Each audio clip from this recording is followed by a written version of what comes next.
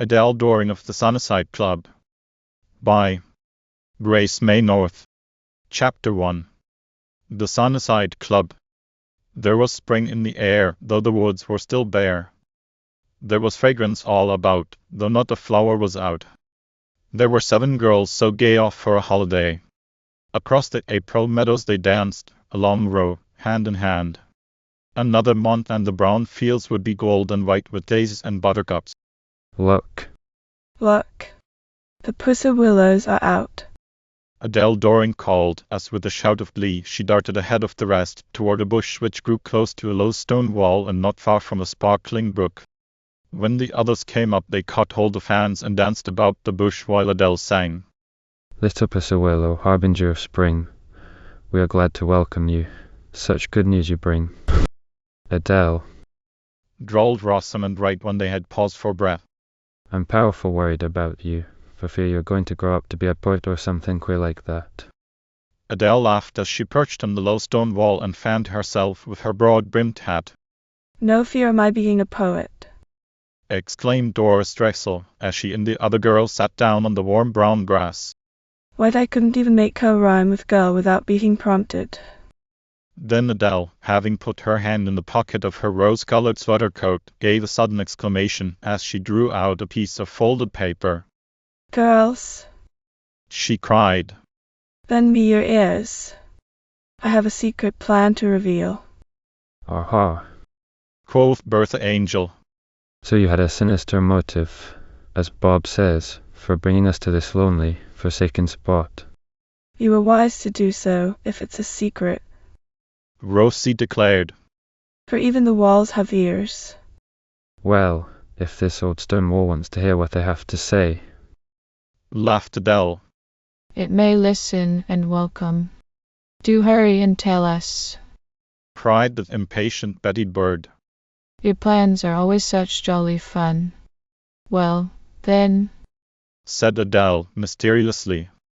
I've been reading a book, but there's nothing remarkable about that. Doris Drexel exclaimed. You are almost always reading a book. Adele, not heeding the interruption, continued. And in this book dwell several maidens of about our own age. They belong to a secret society, and they have the best times ever. Now my plan is this. Since we 7 girls are continually together, suppose we have a club. Wouldn't that be fun, though? Exclaimed Peggy Pierce. I've always wanted to belong to one. I choose to be treasurer. Declared Betty Bird mischievously. Oh, Betty, you treasurer. Cried Doris Drexel in mock horror. Then we never would know how our fun stood. Don't you have enough of mathematics in school, little one? Adele asked with twinkling eyes. Don't I, though? Oh, girls, Betty exclaimed dismally. I just know that you are all thinking of yesterday. Wasn't it terrible when I was at the board doing that problem and those visiting ladies came in and said that they were interested in watching the progress made by the young?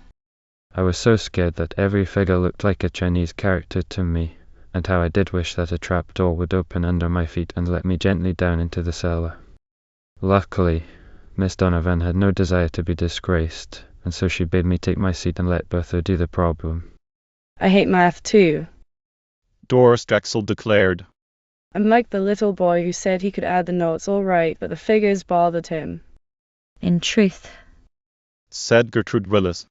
There is just one of us who was born to be the treasurer of this club, and that one is Bertha Angel, the only people in 7B who can add and subtract with unvarying accuracy, as Miss Donovan so recently remarked.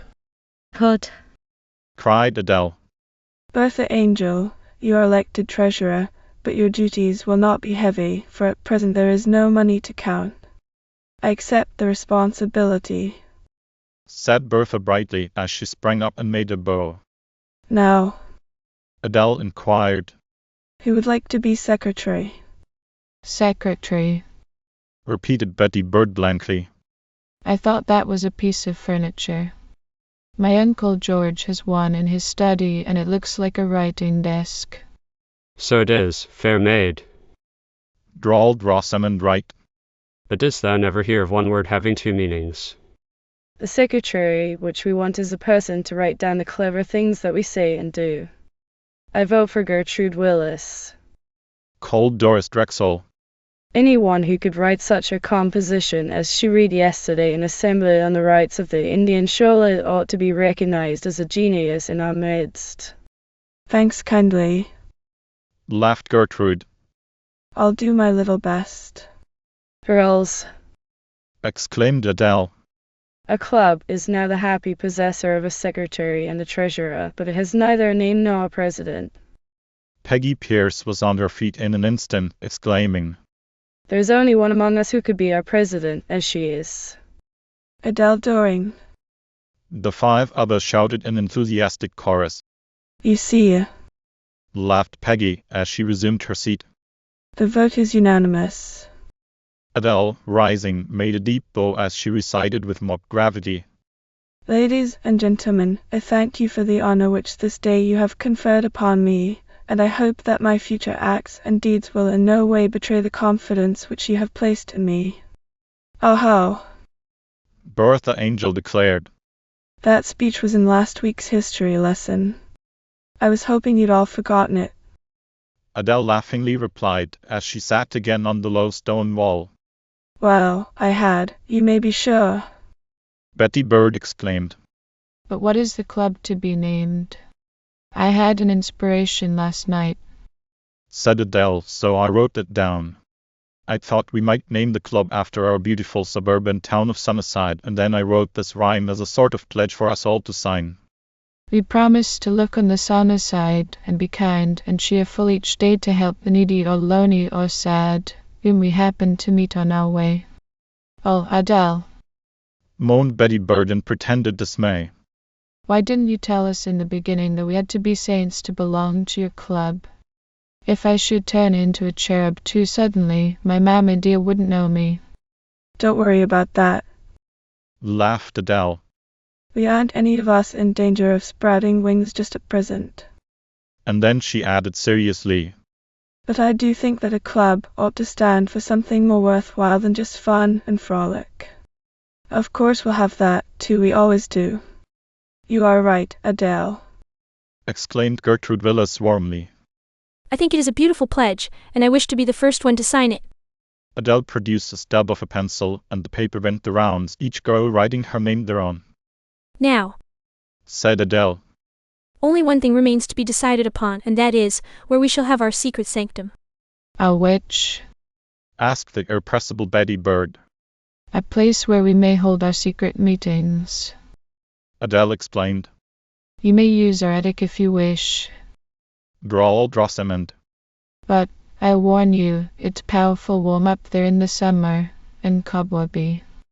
An attic is all right on rainy days. Adele replied. But the blue sky is the roof for me, now that spring is here. While she was talking, Adele's eyes were roving the meadow.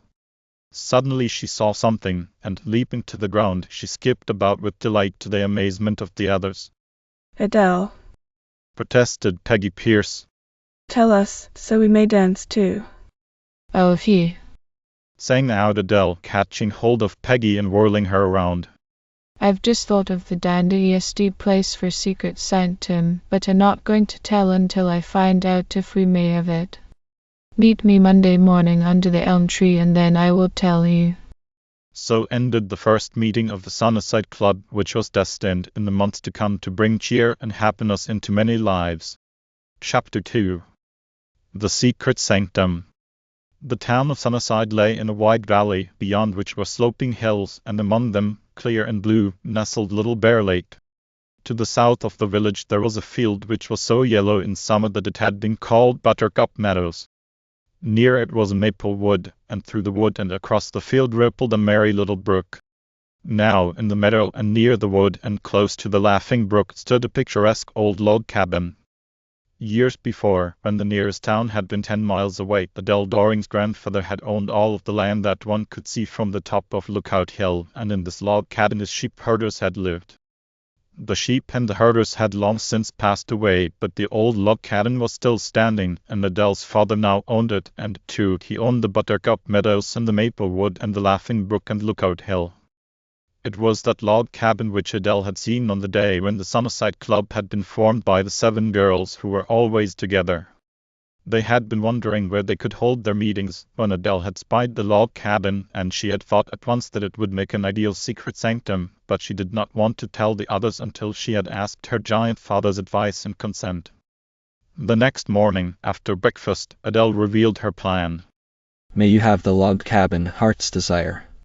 Her giant father asked with twinkling eyes. Why, of course you may. Uncover yonder ink bottle, and I will deed it to you this very moment. Oh, Daddy. Adele laughingly exclaimed.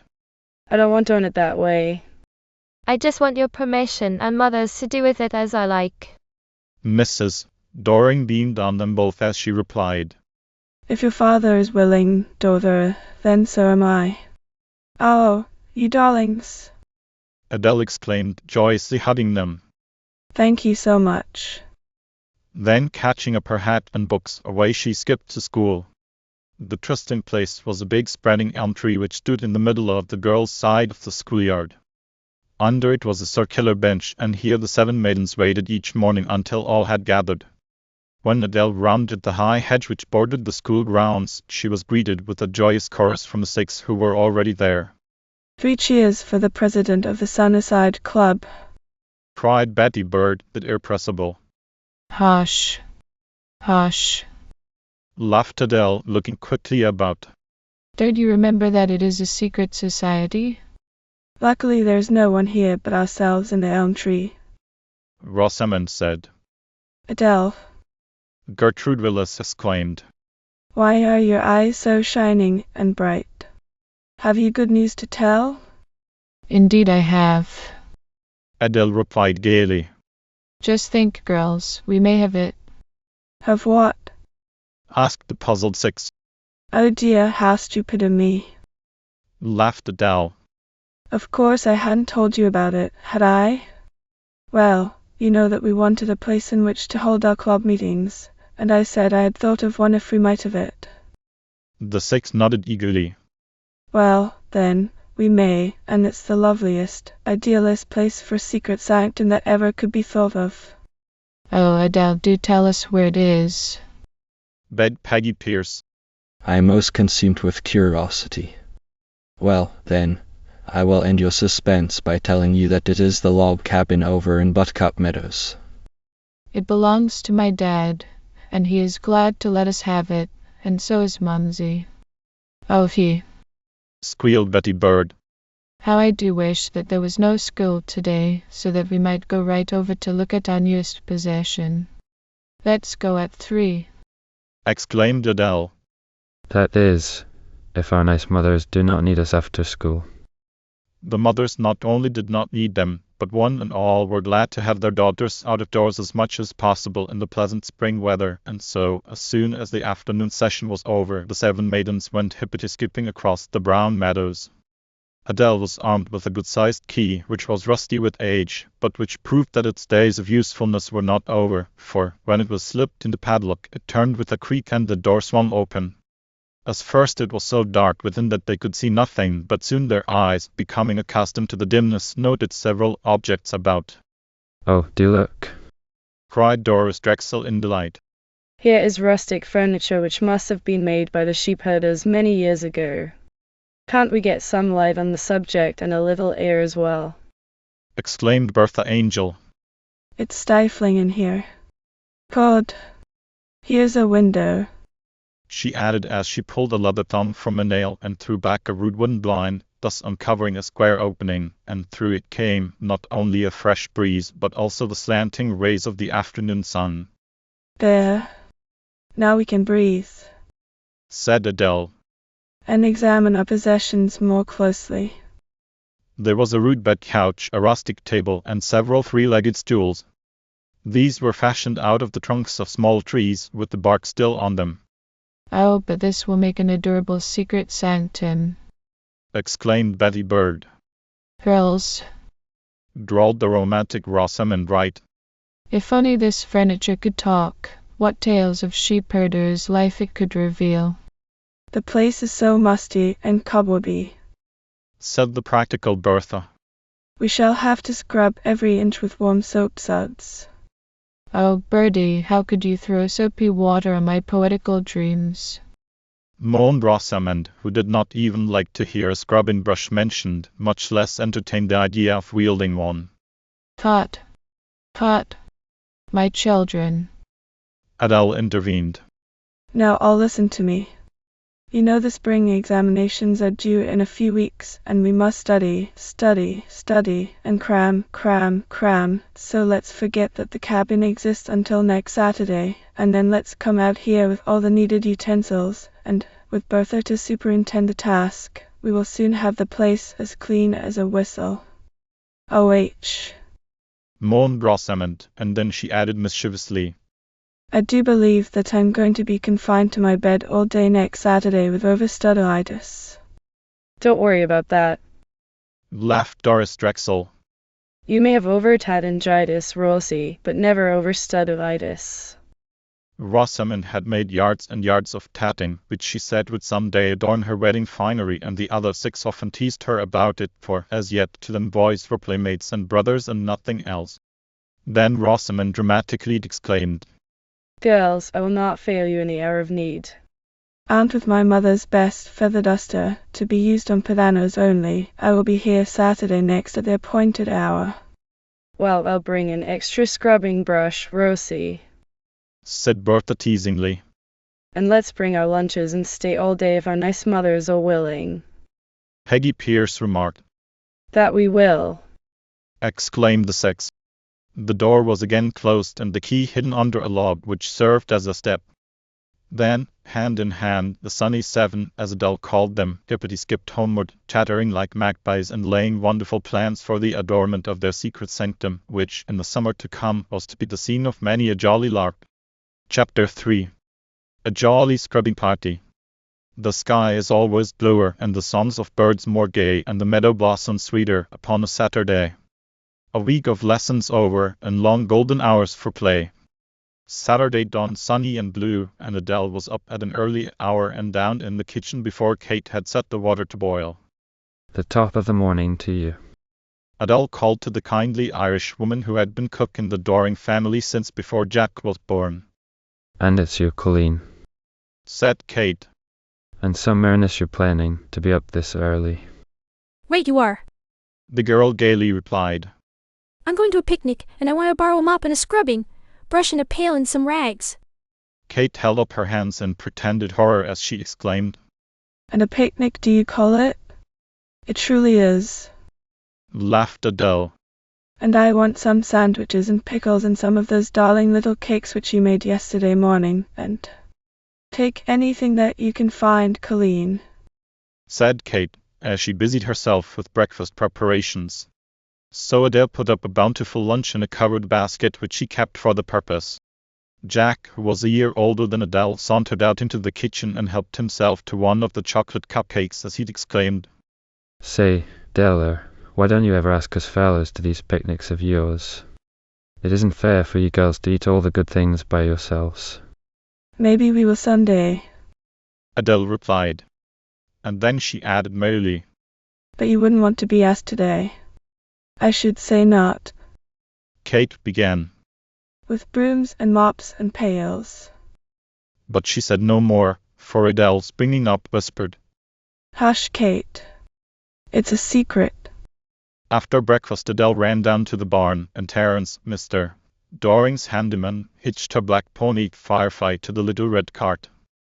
Into this were stowed the lunch and cleaning utensils, and then Adele drove out of the yard, waving to her mother and Kate. The homes of the other 6 were soon visited, as they were all in the same neighborhood, and each girl appeared with scrubby brush and apron and pail. We'll take turns riding, said Adele, as she leaped lightly to the ground. Betty, you may drive, and Gertrude Willis, you climb in and ride, and keep an eye on the scrubbing brushes, lest they attempt to hop out over the sides. The rest of us will trudge along behind.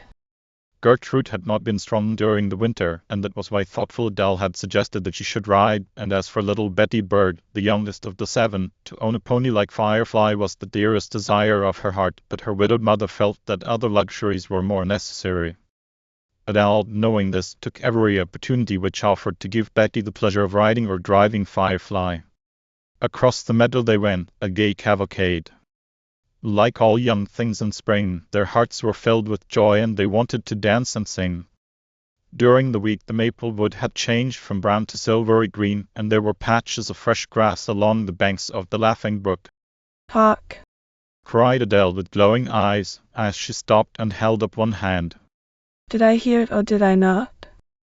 They all listened, and from a clump of bushes near there arose, sweet and clear, the morning song of a robin. Then, with a rushing of wings, the redbreast was up and away. Cheerily, cheerily, the robins sing. We've come to tell you.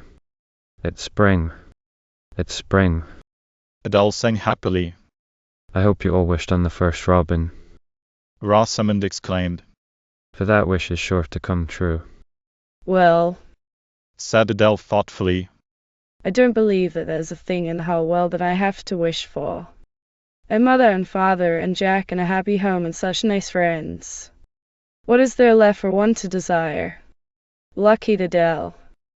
Betty Bird said almost wistfully, and then Adele remembered how lonely Betty and her mother were for the loved one who so recently had been taken away. But brave little Betty, sensing this, called cheerily. Trot along, Firefly. Let's run them a race. And Firefly did trot along at such a gay pace that the brushes and pails rattled about, and Gertrude had quite a time to keep them from bobbing out, while the girls on foot had to run and skip to keep up, and so, gaily, they soon reached the secret sanctum. Adele unhitched Firefly, with Betty helping, and then the pony was allowed to roam, for he never wandered far away from his mistress. The door and window of the cabin was soon open, and Bertha, who had been appointed director-in-chief of the Scrubbers Brigade, began to issue orders. "Somebody fill the pails at the brook, She said. and somebody else be gathering sticks for a fire.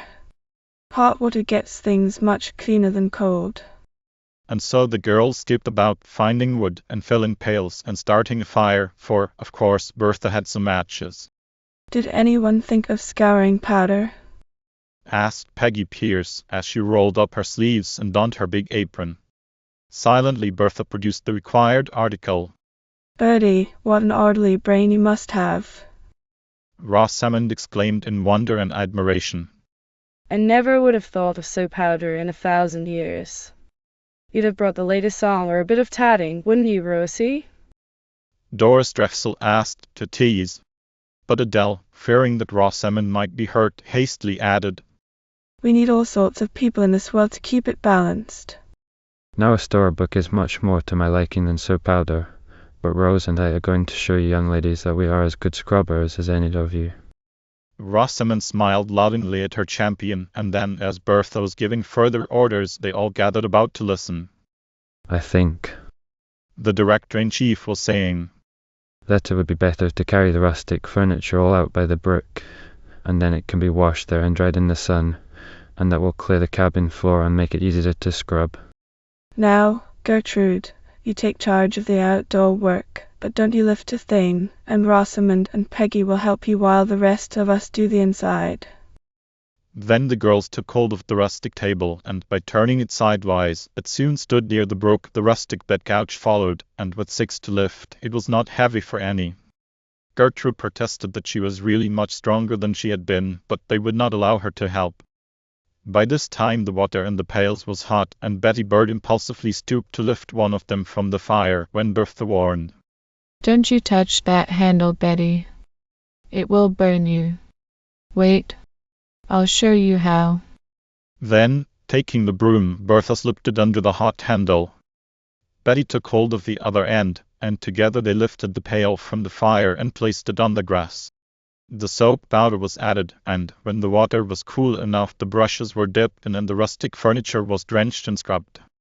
If there are any little bugs living in this bark, Peggy said, "We bid them come forth. They'll be drowned little bugs before many minutes." Rosamond added, as she threw a pail of fresh water from the brook over the table to rinse off the soap suds. This they also did to the couch bed and the stools, and then the rustic furniture was left in the warm noon sunshine to dry and sweeten. Meanwhile, the inside of the cabin was being thoroughly scoured, and many a startled spider darted out into the meadow, never to return.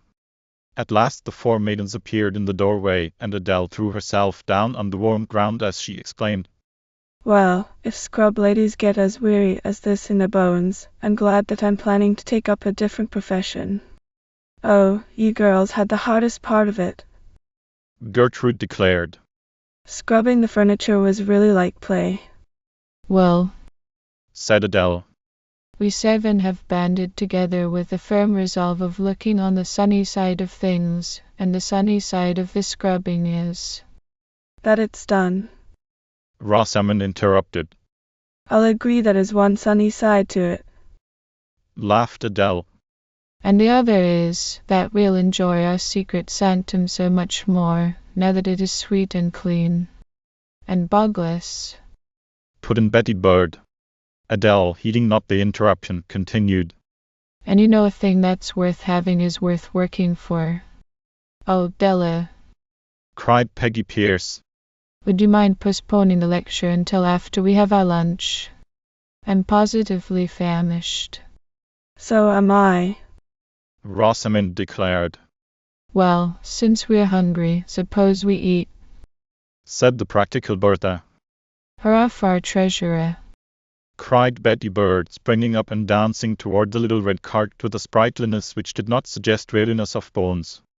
Then, climbing up, she handed out the 7 baskets, and soon a tempting repast was spread on the paper tablecloth which Rosamond had brought. "Did ever sandwiches taste so good before?" Muttered Peggy Pierce with a mouth full of bread and cold chicken. "Who said olives?" Asked Adele, as she sighted a little pile in front of Rosamond. "Pardon me for not passing them sooner." Rosamond explained with elaborate politeness as she lifted the paper napkin on which they were heaped, but, this being moist, the olives fell through and rolled about on the tablecloth. "Grabbing isn't manners." Doris Drexel called as Betty Bird pounced upon one. There are 2 olives apiece. Said Rosamond. So you might as well grab that many if you wish. I did have a chocolate cupcake apiece for us. Moaned Adele. But that brother Jack of mine came out into the kitchen, and, without as much as saying by your leave, he ate the biggest, and when I went back to the jar for more, nary the one was left. Never mind Deller. Bertha condoned. I have an extra sugar cookie. They're made out of real cream, and you shall have it. "Ma'am," murmured Rosamond as she took a bite of her sugar cookie. "aren't they delicious?" I suppose you made them, Birdie. "I did that." Bertha replied, expecting again to hear how practical she was. "You'll make a good wife for a poor man, a missionary or somebody like that." Said Doris Drexel as she nibbled daintily on her cookie to make it last as long as she could. "Why," Said Bertha scornfully. I'm not going to marry anybody. Well, you needn't be so snappy about it. Laughed Doris. I didn't mean right away, tomorrow. I know you're only 13, though tall for your age. "Girls, The sentimental Rosamond exclaimed. which one of us do you suppose will have the first romance?" "Not I." Laughed Adele as she sprang up and shook the crumbs from her lap, and then she added reproachfully. "There's somebody at this picnic who hasn't had a bite to eat, and it's a shame, so it is. He's coming now to tell us what he thinks about it." The girls looked around, and there stood Firefly, gazing reproachfully at them. "I choose to feed him." Cried Betty Bird, springing up, and dancing again to the cart, she called gaily. "Come on, you darling Firefly. Here's the nicest hay for you, and some oats, and a lump of sugar for your dessert." The other girls repacked the baskets and tossed the papers on the dying embers of their fire. It had been made close to the brook, so that they could put it out quickly if the dry grass began to burn. Then, to their delight, they found that the floor of the cabin was dry, and so the warm, clean furniture was carried back in, and then Adele exclaimed, as she brought forth a pad and pencil. "Sit down, everybody, and, since your brains are rested, I shall expect them to produce brilliant ideas. Now gaze about our secret sanctum and tell what it needs." There's a green fly coming in at the window. Doris Drexel announced. We ought to tack up mosquito netting. Good. Exclaimed Adele as she wrote down the suggestion. We'll call that item 1. I think we ought to make a sort of mattress for this hard couch, Peggy remarked. if it's intended for comfort. And sofa pillows we need in plenty, Said the rather indolent Rosamond, who liked things luxurious. I'll contribute a pine pillow. Doris volunteered. I have such a fragrant one, and it's just the thing for a rustic place like this. We need a bowl for flowers, Said Rosamond. Mother has a big blue one with a chip in it, and it would look adorable on a center table filled with buttercups and ferns. Fine. Cried Adele brightly. Item 5. And in every one of our pantries, on top shelves or in out-of-the-way places, there's apt to be chipped or cracked china. With our mother's consent, let's bring it over here and have a china closet. Then, when we wish to give a party, we shall have plenty of dishes. But where's the closet? Asked Betty Bird, looking about as though she expected one to appear like magic before her. We'll make one, Adele announced. Make a china closet. Repeated Betty Bird in amazement. Out of what? Orange boxes, no less, little one. Adele replied. I made a bookcase once and covered it with flowered chintz, and it was just ever so pretty. Dad will let us have the boxes, Said Bertha Angel, whose father was the leading grocer in town. and my dear papa will contribute the cloth, I am sure. Peggy declared. Mr. Pierce owned the Beehive department store. Some magazines with glaucoma scattered around on the top of the table. Gertrude remarked. And then we must have a bank in which to keep our funds. And you must have a little blank book, Trudy, and write down in it all that we say and do. Betty Bird declared. Gertrude will certainly be kept busy if she does that. Laughed Doris Drexel. For some of us could outchatter a poll parrot. Naming no names. Said Betty Bird, making a merry face at Doris. There was one delightful thing about their youngest member. She always took teasing good-naturedly and joined in a laugh, even though it were about herself, as gaily as did the rest.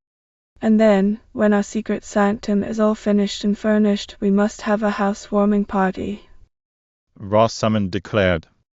Oh, won't that be fun, though? Exclaimed Betty Bird, whirling around like a top. And we'll invite Bob and Jack and all of the Jolly Pirates Club. Doris Drexel added. These happy girls were soon to give a party at their secret sanctum, though it was to be very different from the one which they were so gaily planning. Chapter 4. Adele's Secret. A secret. A secret. Who can guess the secret? There's blue in it and green in it, and birds on lilting day, there's dancing and there's laughter and there's mirth and merry play. One Friday, after the secret sanctum had been furnished as the girls had planned, the six were waiting for Adele under the elm tree in the schoolyard. Didn't we have fun last Saturday? Chattered Betty Bird. But I don't know what we would have done if Bob Angel and Jack Doring had not carted those heavy things to the cabin for us. Bob Angel assisted his father after school hours by delivering groceries, and he had readily consented to cart the mattress and boxes to the cabin for his sister, Bertha, and her friends. I'm so glad I found those bright-colored prints up in our attic, Said Doris Drexel. They are some my grandmother had, and with their queer, old-fashioned frames, they are just suited to our sanctum. I can't get over admiring the china closet and the bookcase. Betty declared. I never dreamed that such pretty things could be made out of just orange boxes. Rosamond glanced at her wristwatch as she exclaimed. Here it is 5 minutes to the last bell. I never knew Adele to be so late before. What can have happened? If Adele is late today, Said Doris Drexel. it will break her perfect record. She hasn't even been tired a moment this whole term. Oh, here she comes now. Cried Peggy Pierce with a sigh of relief, for the girls would have been as sorry as Adele herself if the perfect record had been broken. Whatever kept you so long, Della? Rosamond called. We've been waiting here for almost 15 minutes. Did you break a shoelace? Doris Drexel inquired. Nary a bit of it, Laughed Adele when she could get her breath. I happened to see a clump of violets in a sunny corner, and I dug them up, roots and all, and took them over to Granny Dorset. She told me last week that she was eager for the first violets to bloom, that somehow the ache in her bones got better then, and since she can't leave her bed to get them for herself, I thought that I would take them to her, and she was so pleased. I wish she might have seen her dear old eyes twinkle. Oh, Adele, you're always thinking of kind things to do. Betty Bird declared. I wish I were that way. There's the last bell. Called Peggy Pierce. Forward. March. But Adele detained them, exclaiming, Wait, girls, I have the most beautiful secret to tell you, but I'll have to keep it now until after school. Meet me under the elm tree just as soon as ever you can. Then into the classroom they went, but all through the morning session they kept wondering what new fun Adele was planning. In fact, Betty Bird was thinking so much about it that she could not keep her mind on her lesson, and when Miss Donovan suddenly asked her to name the capital of England, Betty was so confused that she answered, Oh, it's a secret. A secret. exclaimed the mystified Miss Donovan. Poor Betty blushed as crimson as a poppy, and the other 6 girls just had to laugh. Then Betty explained that she had meant to say that London was the capital of England, but that she had been thinking of a secret. When at last the class was dismissed, the Sunny 7, as Adele called them, hurried out to the elm tree, and Betty Bird exclaimed, Wasn't Miss Donovan a dear not to keep me in? I was so afraid that she would, and then I couldn't have heard the secret. Like as not, you deserve to be kept in. Bertha Angel remarked. But we are glad that you weren't. Now, Adele, do tell us that secret. Pleaded Peggy Pierce, and they all listened with eager anticipation. Look at me hard, Adele said, and see if you can guess my secret. The 6 girls turned her around and even examined the big ribbon bows on her golden brown braids, but they couldn't find a clue to the secret. Don't I look a little bigger or older or something? Adele asked. Oh, how? I know. Cried Doris Drexel, clapping her hands gleefully. Adele, it's your birthday. You are warm. Adele replied. But it isn't my birthday yet. It's just going to be. Think of it, girls. Next week I shall be 13 years old and almost a young lady. Shall you do your hair up? Asked Rosamond Wright, whose dearest desire was to wear her curls twisted on high. Dear me, no. Laughed Adele. I shall wear braids until I'm 20, I guess. Oh, Deller, I do hope you're going to have a party. Exclaimed Peggy Pierce. I have the sweetest new dress. It's white muslin, all scattered over with pink rosebuds, and I'm just pining to be asked to a party so that I can wear it. Yes, I'm going to have a party. Adele replied. But you won't be able to wear that dress to it, Peggy. It's going to be a different sort of party. Oh, whoa. Came a wailing chorus. Aren't we going to be invited? Not exactly. Laughed their favorite. And yet, I shall expect you all to be there. Oh, Adele. Bertha Angel exclaimed. You're so mysterious and so provoking. Do you expect us to come to your party without an invitation? Of course not. Adele replied, and I won't keep you guessing any longer. This is the way of it. Yesterday I went over to the orphan asylum to read stories to the very little children, as I do every Sunday, and when I was coming out I passed what I supposed was an empty classroom. The door was open a crack, and I thought that I heard someone crying inside. I looked in and saw a girl of about our own age sobbing as hard as ever she could. I had never seen her before. I went nearer and said, "Little girl, can I do something to help you?" At first she only cried the harder, but I sat down beside her, and at last she told me that her mother and father were both dead, and that the people she had been living with couldn't keep her any longer, and so they had sent her to the orphans' home. I told her that she would like it there because the matron was so kind. Yes, she sobbed, I shall like it, I guess. But next week Saturday will be my birthday, and Mother always gave me a party, but now nobody cares. I felt as though I would have to cry, too, but I knew that would not be the way to cheer her up, so I asked her to take a walk with me and I showed her the pleasant places around the home. She loved the woods, she said, and when we went back, an hour later, I guess she felt better, but right then and there I decided that this year, instead of having a party for myself, I would give a surprise birthday party for Eva Dearman. Oh, Adele, Gertrude Willis exclaimed. I am so sorry for that poor orphan girl. May we help give the party? That's just what I hoped that you would want to do, said Adele happily. I must skip home now and do my practicing, but tomorrow will be Saturday, so let's meet in our secret sanctum at 3 o'clock and make our plans. Chapter 5. Pleasant Plans. The secret sanctum log cabin stood in Buttercup Meadows beside the greenwood, and the birds at nest building would pause and sing the joyous song which they carol in spring, and the brook as it purled on its fern-edged way, and the daisies and buttercups golden and gay were all of them telling. It's May. Lovely May. And there the maids of the Sunny clan met one Saturday a party to plan. Girls, said Rosamond Wright as she looked out of the cabin for the 20th time. it is 3:15 and Adele not yet come. Oh, I forgot. Betty Bird exclaimed as she placed a bowl of daisies on the rustic centre table. Adele asked me to tell you that she might be a little late, as she had to go on a very important errand. There is someone coming now on horseback. Peggy Pierce remarked as she came up from the brook with a pitcher of sparkling water. All that I can make out is a cloud of dust, said Bertha Angel as she shaded her eyes to look. It is Adele, cried Betty Bird. She's turning into the meadow lane now. The 6 girls ran out eagerly to meet the lassie, who came galloping upon Firefly. Leaping lightly to the ground, Adele let the pony go wherever he wished to browse, knowing that he would return to her when she whistled. The girls pounced upon their favorite and led her into the cabin, where she sank down among the soft pillows, exclaiming, I've ridden so fast, I'm most out of breath, but I knew that you girls would be waiting here, and so I came on a gallop. Now be seated, and I'll tell you all about it. Down on the floor the Sunny 6 sat tailor fashion, and Adele began. I've been over to the orphans' home to see the matron, Mrs. Brand. She's a dear. She was so pleased to hear that we wanted to give Eva Dearman a birthday party, and what do you think?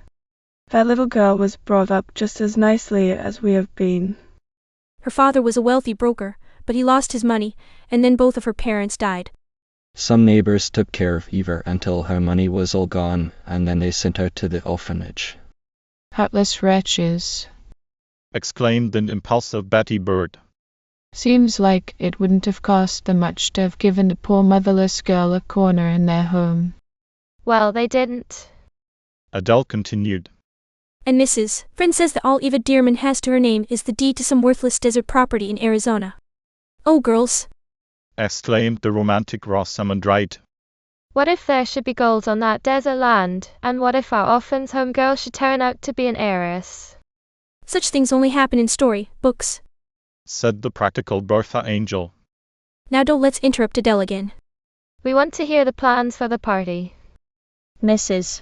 Friend told me that there are 12 girls in the home who are just about our own age. One of them, Amanda Brown, is so surly and disagreeable that none of the others like her, and the matron said that we need not ask her unless we wish, but of course we would not think of leaving her out. Perhaps a party is just what she needs, suggested Gertrude Willis, the minister's daughter. And now, said Adele, don't you think it would be nice to give a present to each one of the home girls? It would be a nice thing to do, surely. Gertrude answered. How much money have we in the club treasury? The girls had each given what they could to start a Sunnyside fund, and Doris Drexel, whose father was a bank president, had contributed a small bank in which to keep their wealth. Bertha Angel rose and said gaily, I'll go and get the bank and then we'll count our money. Now, back of the log cabin was a shed, and, one of the boards in the floor being loose, the girls had hidden their bank in a dark hole which they had found underneath it.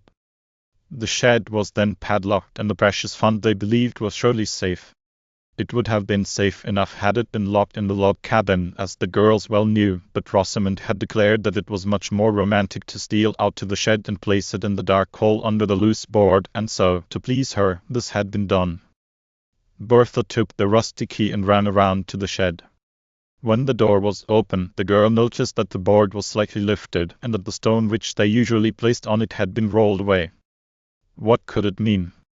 Nailing, she lifted the board higher and thrust her hand into the dark hole. But the bank was not there. Springing up, she ran back to the cabin, calling excitedly, Girls, girls, what do you suppose has happened? The startled six rushed out of the cabin door. Why, Bertha, what is the matter? Adele exclaimed. You look as though you had seen a ghost. It's worse than a ghost, said Bertha dismally. Our bank is gone. Gone? Echoed all of the girls in amazement. Then we can't give the party or the presents or anything, wailed Betty Bird. And I've spent all of my allowance for 2 months to come, moaned Adele. The girls reached the shed, and each one felt in the dark hole under the loose board. It must have been a tramp. Doris Drexel declared. Maybe he's hiding in the woods this very moment, said Rosamond fearfully. It couldn't have been a tramp, Bertha remarked thoughtfully. Because the door was locked and there is no window. Then suddenly she burst into a peal of merry laughter. The other six looked at her in puzzled amazement. Why, Bertha, Adele exclaimed.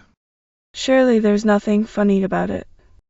Yes, there is, Bertha replied, her eyes dancing. Don't you remember that, at our last business meeting, we decided that our bank might be stolen and that we would change its hiding place? Oh, of course, said Peggy Pierce. And that very day I took it downtown and asked Father to keep it in his safe. I've been cramming so hard for examinations, I guess, that now I can't remember anything. Never mind, Peggy, said Adele as she slipped her arm around the crestfallen girl. Our memories all play strange pranks at times. Then, turning to the others, she called. Come on, let's don our hats and finish this meeting down at the Beehive, because, of course, we would buy the birthday presents there anyway. Firefly came on a gallop when Adele whistled, and whittling for the lump of sugar which his mistress always had for him. Gertrude, would you like to ride? Adele asked. But Gertrude said that she wasn't a bit tired and would much rather walk with the others. Well then, Betty, Adele began, and the others laughed at the happy eagerness with which that small girl clambered up on the pony's back. Betty was only 11, though she would soon be 12. She was petite and dark and sparkling, and everybody's pet. Away she galloped over Buttercup Meadows, her hair flying out like a mantle about her shoulders. Half an hour later the six who were walking reached the Beehive, and found Betty, flushed from her gay ride, awaiting them. Luckily at that hour of the day the store was not as busy as its name implied, and jolly Mr. Pierce gave his whole attention to the flock of happy girls. How he laughed when he heard the story of the lost bank. Out of the safe it was taken, and the money was counted by the treasurer. Exactly $6.33, she announced. Now the question is, will that amount of money purchase suitable birthday presents for 12 guests? The girls had not noticed that during the counting Peggy, the darling of her father's heart, had beckoned him to the back of the store and had begged him to be a dear and give them something extra nice for the orphans. Had the girls known about this, they would not have been as surprised as they were when Mr. Pierce stepped forward with a tray on which were ever so many necklaces with lockets of different designs. O.H. breathed the six with delighted sighs. But Mr. Pierce, we never could purchase 12 of these adorable chains for $6.33. The cause is such a good one, said Mr. Pierce with a twinkle at Peggy. that you may have them at cost. Then followed a rapturous 15 minutes, during which the girls selected 12 necklaces and lockets. Orphans always have to wear things just alike, Adele declared. And so I'm sure that they would like to have these different. I suppose that we ought to give them stockings or handkerchiefs or something useful, suggested Bertha Angel the practical. Maybe so, said Adele. But this time the poor things are going to have just what we would like for ourselves, something useless and pretty.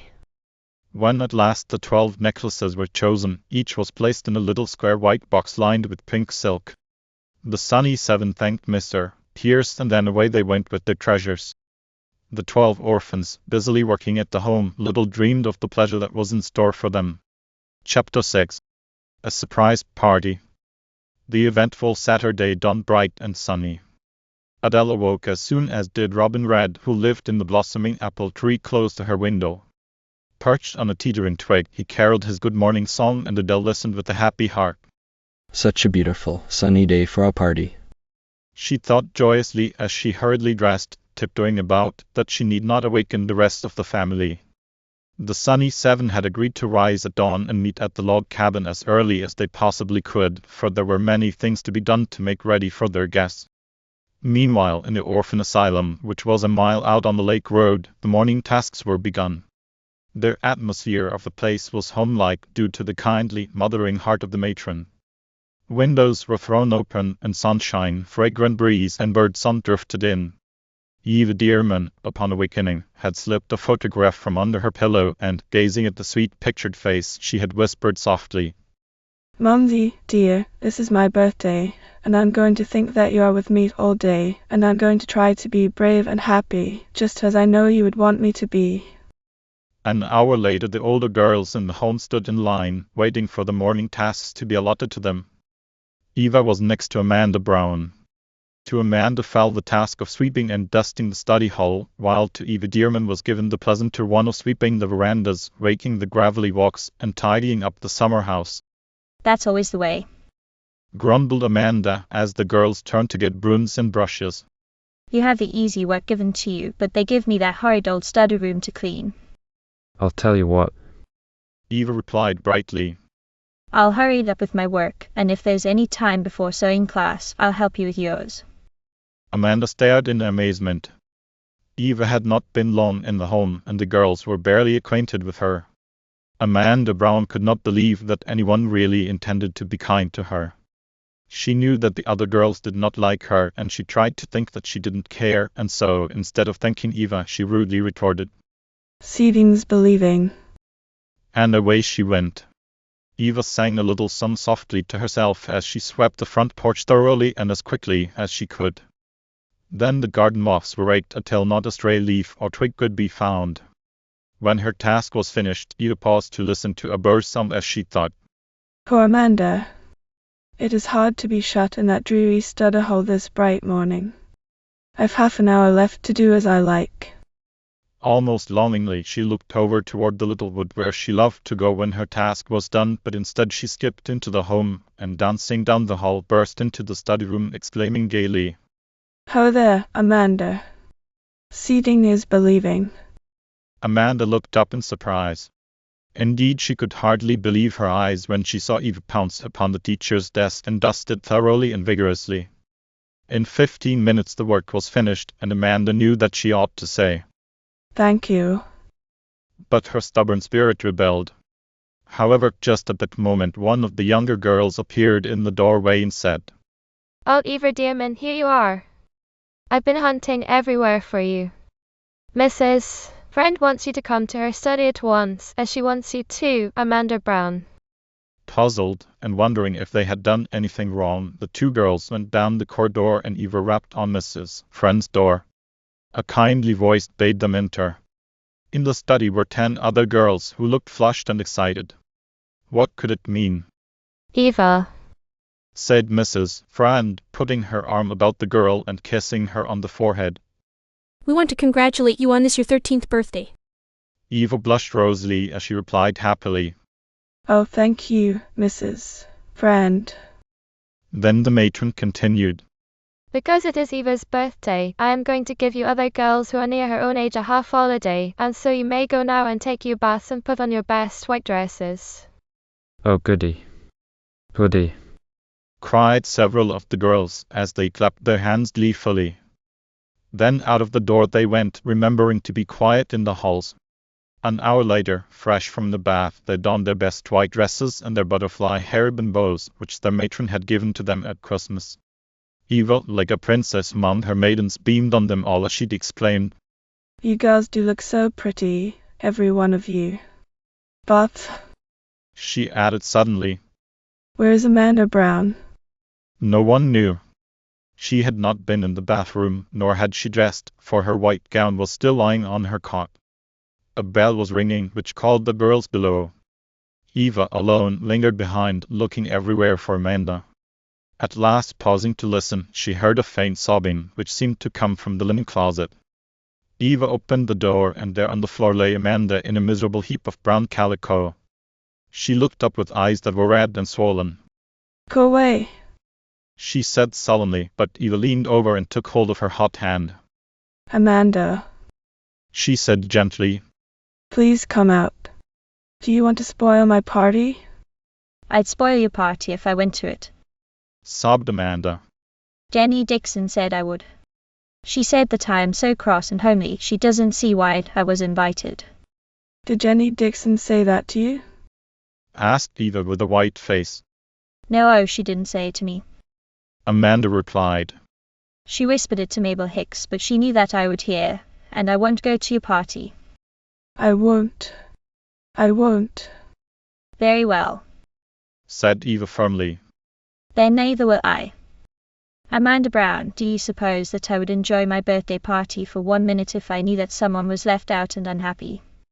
Amanda found it hard to understand Eva.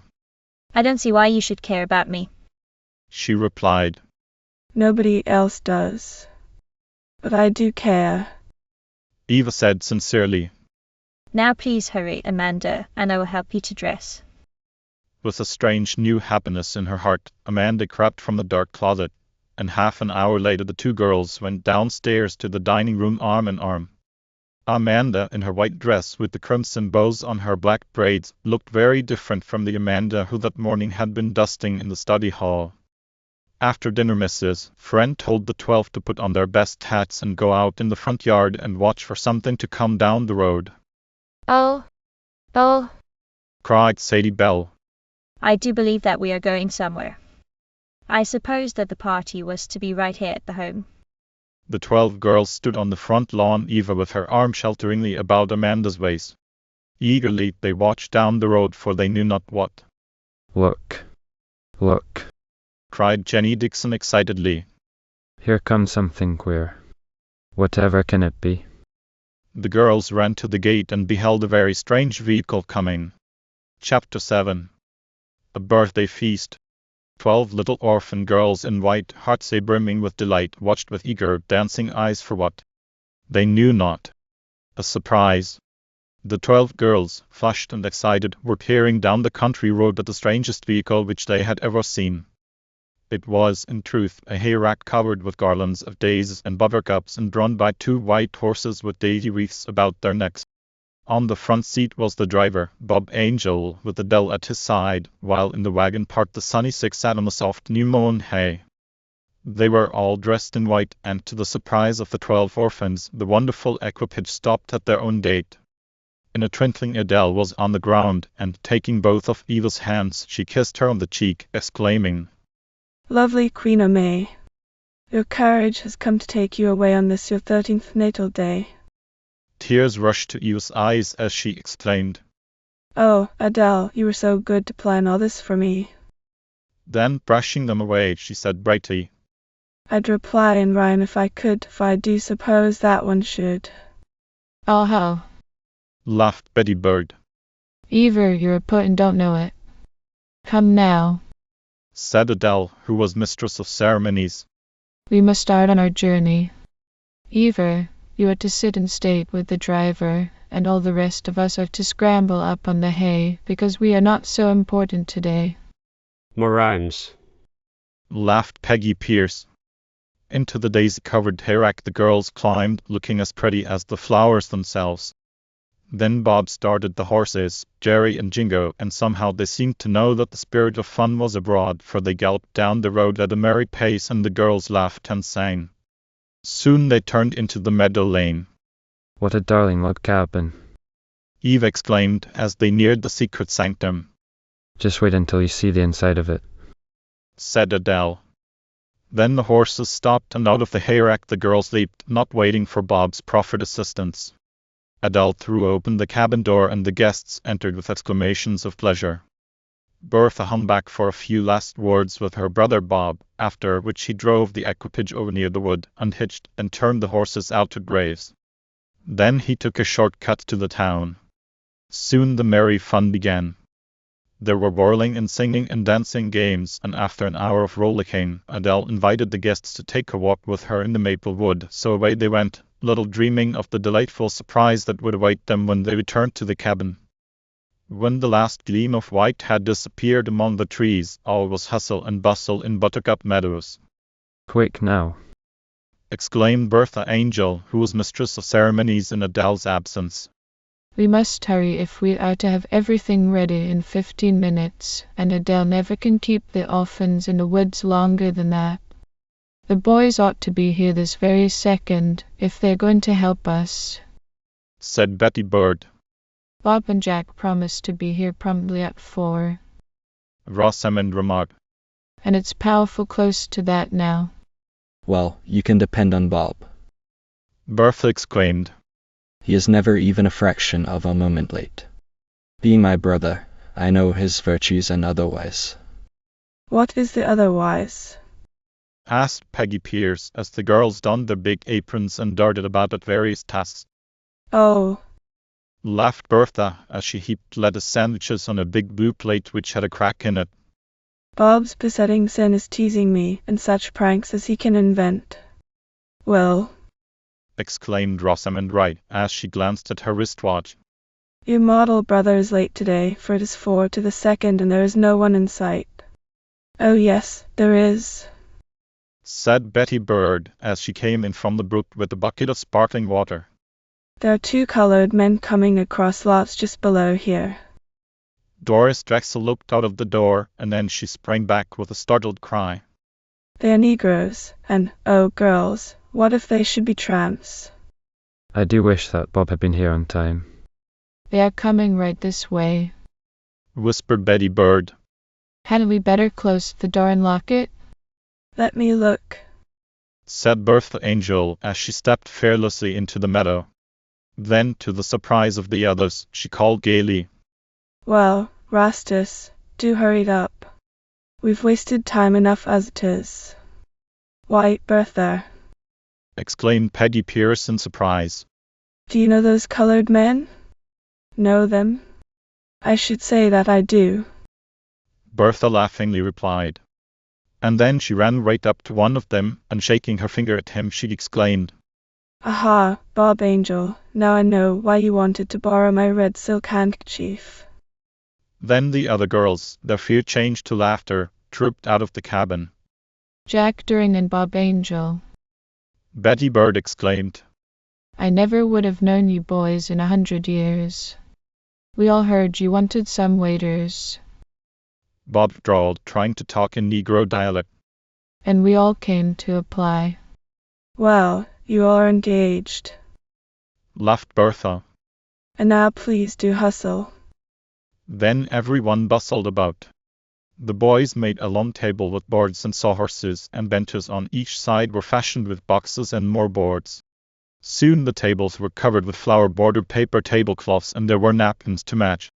2 bowls of daisies and buttercups and ferns adorned the ends of the table, and in the very center was placed a huge birthday cake, which Mrs. Doring had made for Adele.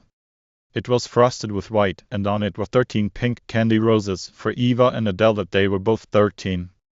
Mrs. Drexel had sent chicken salad, and the girls themselves had made lettuce sandwiches, which were piled in tempting array. Rastus, as they called Bob Angel, was just filling the last tumbler with pink lemonade when Rosamond Wright exclaimed, Here comes Adele. There was a chorus of delighted exclamations from the orphans as they approached. I didn't know a table could look so beautiful. Amanda whispered to Eva as Adele motioned them to their places. Soon the festive board was surrounded with laughing, happy faces, and then Bob and Jack, as black as burnt cork could make them, greatly added to the merriment with their antics. They wore small white aprons, and each had a folded towel flung over one arm.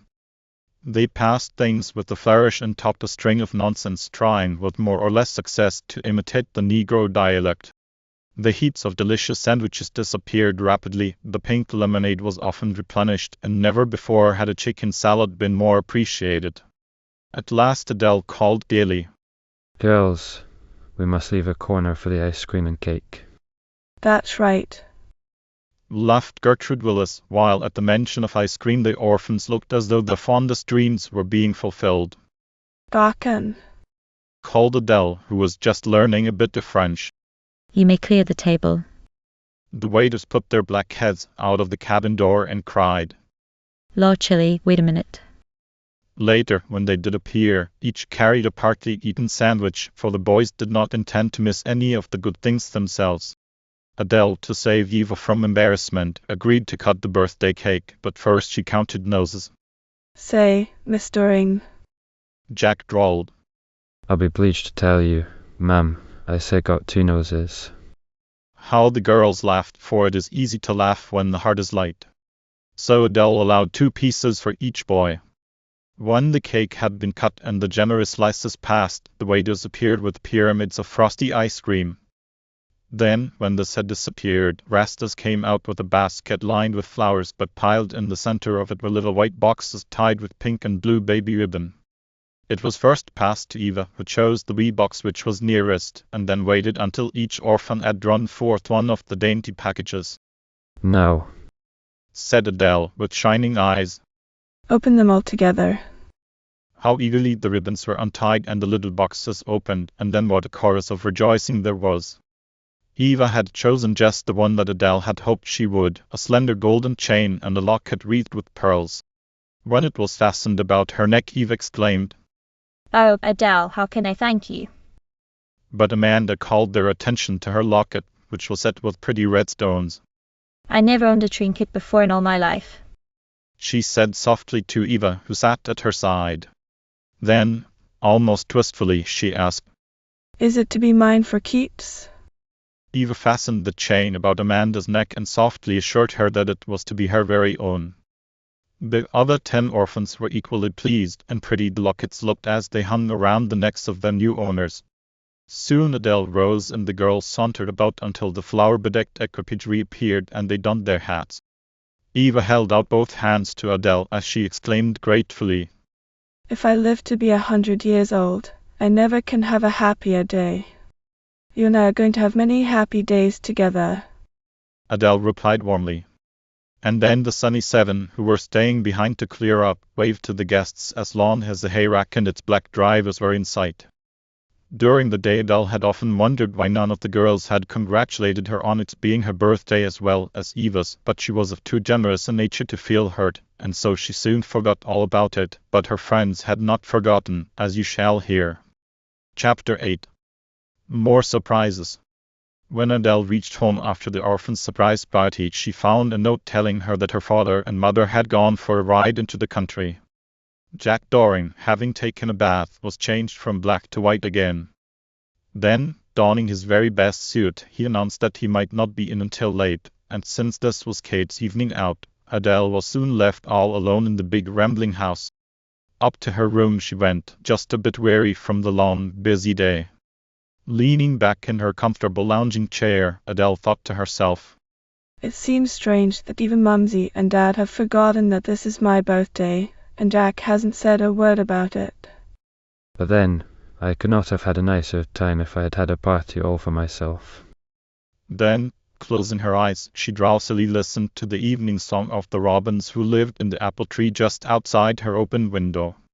The crooning melody seemed to grow fainter and fainter to Adele. A warm, fragrant breeze from the garden brushed against her cheek, and soon she fell asleep. It was dark when she awakened, and she sat up with a start. What could it have been that had aroused her? Probably her father and mother were returning. The girl listened intently. Suddenly something fell with a crash in the room below. Springing to her feet, she turned on the light, and running to the top of the stairs, she called, Mother. Father. Is that you?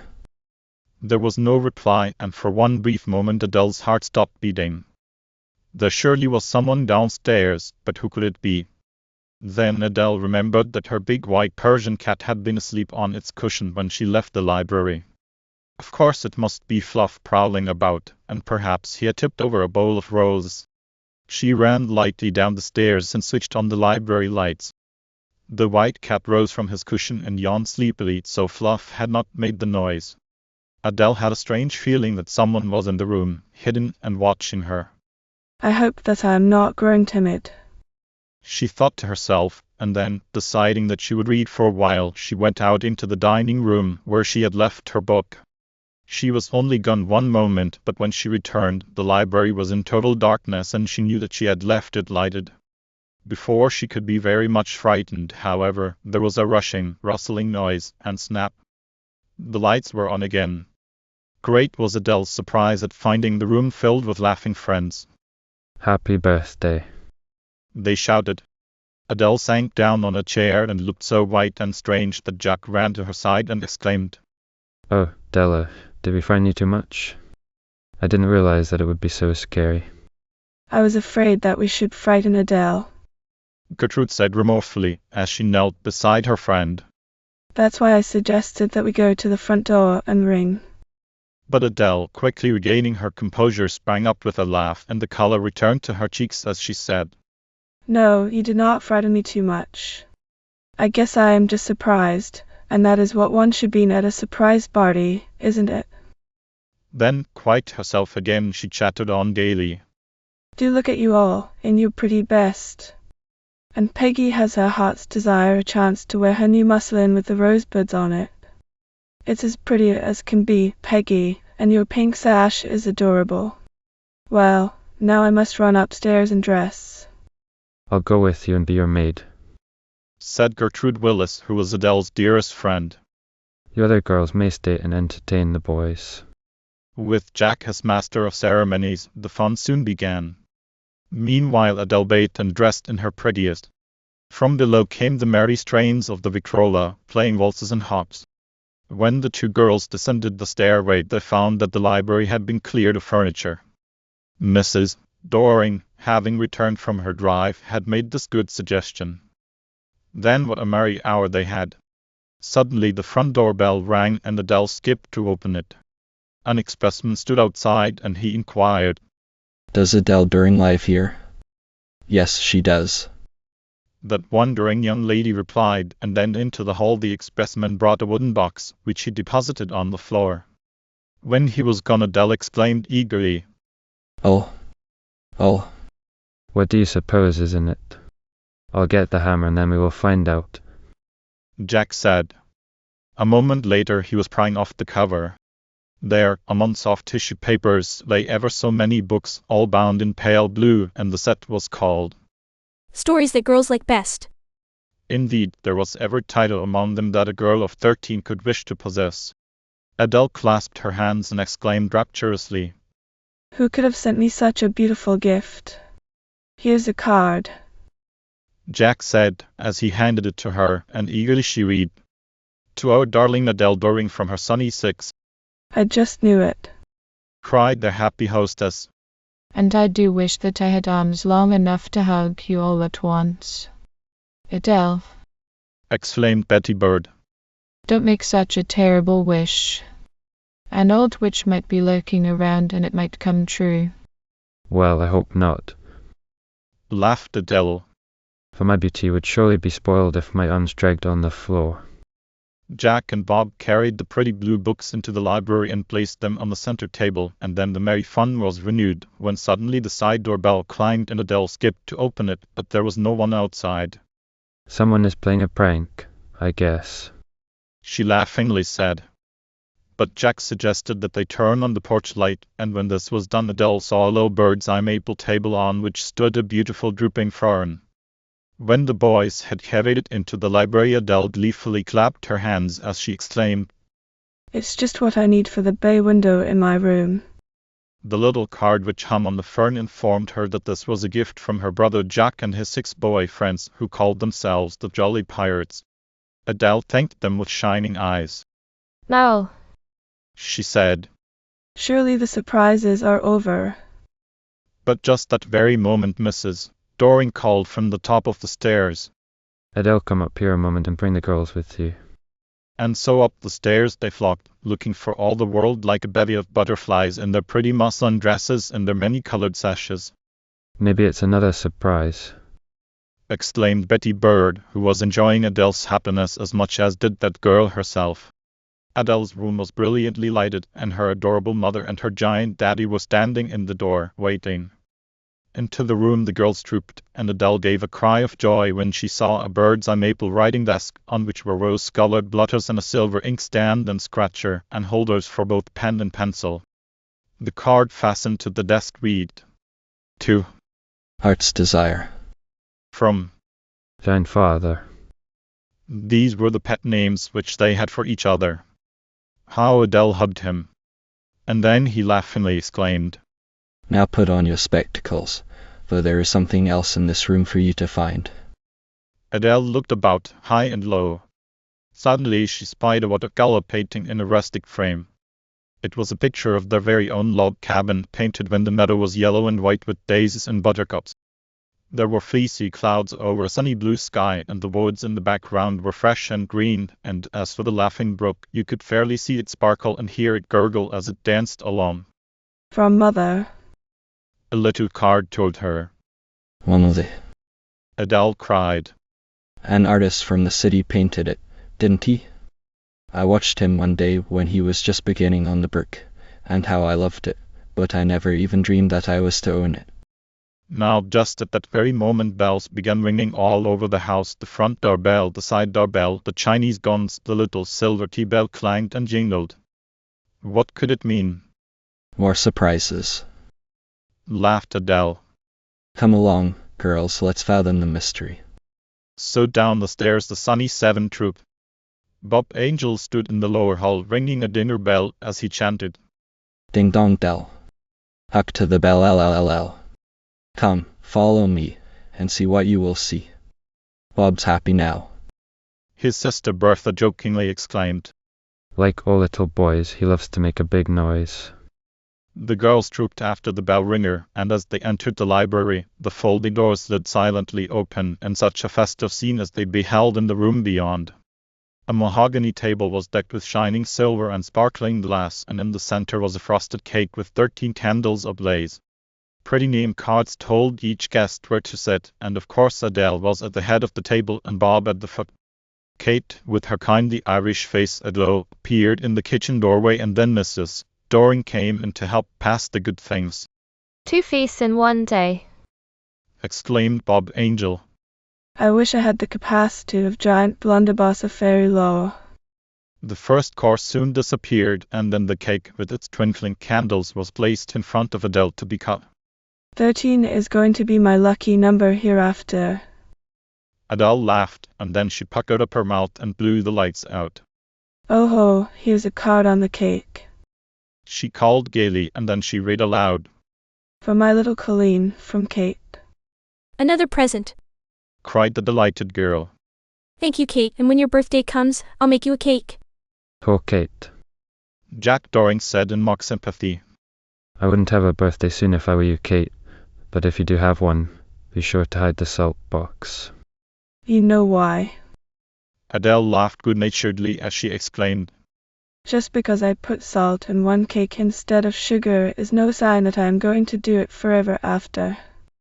When the generous slices were passed, Betty Bird gave a squeal of delight. Oh, do look. She cried. There are things in the cake to tell our fortunes. Mine is a piece of straw. Dick Jensen chuckled. So I am to be a farmer, I suppose. Well, I'd like nothing better. Alas and alack, moaned Doris Drexel. I have a thimble, and I just hate sewing, but I suppose that I shall have to be resigned to my fate. See what I have. Jack Doring exclaimed, as triumphantly he held aloft a silver dime. I just felt in my bones that I was going to be rich someday. Not if you have to work for it. Teased Adele, for Jack was rather inclined to be indolent. I wasn't planning to work. Jack replied calmly. I shall find a gold mine or some little thing like that. Poor little me. Moaned Rosamond Wright. There doesn't seem to be a thing in my piece of cake.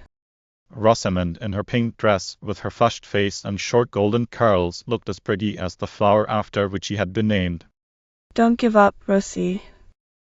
Bob Angel called. Seems to me I see a glint of gold there in the frosting.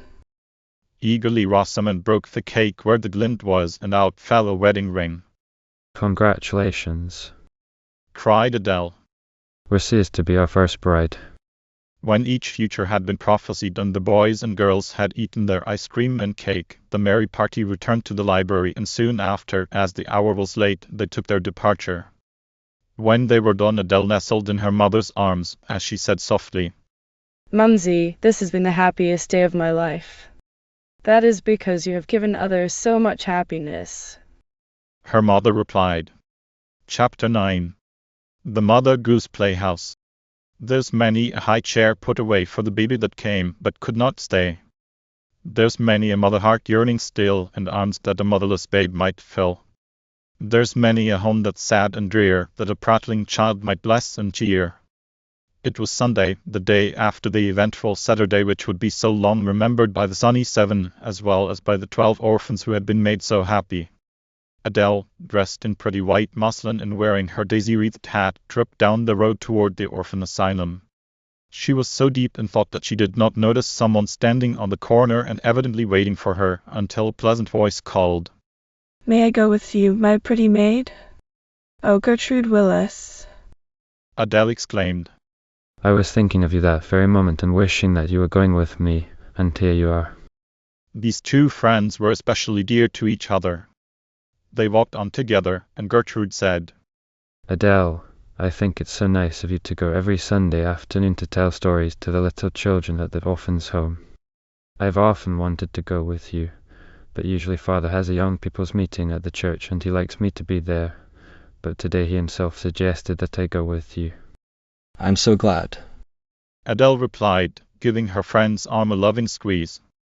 Then they talked of Eva Dearman, and decided that they would try to be like sisters to the little girl who had no home people of her own in all the world. I just can't imagine what that would be like, Gertrude remarked, as she thought of the parsonage in which there were 5 merry children, watched over by a loving, if dignified, father, and the dearest mother in all the world. Mrs. Friend, the matron of the home, greeted them pleasantly and led them to the large, barren room where, on little red chairs, 20 small children were seated. Their round, eager eyes were watching the door, and when they saw Adele, their faces brightened, and it seemed as though sunshine had suddenly entered the rather gloomy room. The children, ranging from 5 years to 8, arose, and standing beside their chairs made funny little bobbing curtsies, and they piped out like so many chirping birds. Good afternoon, Miss Adele. Good afternoon, little sunbeams. Adele replied. I've brought a friend with me today. Miss Gertrude is her name. Then the tiny tots bobbed another curtsy, and with solemn faces they piped. Good afternoon, Miss Gertrude. The little darlings. Gertrude exclaimed softly, and tears rushed to her eyes. It made her heart ache to think of all those babies and not a mother to cuddle them, and then she thought of the childless homes to which these very little ones might bring so much joy and happiness. Meanwhile they were seated, and Adele was holding her little audience spellbound with the simple tales that all children love. Tucked away in each one of them was a thought that would help the little listener to be a better boy or girl during the following week. When the story hour was over, Adele arose, and that was a signal for the tiny tots to rise and chirp all together. Thank you, Miss Adele.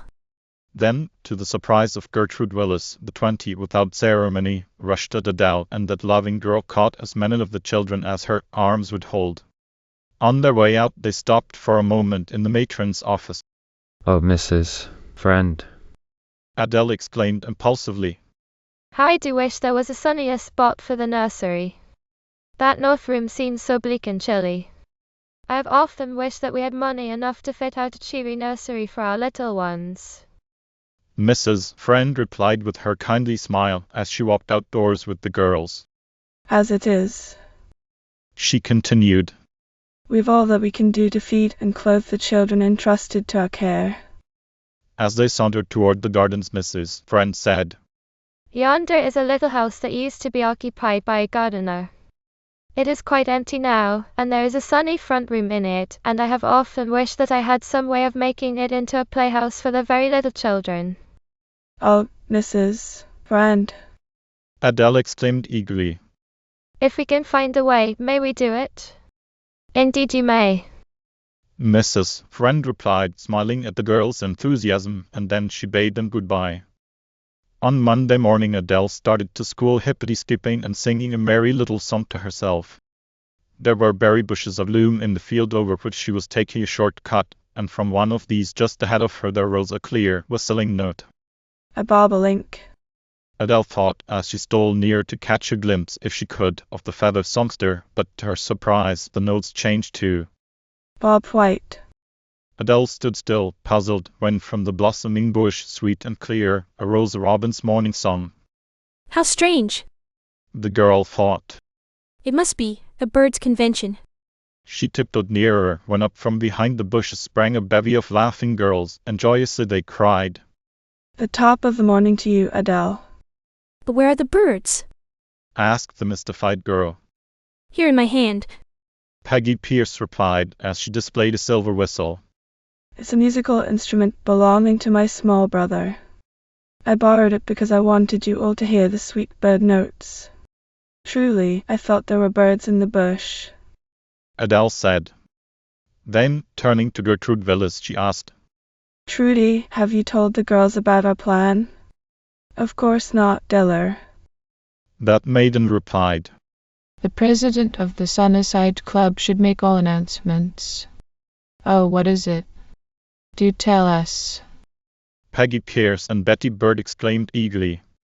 It isn't a party this time. Adele replied, smiling at little Betty's enthusiasm. But it is another opportunity for our Sunnyside Club to do a kind deed. And then she told them about the gloomy room which was the nursery for the very little children at the orphanage, about the toys, many of them old and broken, and about the cheery cottage in the garden, and how Mrs. Friend had said that they might fit it up as a playhouse if only they could find the way. Oh, girls, Betty Bird cried with shining eyes. We surely can find the way, that is, if Mumsy is willing. I had the darlingest playhouse in the South. Papa was an architect, and he planned it himself. There were 3 rooms in it, and one of them was the home of Mother Goose. I wasn't very old then, but I shall never forget the joy in my heart when I first beheld that room. It was like stepping into a Mother Goose picture book and being able to skip about in it. Then, when Papa died and we came north to keep house for Uncle George, I just couldn't bear to part with those Mother Goose things, so Mumsy packed them in a big box and brought them along, and ever since they have been up in the attic.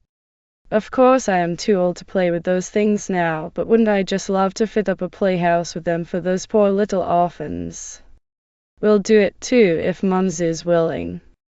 Betty's mother gladly gave her consent, and the following Saturday found the Sunny 7 in the orphanage garden. The little cottage had been thoroughly cleaned, much to the delight of Rosamond Wright, who did not care to attend another scrubbing party. The 2 orphans, Eva Dearman and Amanda Brown, at Adele's invitation, came out to help, and how happy they were to be included. I do wish that the Mother Goose box would come, so that we might begin to unpack it. Betty Bird declared impatiently. Bob said that he would bring it over just as soon as his morning work was done. Bertha explained. Here he comes now, and Jack Doring is with him. Doris Drexel called.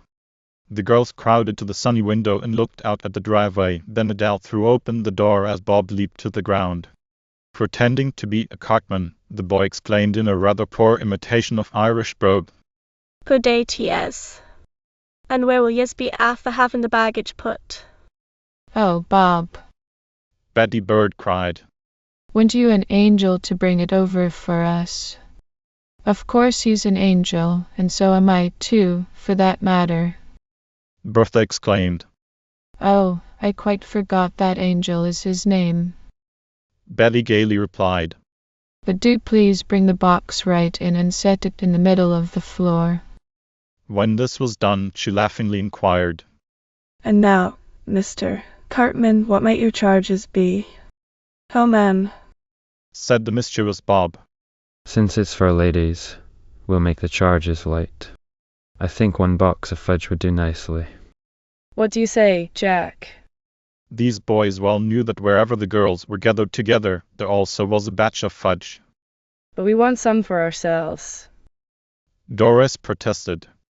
I think 2 squares for each of you would be good pay for delivering the box. Then she added brightly, Girls, I have a brilliant idea.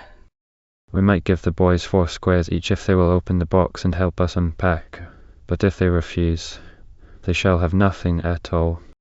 Of course we will open it for you.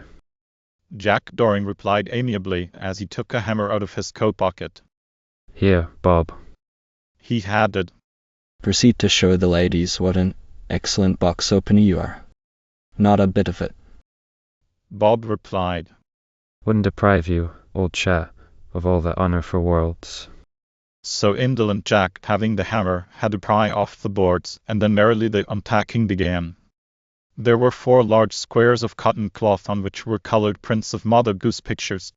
Boys, Betty implored, Please find a stepladder and tack these up for us, and then we shall be through in short order.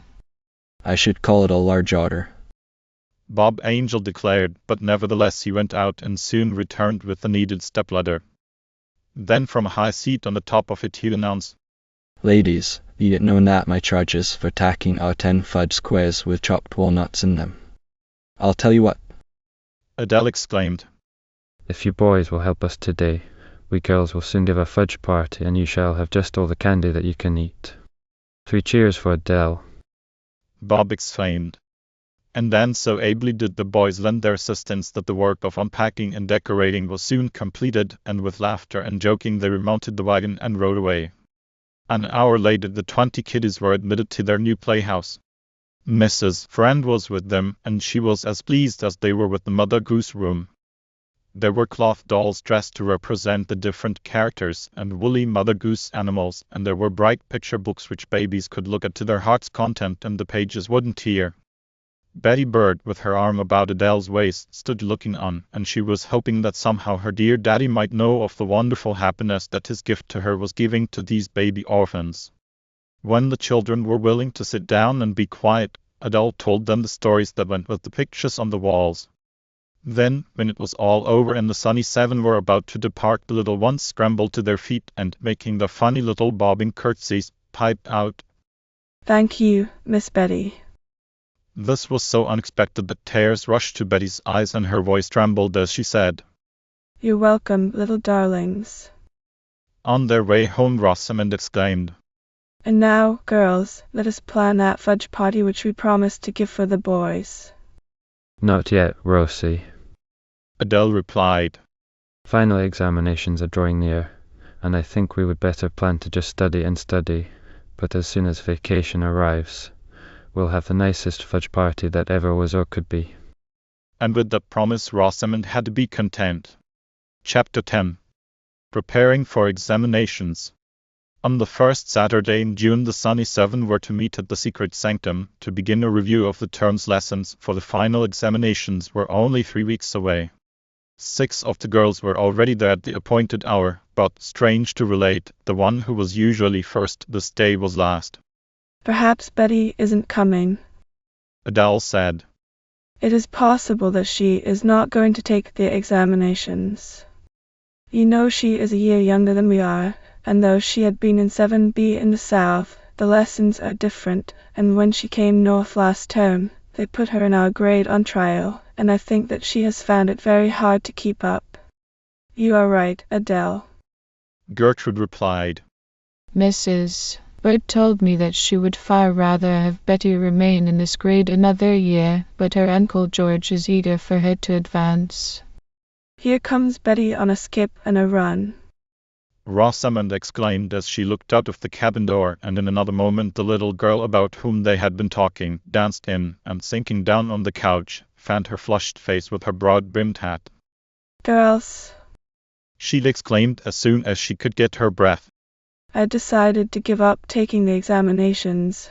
Mother wanted me to, when something very remarkable happened, and I am so excited about it, I just don't know what to do. Betty, laughed Adele. We can't make head or tail out of what you are saying. Would you begin at the beginning of your story? All right, Betty replied as she settled down among the sofa pillows. You know my Uncle George is a very smart young man. He isn't very young, is he? Rosamond inquired. Why, Mother says that he is. Betty replied vaguely. Of course he isn't a boy, but everyone says that he is very young to be an editor and hold such a responsible position on a big city newspaper. I've heard my giant daddy say that your Uncle George writes very cleverly, Adele said kindly. Betty gave her a grateful glance as she continued. Well, I guess he must write pretty well, for he's just sold his first story for $100. The check came on this morning's mail, and Uncle George opened the letter while we were at breakfast. When he saw the check, he gave a whoop just like a boy, and he exclaimed, Betsy Bobbits, that's his pet name for me. If there's anything in the shining universe that you want, if $100 will buy it, you shall have it. Of course I said that I wanted a jet black pony, just like Firefly, and Uncle George jokingly replied to Betsy, we'll make a bargain. If you will pass perfect in spelling and grammar, the pony shall be yours. Mother said, oh, George, I do not wish Betty even to try the examinations. But he exclaimed, Papa dogs and fiddlesticks. My dear madam, this daughter of yours is possessed of as fine a quality of grey matter as one could wish, but she is sadly lacking in concentration and perseverance. How could you remember all that? Rosamond exclaimed. I guess because I was so interested and was listening hard, and besides, I knew that Uncle George was right. I had not expected to be promoted this year, and so I had not really tried to learn the term to work. I believe that you could do it. Adele remarked.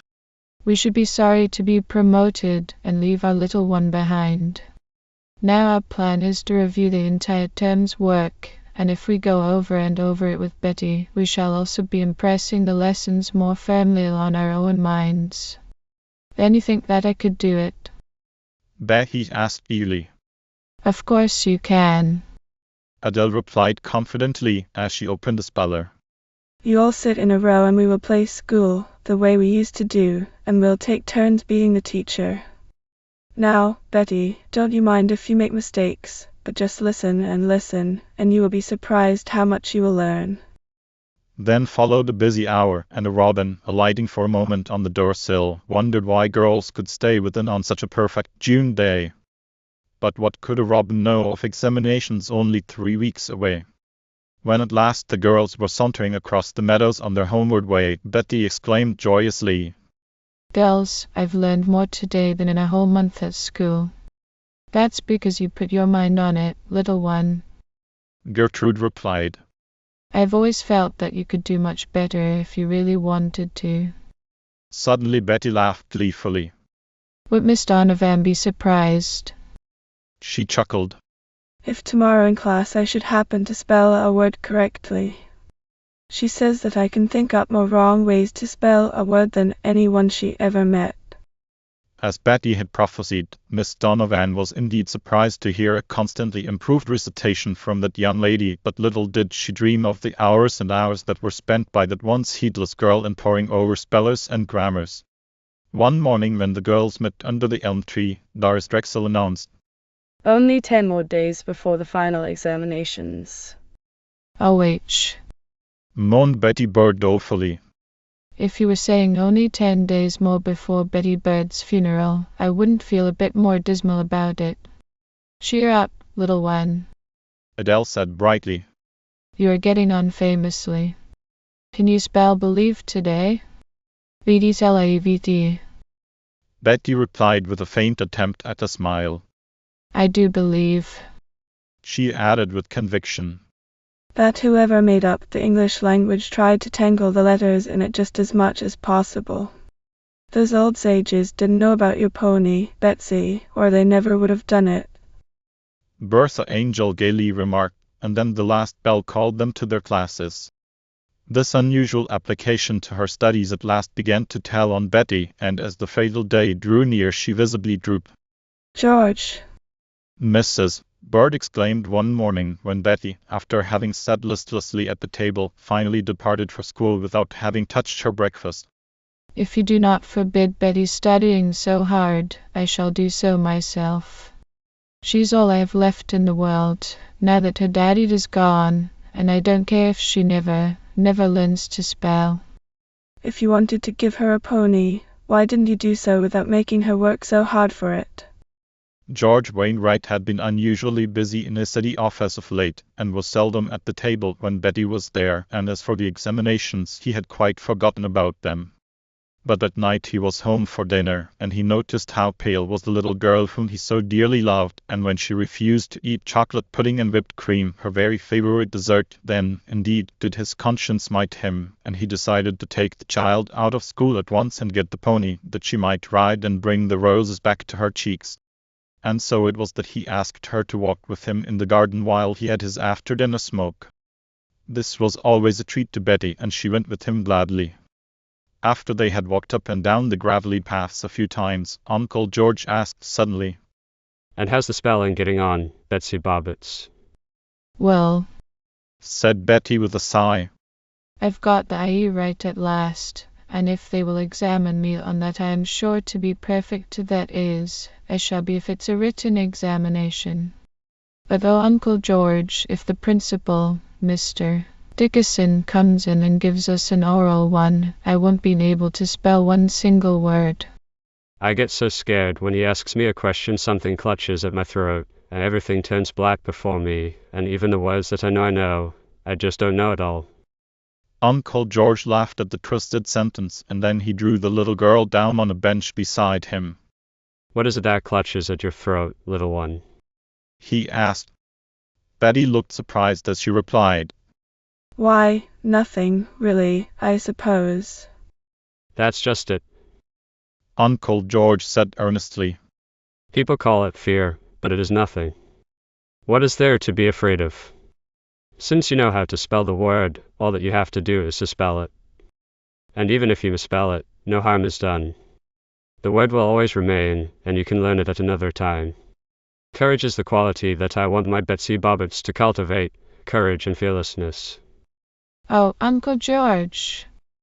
Betty exclaimed, more like her bright self. I am so glad that you have talked to me this way. I feel ever so much braver. I guess that all I am really afraid of is that I shall lose the pony.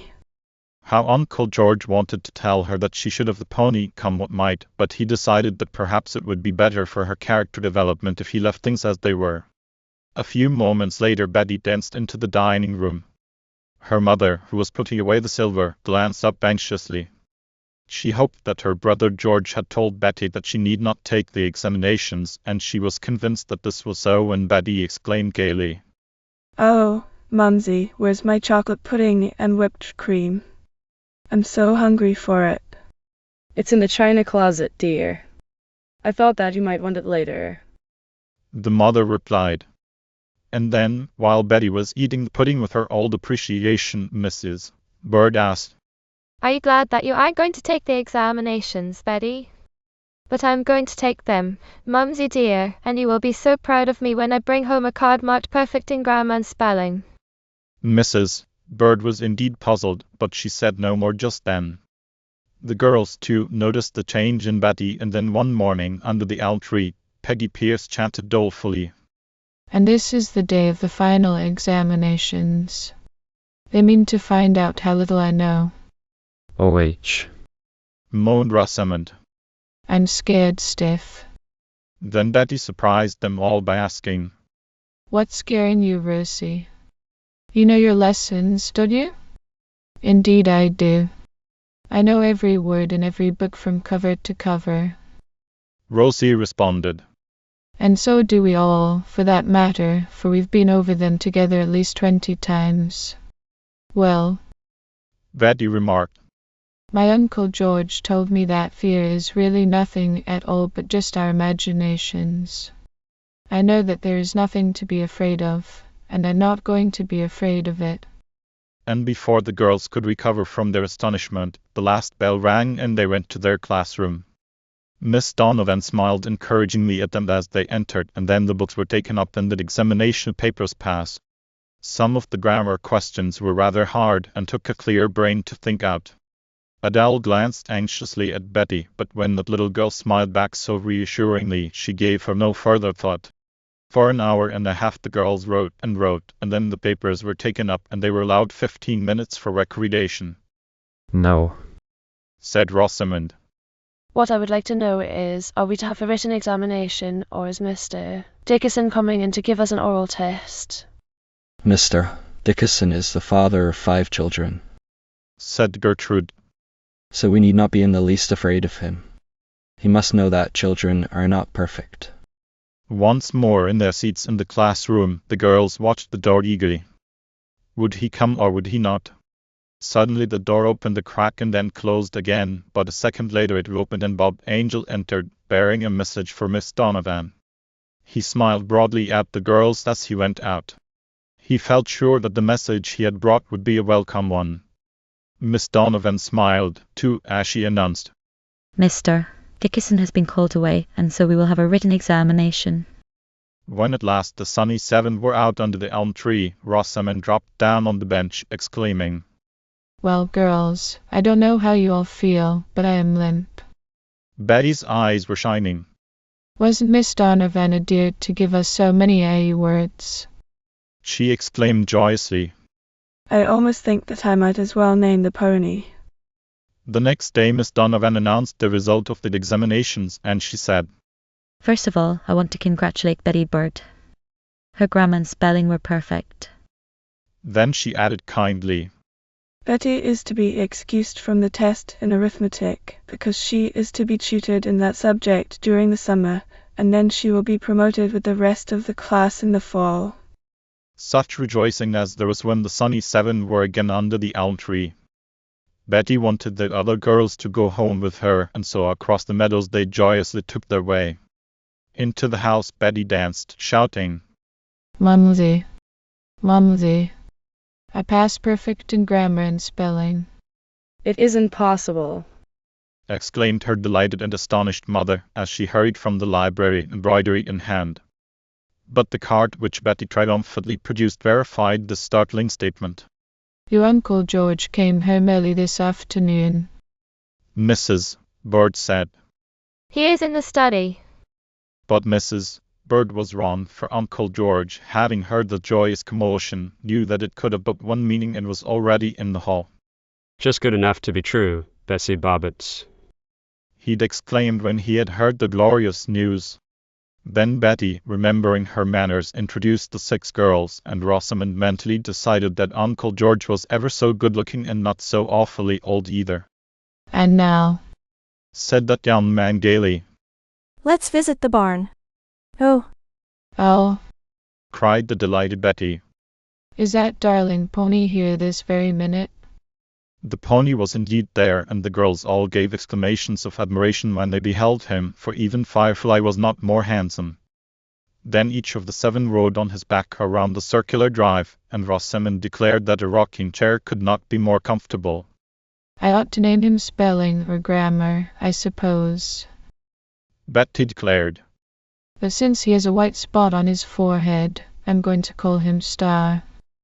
Then, when Uncle George had led the pony back to his stall, Mrs. Bird called the girls to the wide side porch, which was so attractive and cozy with deep wicker chairs, comfortable cushions, and here and there big drooping ferns on wicker pedestals. When they were seated, Melissy, the colored maid, brought out cold lemonade and little nut cookies. Well, said Betty with a happy sigh. I really do not deserve these high marks, for if Uncle George had not bribed me, and if you girls hadn't encouraged and helped me, I probably would still be spelling believe with an EI. Next year, Gertrude said wisely. We will learn our lessons each day as we go along, and then we shall not have to overstudy just before the examinations. And now, Rosamond declared, since vacation is here, we must plan to give that fudge party which we promised the boys. Chapter 11. Vacation Days. Vacation days have come again, joyous, glad, and free. We'll bring them full of happiness as ever days could be. Adele sang this little song as she and the Sunny 6 skipped across the meadows on that last day after school. Then, parting with her friends at the crossroads, she went on her homeward way, walking more demurely since she was now in the village, but her thoughts were dancing as joyously as before. And so happy, she said to herself. I wish I might share it with someone who hasn't as much as I have. And just as she turned in at the lilac gate, she thought of the someone. Into the house she skipped, and, pausing in the lower hall, she called eagerly, "Mumsy mine, where are ye? Climb the golden stairs, daughter." A sweet voice replied. And up the softly carpeted stairway Adele tripped, and, dancing into her mother's sunny sewing room, she threw her arms about the pretty little woman who was busily making buttonholes. Then, sinking down on a nearby stool, she exclaimed, "Adorable mother, have I been a real good girl this year?" Indeed you have.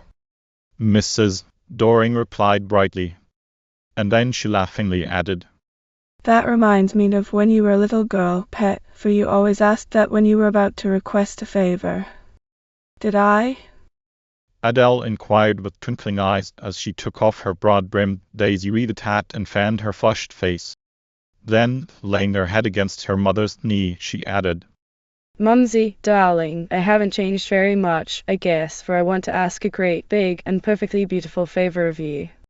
And since I've been so good, don't you think that you might say yes?" "Oh, well, Mistress Adele," laughed her mother. "I cannot grant a favor unless I know what it is. It's something just ever so nice." Adele said, "And it won't be a mite of trouble to you." "I want to invite that orphan girl, Eva Dearman, over to spend Saturday and Sunday." "She's just a dear, Mumsy, and her home was as nice as ours before her father lost his money and died, and then, soon after that, her mother was taken." "Oh, Mumsy, when I think how it might have been me, homeless and all alone, and so thankful, and yet that makes me all the sorrier for Eva, and I would so like to share my home with her just for 2 days." There were tears in Mrs. Doring's eyes as she held Adele close. Then she said, "Do go and get Eva this very moment. I would like to meet your friend." "Oh, adorable mother!" Adele exclaimed as she sprang up. "I fly to do your bidding. I'm sure that Mrs. Friend will be willing to let her come, and won't Eva be happy there?" Adele tossed her school books into her room as she hurried past, and then down the stairs she flew. Out to the barn she skipped, and soon Firefly was hitched to the little red cart. Adele waved to her mother as she drove out of the lilac gate. She was so happy that, as soon as the village was passed, she just had to sing. In the orphanage, Eva Dearman was patiently helping Amanda Brown with her mending, little dreaming of the joy that was soon to be hers. Adele drew rein in front of the rambling brick building, and telling Firefly that he should have a lump of sugar if he would stand just ever so still until she came back into the home she went. Mrs. Friend's cheery voice bade her enter the office, and how the kind matron beamed when she saw Adele's shining face. "Why, lassie," she exclaimed, "you look as though the nicest thing imaginable was just about to happen." "And so it is," Adele replied. If you will be a kind fairy and grant my wish. It is granted. Exclaimed Mrs. Friend. Now tell me what it is. "I want to borrow one of your children for over Sunday." Mother would have written a note, but she was too busy making buttonholes for the lender hands. Adele explained. "A note is not at all necessary." Mrs. Friend replied. Which of my children do you wish to borrow? I'm like the old woman who lived in the shoe. I have so many children, I don't know what to do. "Can you guess which one I want to borrow?" Adele asked. And the matron smilingly replied. Indeed I can, and you will find Eva in the sewing room, I believe. "Thank you, Mrs. Friend," the girl exclaimed gratefully, and then she tripped down the hall and rapped on a door. Eva herself opened it, and with a little cry of joy she stepped out and exclaimed, "Oh, Adele, I've just been pining to see you." "Eva," Adele said mysteriously, "you have an invitation. Would you like to accept it?" Eva caught her friend's hands, and with shining eyes she replied, "Would I? Why, Adele, that's a needless question. Indeed I would. Is it for all of the girls, or is it just for me? Just for you this time." Adele replied, and then she told her what the invitation was. Tears rushed to Eva's eyes, but through them a radiant smile was shining as she joyously exclaimed, "Am I really and truly to live in your home for 2 whole days?" Adele had not thought that it would mean so much to the little orphan. Half an hour later, Eva, dressed in her Sunday best and looking radiantly happy, sat beside Adele in the little red cart, and Firefly, having had his lump of sugar, was trotting along in his briskest fashion. Oh, Adele! Eva exclaimed joyfully. I was having such a hard time to see the sunny side of life this morning, but now just everything sings and glows. And Adele, having brought so much joy to another, was radiantly happy herself. Soon they were turning in at the driveway, and there was adorable mother waiting on the porch to greet them. Her heart had been full of tenderness for this orphan even before she had seen her, but when she beheld the slender, graceful girl with soft golden brown hair, which, though braided, would escape in ringlets, and the sweet blue eyes which looked up at her so yearningly, those mother arms reached out and held Eva in close embrace. Mumsy dear, Laughed the delighted Adele. Is it manners to hug a young lady before you've been introduced? Yes, and kiss her too. Mrs. Doring replied as she kissed Eva's flushed cheeks, and then she added kindly, Adele's friend is very welcome to our home. Thank you, Mrs. Doring. Eva said, smiling through the tears that would come. There now. Mrs. Doring said briskly. You two girls skip upstairs and have a nice visit before supper. So up the broad and softly carpeted stairway they went, hand in hand. Eva gave an exclamation of delight when they entered Adele's room. It's just like a fairy bower, and I'm so glad that I know the fairy who lives in it. It was indeed a pretty room. The wallpaper was the color of pale sunshine, and looped about on it, here and there, were wreaths of wild roses. The window seat coverings, the curtains, the downy sofa pillows, all carried out the wild rose design.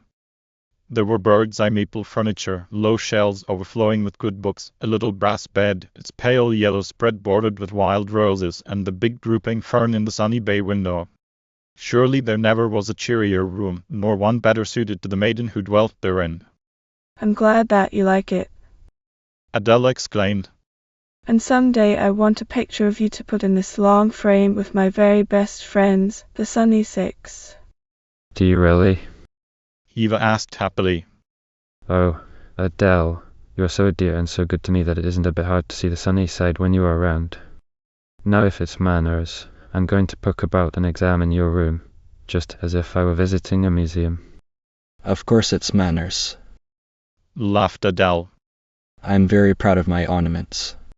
Father's younger brother is a great traveler, and he has brought me things from all parts of the world. See this blue bowl with a dragon wound about it. A little girl in Japan gave it to Uncle Dixon for me. He said that her name was Wisteria, and that she looked as though she had just stepped off of a Japanese fan. Wouldn't you love to see her? Eva exclaimed. I'm so eager to visit Japan someday when the cherry trees are in blossom, and sit on the floor and drink tea in the funny way that they do. So with happy chatter the two girls wandered about the room, and Adele told the story of each ornament. Then drawing Eva to the long mirror, she laughingly exclaimed, And now I will show you the life-size portrait of two beautiful girls. Eva, looking in the mirror, saw two happy faces smiling out at them. Look closely. Adele was saying. See how true to life the artist has made them. He has even put in the freckles. Suddenly a boy's voice exclaimed from the doorway. Wenity. Wenity. Thy name is girl. Oh, Jack Doring! Adele cried, whirling about. It isn't any such thing. You were in front of your mirror for ages this morning, trying on 7 different neckties. But oh, I forgot. Eva, you haven't met my brother Jack, have you? He isn't famous for anything as yet, unless it is for dodging work. How do you do, Miss Eva? Jack said solemnly as he made a low bow. Don't believe a word that Sis says. I have acquired Finn this very day, of which my small sister knows nothing. I have been appointed Pirate the Terrible, which means that I am now chief of the band of pirates to which I belong, and, by the way, Sis, they are all coming over here this evening to get that fudge which you promised to make for us when we delivered the box. Honestly, Jack Doring. Adele asked. Why, I don't believe that there's a square of chocolate in the whole house. Well, there will be. Jack replied. You see to inviting the girls and I'll get the chocolate and the walnuts. Mother said that we might have the kitchen tonight.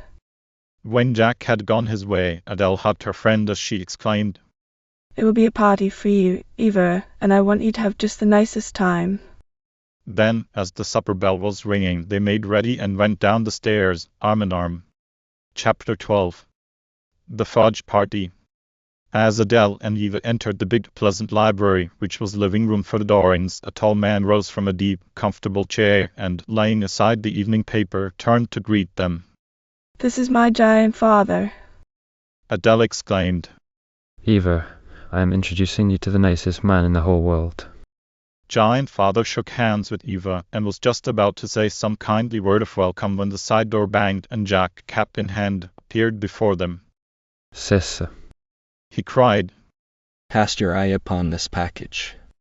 Does it look like chocolate enough? And here are the nuts. It took all the money I have earned this month to make these purchases. And?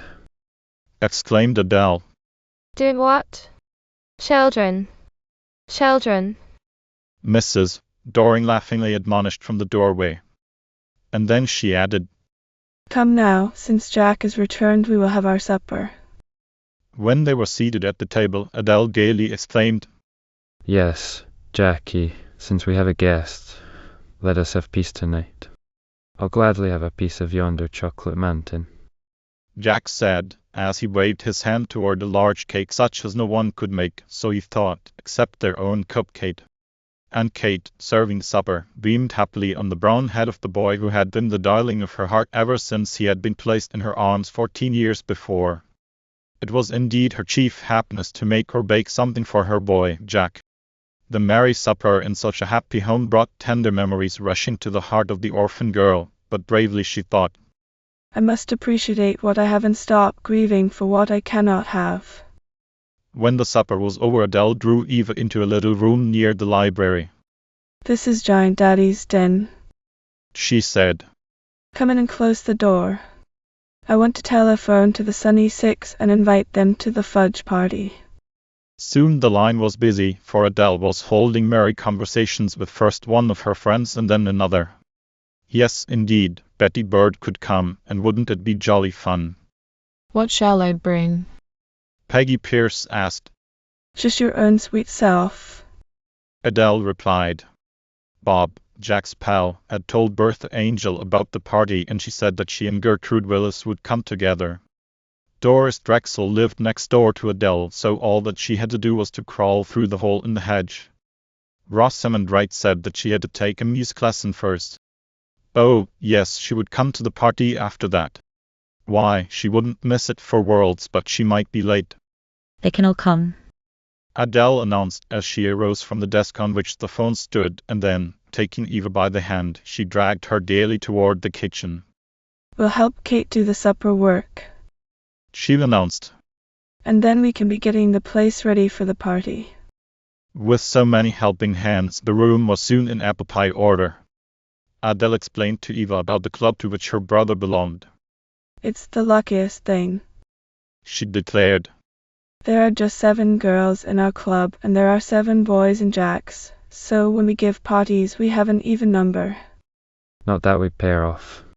I don't believe that any of the boys like one girl more than another. They are just our brothers, you see. Of course, being boys, they are not content to have a nice quiet club like ours. Last year they had been reading Cooper, so they called themselves the Mohicans, and such blood-curdling yells as they could give. Sometimes they would dress up like Indians and paint their faces and swoop down upon us girls when we were in the woods, and truly, they would frighten us, even though we knew perfectly well who they were.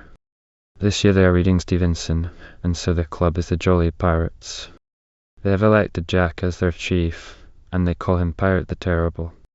Just then the front door bell rang and Adele skipped away, soon to return with 5 girls, all of whom welcomed Eva gladly, and then laughingly they made deep curtsies to Jack, who had just appeared. That good-looking boy, in return, bowed in most courtly fashion. A few moments later another bell rang, and Adele, opening the side door, peered out into the gathering darkness. On the porch stood 6 boys. The head of each was covered with a black shroud-like cloth, and in a melancholy tone they chanted, 15 men on a dead man's chest. Your ho-ho and a bottle of rum. Oh, boys, Adele exclaimed. do take off those dreadful black things. You give me the shivers, even though I do know who you are. But the 6 black figures stood motionless, and then one asked, in a deep, gruff voice, Is this the home of Pirate the Terrible? Yes, it is. Laughed Adele. But he isn't so very terrible just now, for he has on a calico apron, and he's cracking nuts for the fudge. Then, to the surprise of the onlookers, the boys jumped up into the air and, clicking their heels together, they shouted in chorus, Yo-ho! Jolly pirates, seize the fudge. Then, snatching off their black headgear, 6 laughing boyish faces were revealed, and Bob Angel cried, In, my good men, and enjoy the revelry. Rich entertainment awaits you. You ought to say, in my bad men, I should think, if you're playing pirates. Adele suggested. Then she added, Eva, permit me to introduce to you my brother's boon companions, the Jolly Pirates. I won't tell you their names just at first, it would be too confusing. I'll let you learn them gradually. Now, boys, you may sit over here with Jack and crack nuts. And Peggy, you'd better stay near them and see that they put the nuts into the bowl. Oh, let's trust to their honor. Peggy gaily replied. Meanwhile, Doris Drexel was grating the chocolate, and soon the candy making was well underway. It's strange that Rosie doesn't arrive. Adele said at last. It's quite dark now, as she may be afraid to come alone. Perhaps. But before Adele could say another word, someone stumbled up on the side steps, the kitchen door burst open, and there stood Rosamond with wide, startled eyes, and face as white as a sheet. Rosie. Adele cried in alarm. What is the matter? I saw a ghost. Rosamond exclaimed as she glanced fearfully out of the still open door. It must be someone playing a prank, said Jack, who had risen. Then he added, Up, jolly pirates. Let us fare forth and capture this cursed. The fudge, which was already on the buttered tins, was set to cool, and so the girls declared that they would go along. Not one of them believed that Rosie had seen a real ghost, for they all knew that she was timid and imaginative. Rosie, however, was convinced that she had seen a being supernatural, and so she clung to Adele's arm fearfully as they went out into the warm night. In the sky were low, grey clouds which were slowly drifting. Occasionally the moon appeared in a rift, and then it was dark again. It will rain before morning, Dick Johnson said. Now, Rosie. Jack Doring exclaimed when they were out on the highway. I'm Pirate the Terrible. Lead me to your ghost and I will scare him so that I will make his bones rattle. I saw it in the orchard, right at the crossroads, said Rosie. Follow me, Jack commanded. We'll take a shortcut through the graveyard. At that Rosamond stopped and exclaimed, Jack Doring, you'll do no such thing. There are tombstones in the graveyard. You know there are. Of course I know it. Jack agreed. But, my dear Rosie, did you ever hear of a stone tomb or otherwise taking legs unto itself and pursuing a young lady? No, oh. Rosamond reluctantly admitted. But graveyards are so scary. We will stay on the high road, Adele said, wishing that they had not come, since Rosie seemed really frightened. The crossroads was a lonely spot. There had been a pleasant home standing on one corner, but it had recently burned, leaving only a charred ruin and a yawning cellar. In the fitful moonlight this looked very ghostly. Beyond was an old apple orchard, and on the far corner near the fence stood. Look, look, cried Rosie, clutching Adele. There it is. There's the ghost. Right there, all in white. They all stopped and stared, the girls startled, the boys puzzled, for truly enough a tall, white figure stood silently in front of them. Then suddenly an unearthly scream rang through the air, followed by another from Rosamond. That was a screech owl, Jack said. Now, fellows, if you are worthy of the name of pirates, show your courage and let's at the ghost before Rosie faints. Yo-ho-ho!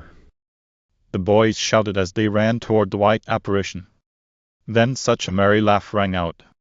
Oh, Rosie, Jack called. Come quick, and see what your ghost is. No longer afraid, Rosamond went forward with the others. What is it? She asked. Why, it's an old tree trunk. Bob explained. And for some reason or other, Mr. Wigan had it whitewashed. Well, it looked like a ghost, anyway. Rosamond said faintly. How the boys laughed. Never mind our fun, Rosie. Lawrence Collins called. We surely had an exciting adventure. Now, let's hike back to the fudge, for I am convinced that it is cool. Then the 7 boys locked arms and marched ahead of the girls, chanting in loud voices. Yo ho ho. 15 men on a dead man's chest. I do wish they wouldn't sing that dreadful song, Rosie said with a shudder. Adele laughed as she replied. I guess that we shall have to put up with it as long as they are playing pirates.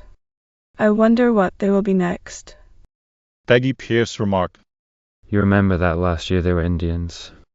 Many of them will be going up to the city in the fall to attend a high school, and so probably this will be their last club. Gertrude replied. They were all rather glad to get back into the warm, cozy kitchen. Good, cried Betty Bird. The fudge is cool. It's so nice and creamy, and the nuts are just crowding each other. Then followed a happy half-hour in which the candy was eaten amidst much joking and laughter. Soon thereafter the jolly pirates escorted the Sunny Six to their homes and quite settled down over the town of Sunnyside. Chapter 13. The Two Dryads. It was 10 o'clock when Eva and Adele went to their room that night.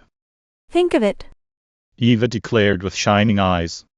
The orphans at the home have been in their beds and sound asleep for 2 long hours. I feel as though I were a grown-up young lady, don't you, Adele? I do indeed. Adele replied. But tomorrow morning we may sleep as late as we wish. Oh, what a treat that will be, Eva said as she nestled down in the soft bed. In the home we have to be up at 6. But, for all their resolution to sleep late, both of the girls were wide awake with the robins who lived in the apple tree nearest the window. Eva sat up and exclaimed, Oh, Adele, wouldn't it be lovely on the top of Lookout Hill so early in the morning? I've often wanted to climb up there. Let's go, Adele replied. An hour later, the two girls, having breakfasted in the kitchen, even Kate, the cook, being still asleep, started out on the highway. I left a note at Mother's place on the table, Adele said. And I told her that we might be gone all the morning. Hand in hand the two girls skipped along the deserted road, through the village and out into the country. There the dwellers in tree and grass were awake, no laggards were they. Good morning to you, little squirrel, Eva called dearly as a little red creature darted by. Adele noted with pleasure her friend's shining face. Good morning, meadowlark, She called to a bird which was perched on a fence post, warbling its cheeriest song. Then, single file, they tripped over the little brown path which led across the buttercup meadows and on up the hill. Look at yonder gnarled oak tree, Adele exclaimed. If we rapped upon it, do you suppose the door would open and a girl dryad would appear? Oh, Eva cried as she stretched her arms out toward the glistening fields which lay below them. I almost wish that I was a dryad, and that I could live forever in the wonderful green out of doors. Let's play that we are dryads, suggested Adele, who had not outgrown her delight in making believe. Very well, Eva gaily replied, as she began to unbraid her thick golden hair. We'll weave garlands of oak leaves, and then we'll dance on the hilltop. Oh, Eva, Adele cried admiringly. you have the prettiest hair that I ever saw. You are like a fairy tale princess, whose golden tresses hung like a mantle over her shoulders. I'm glad, Eva said simply. I want to look nice to you. Now shake down your locks, my nut brown maid, and I'll crown you with these oak leaves. We ought to have different names, Adele declared. You be Dryad Fern and I'll be Dryad Oakleaf. Then, taking Eva by the hand, she called merrily. Come, Dryad Fern, let's sing and dance, where the wild birds wing and the sunbeams glance. Away they went, skipping and singing, as graceful and lovely as two dryads could be. On the hilltop, just for the joy of it, Eva whirled about alone, and Adele, breaking a hollow reed, pretended to play upon it, when suddenly a strange voice called, Lovely. Lovely. How lucky I am to meet two dryads. The girls turned and beheld a young woman who was seated in front of an easel. Good morning, little dryads. She said, with a pleasant smile. You see, I'm painting that oak tree on the hilltop. I was wishing for a dryad to appear, and lo, there you were. Now, here you go upon the canvas. Oh, how beautiful! Eva exclaimed, as she looked at the picture of the hilltop and the gnarled oak and the wide, sunny skies. If I could paint like that, I should be so happy. The artist looked at the girl with a bright smile. Perhaps you could if you tried, she said. Have you done any sketching? No. Eva replied. I've not had any chance. I believe that you might have talent. The artist said pleasantly. I am Madge Peterson from the city. My young brother and I are spending a fortnight at Little Bear Lake, and if you two dryads will go down to the inn with me, I'll get my things and we'll go sketching. How would you like that? We'd love it. Adele exclaimed, glad to have pleasant things happening, for she did so want this to be the happiest weekend of Eva's whole life. Soon the easel and paints were packed, and Madge Peterson, who was little more than a girl herself, having just had her 18th birthday, beamed on her two new friends as she said, Come now, little dryads, we will start on our downward way. Oh, exclaimed Adele. I forgot something. What? Asked Madge, looking up brightly. My manners. Adele laughingly replied. Miss Peterson, I never thought to tell you what our names are. Why, yes, you did. Madge replied gaily. You're Dryad Oakleaf and your friend is Dryad Fern. Oh, but we change back to girls when we leave the oak trees, Adele said, as she began to braid her wavy brown hair, while Eva did the same to her golden locks. It's a pity, said Madge, who thought that she had never before met two lovelier girls. There, Adele exclaimed when their hats were on. Now, Miss Madge Peterson, from the city, permit me to introduce to you my friend Eva Dearman and myself, Adele Doring, from Sunnyside. I'm delighted to meet you. Madge laughingly declared. The path they were following was rounding the hill, and suddenly Eva stood still with an exclamation of joy. Adele, she cried. I didn't know that there was such a lovely little lake on the other side of Lookout Hill. I've never been in this direction since I came to the home. Poor Eva, suddenly realizing what she had said, blushed crimson, and then she hurriedly explained. Oh, Miss Peterson, I'm just a girl from an orphan's home whom Adele is befriending, out of pity, I guess. How can you say such a thing, Eva Dearman? Adele exclaimed with flashing eyes as she put her arm around her friend. I love you just as much as I do any of the Sunny Six, and my mother says that it doesn't matter what clothes we wear or what house we live in, it's what we are that counts. That is indeed true. Madge Peterson said kindly. You're a princess among girls, Eva, and a princess is no less royal because, for a time, she is kept in a dungeon. Then, to change their thought, Madge exclaimed. See that sailboat rounding Pine Island? There's a merry breeze down there, you can tell by the ripple on the water. why, whatever has happened? The sailboat has tipped over. Come, let us hasten down to the shore and see if we can help. Hurriedly they scrambled through the berry bushes to the edge of the lake. The upturned sailboat was drifting toward them, and a good-looking lad dressed in white was calmly sitting on the side of it.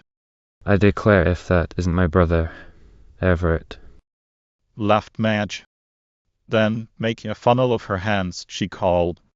Ship ahoy! The lad, looking toward them, recognized his sister with a joyous shout, and leaping into the water, he swam ashore and soon stood before them, dripping wet. Miss Doring and Miss Dearman, exclaimed Madge mischievously. May I present to you my young brother, Everett? If I had not claimed him, you might have mistaken him for a white water rat, if such a creature exists. Everett made a deep bow as he gaily cried. Young ladies, may I take ye for sail? My boat will be in directly. You may row us out to Pine Island in about half an hour, Madge declared. And now we'll leave you to your fate. My brother is just learning to sail a boat. She explained as she led the girls toward Little Bear Inn.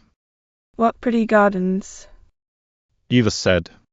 And, oh, what a picturesque, rambling old house. The inn was built of rough logs, and all about it stood great old pine trees, through which the breeze was murmuring. I do love pine trees. Adele exclaimed. There's something so restful about them. I like them too. Madge said as she led the girls across the wide veranda, on which were rustic chairs and tables and green bowls filled with ferns and wildflowers. Eva thought that she had never seen anything more attractive than the big cool room which they next entered. There were heavy beams overhead, and the furniture was green willow comfortably upholstered in dark red. There were antlers on the wall and pictures of deer drinking at the edge of the lake. Do look, Eva exclaimed. Here's a picture of the darlingest little bear. Old Miss Peterson was the lake named after him, do you suppose? So they say. Madge replied. There's a story about it, which as yet I have not heard. Madge excused herself and went to her own room to put away her easel and paints and to get her sketching materials. A moment later she returned with shining eyes. Little Drydads, She said. I have a beautiful plan. You don't have to hurry back, do you? Not if I can let Mother know where we are. Adele replied. She will be expecting us home about noon, and I do not want her to be worried. We left so early that I haven't seen her today. Madge Peterson pointed toward a table in the far corner of the room as she laughingly declared. Yonder is the Maud Mercury, who will gladly carry the message to your mother. God! Exclaimed Adele when she saw the telephone. But, Miss Peterson, you have not told me what I'm to say to my mother. Ask her if you may stay to lunch with me and spend the afternoon. Madge replied. Oh, how nice that will be. Adele said. And I am sure that adorable Munsey will say yes. She was quite right. Mrs. Doring, knowing that she could rely upon Adele's good judgment, readily granted the permission desired. I'm so glad. Madge Peterson said daily. Now hie me kitchenward, and have a basket filled with good things to eat. Then we'll hunt up Brother Everett, who is a much better oarsman and sailor, and he will row us out to that lovely Pine Island. It's just an enchanting place for a picnic lunch, and there are such pretty things to sketch. The two girls were delighted with this plan, and they little dreamed of the exciting adventures they were to have before they returned. Chapter 14. Pine Island. Half an hour later the merry trio wended their way again toward the lake. Eva and Adele were carrying a well-laden basket between them, while Madge carried the box of sketching materials. As they neared the boathouse they beheld Everett, neatly clad in a dry suit of white flannels.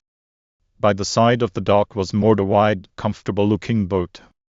The youth saluted them as they neared the lake, and then sprang to take the basket from the girls.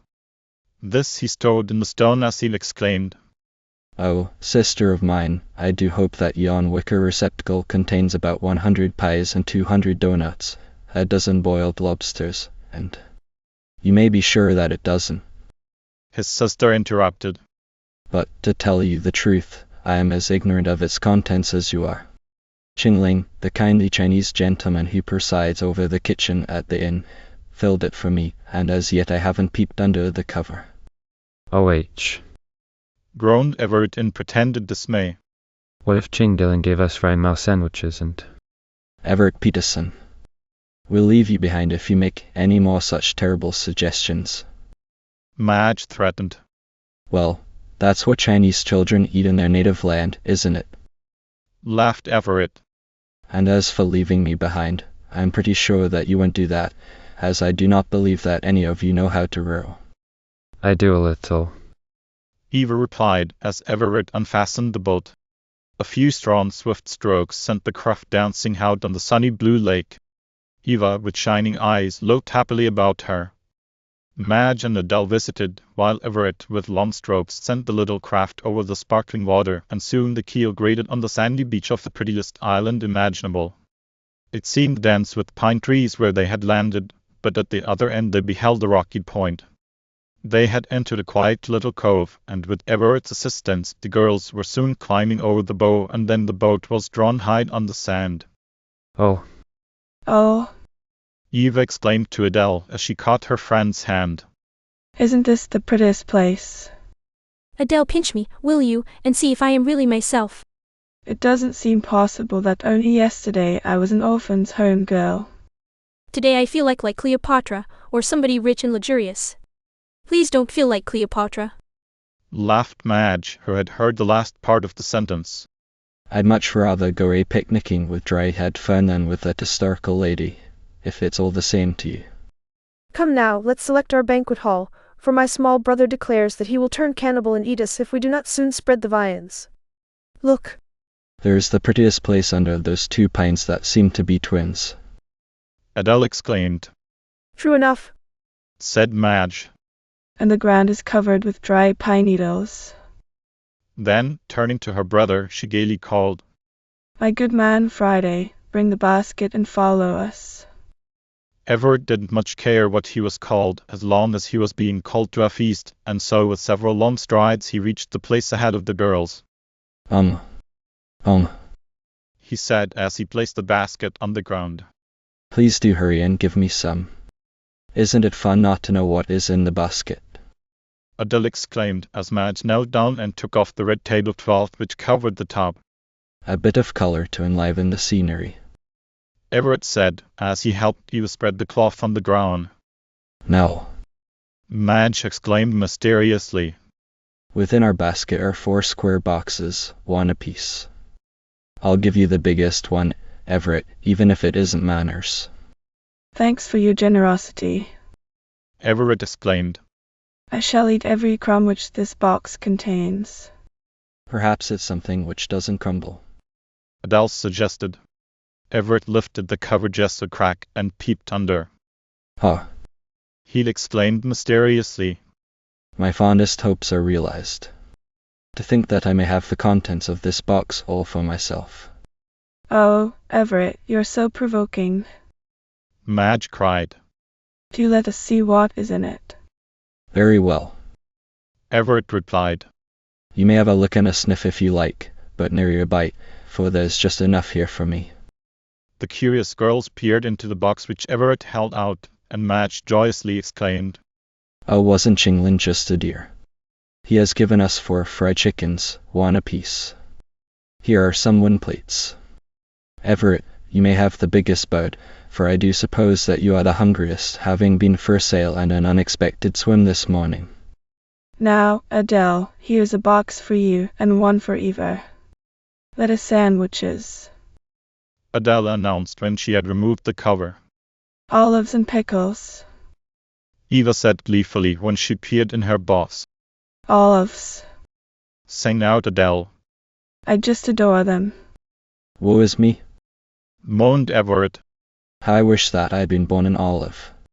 Everett, do behave yourself and bring us a bucket of fresh water. Madge commanded. Soon the feast was spread and the tin cups filled with sparkling water, and Everett's nonsense was stilled only because he was so busy gnawing at the chicken. When nothing was left but crumbs and bones, Everett exclaimed tragically. Sister, can it be that Chingiling forgot the dessert? Why, there must be dessert of some kind, somewhere. Madge said as she looked about. Oh how! She added brightly. Here is the 4th box. I forgot to open it. Do not keep me in suspense. Everett cried. Is it, can it be, the 100 oozy pies? No. Madge replied as she took from the box a chocolate cake with thick frosting. Ah well, Said Everett resignedly. Deeply as I regret the loss of the 100 pies, I will condescend to accept a piece of chocolate cake. I did not say a crumb. He added, as Madge handed him a slice.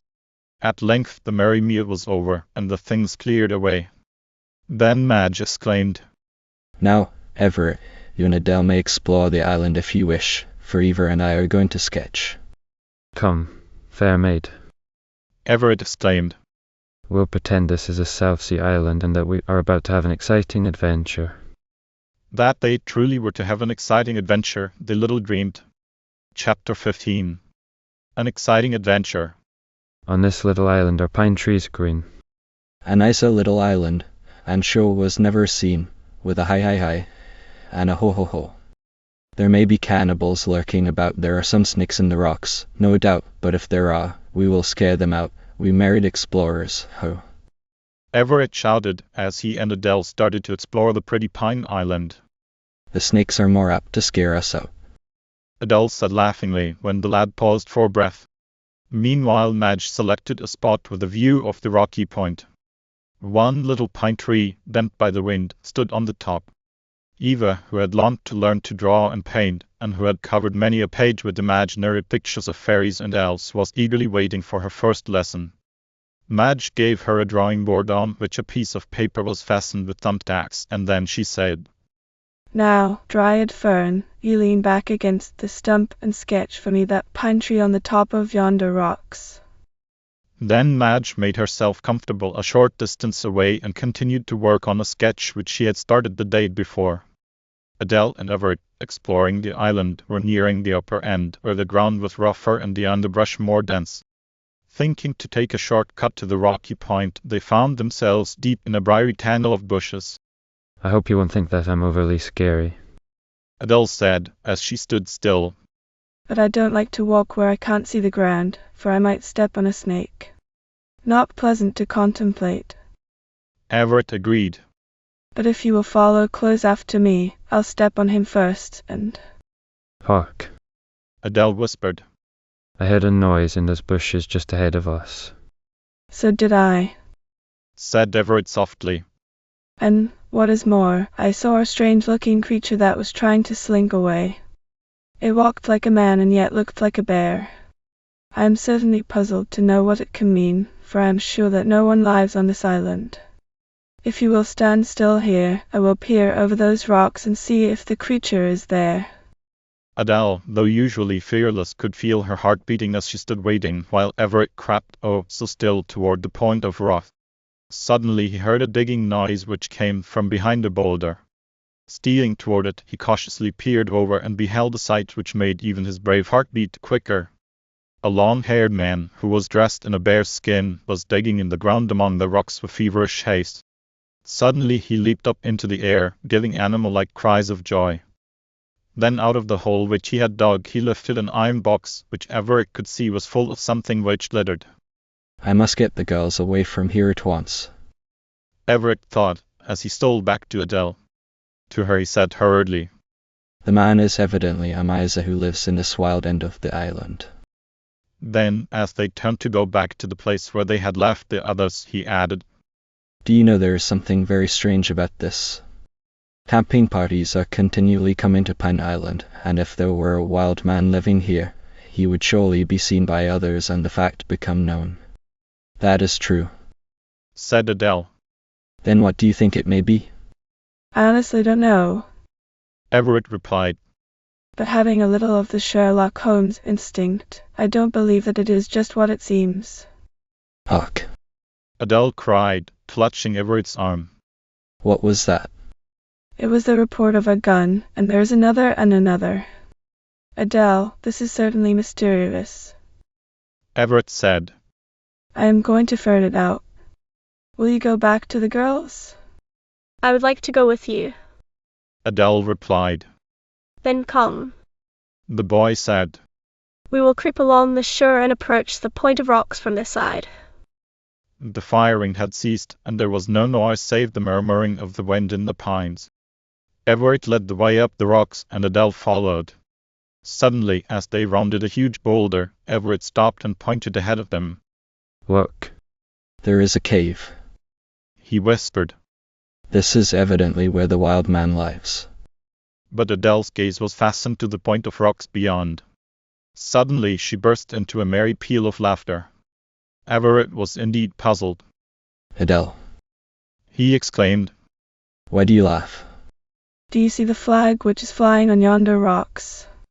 she asked. "Phil," Everett whistled. Why, that's a black flag with a skull and crossbones. Surely the days of pirates are long since past. You are wrong there. Adele replied, no longer afraid, but desiring further to mystify the city lad. Follow me and I will show you the pirates. The girl now took the lead, and over the rocks she clambered. Down on the other side was a sheltered cove. Adele peered over, and then silently she beckoned Everett to come closer. The lad's alarm was changed to amusement when he saw, on the shore below, 6 boys dressed as pirates with bright handkerchiefs about their heads. 1 or 2 of them had earrings hanging from their ears, and each one had a belt containing a knife and a cutlass and a pistol. They were sitting in a circle around a campfire, and the 2 silent listeners could hear clearly every word that was spoken. One pirate was talking excitedly. "Shiver my timbers," he said. "At last we have found what we came for. You remember Ben Gunn, who was left on this deserted island 3 years ago?" Well, this minute I sighted the old sea dog, hairy and almost bent double, but dash my buttons, men, if he hasn't found that treasure that we've sailed the seas to get. Then up rose Pirate the Terrible, and in a roaring voice he issued an order. Capture the black-hearted scoundrel at once and bring him to me. I'll cut him limb from limb and show him no mercy unless he hands over the treasure.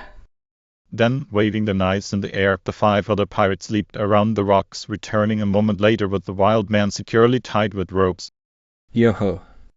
roared Pirate the Terrible. "So you are Ben Gunn.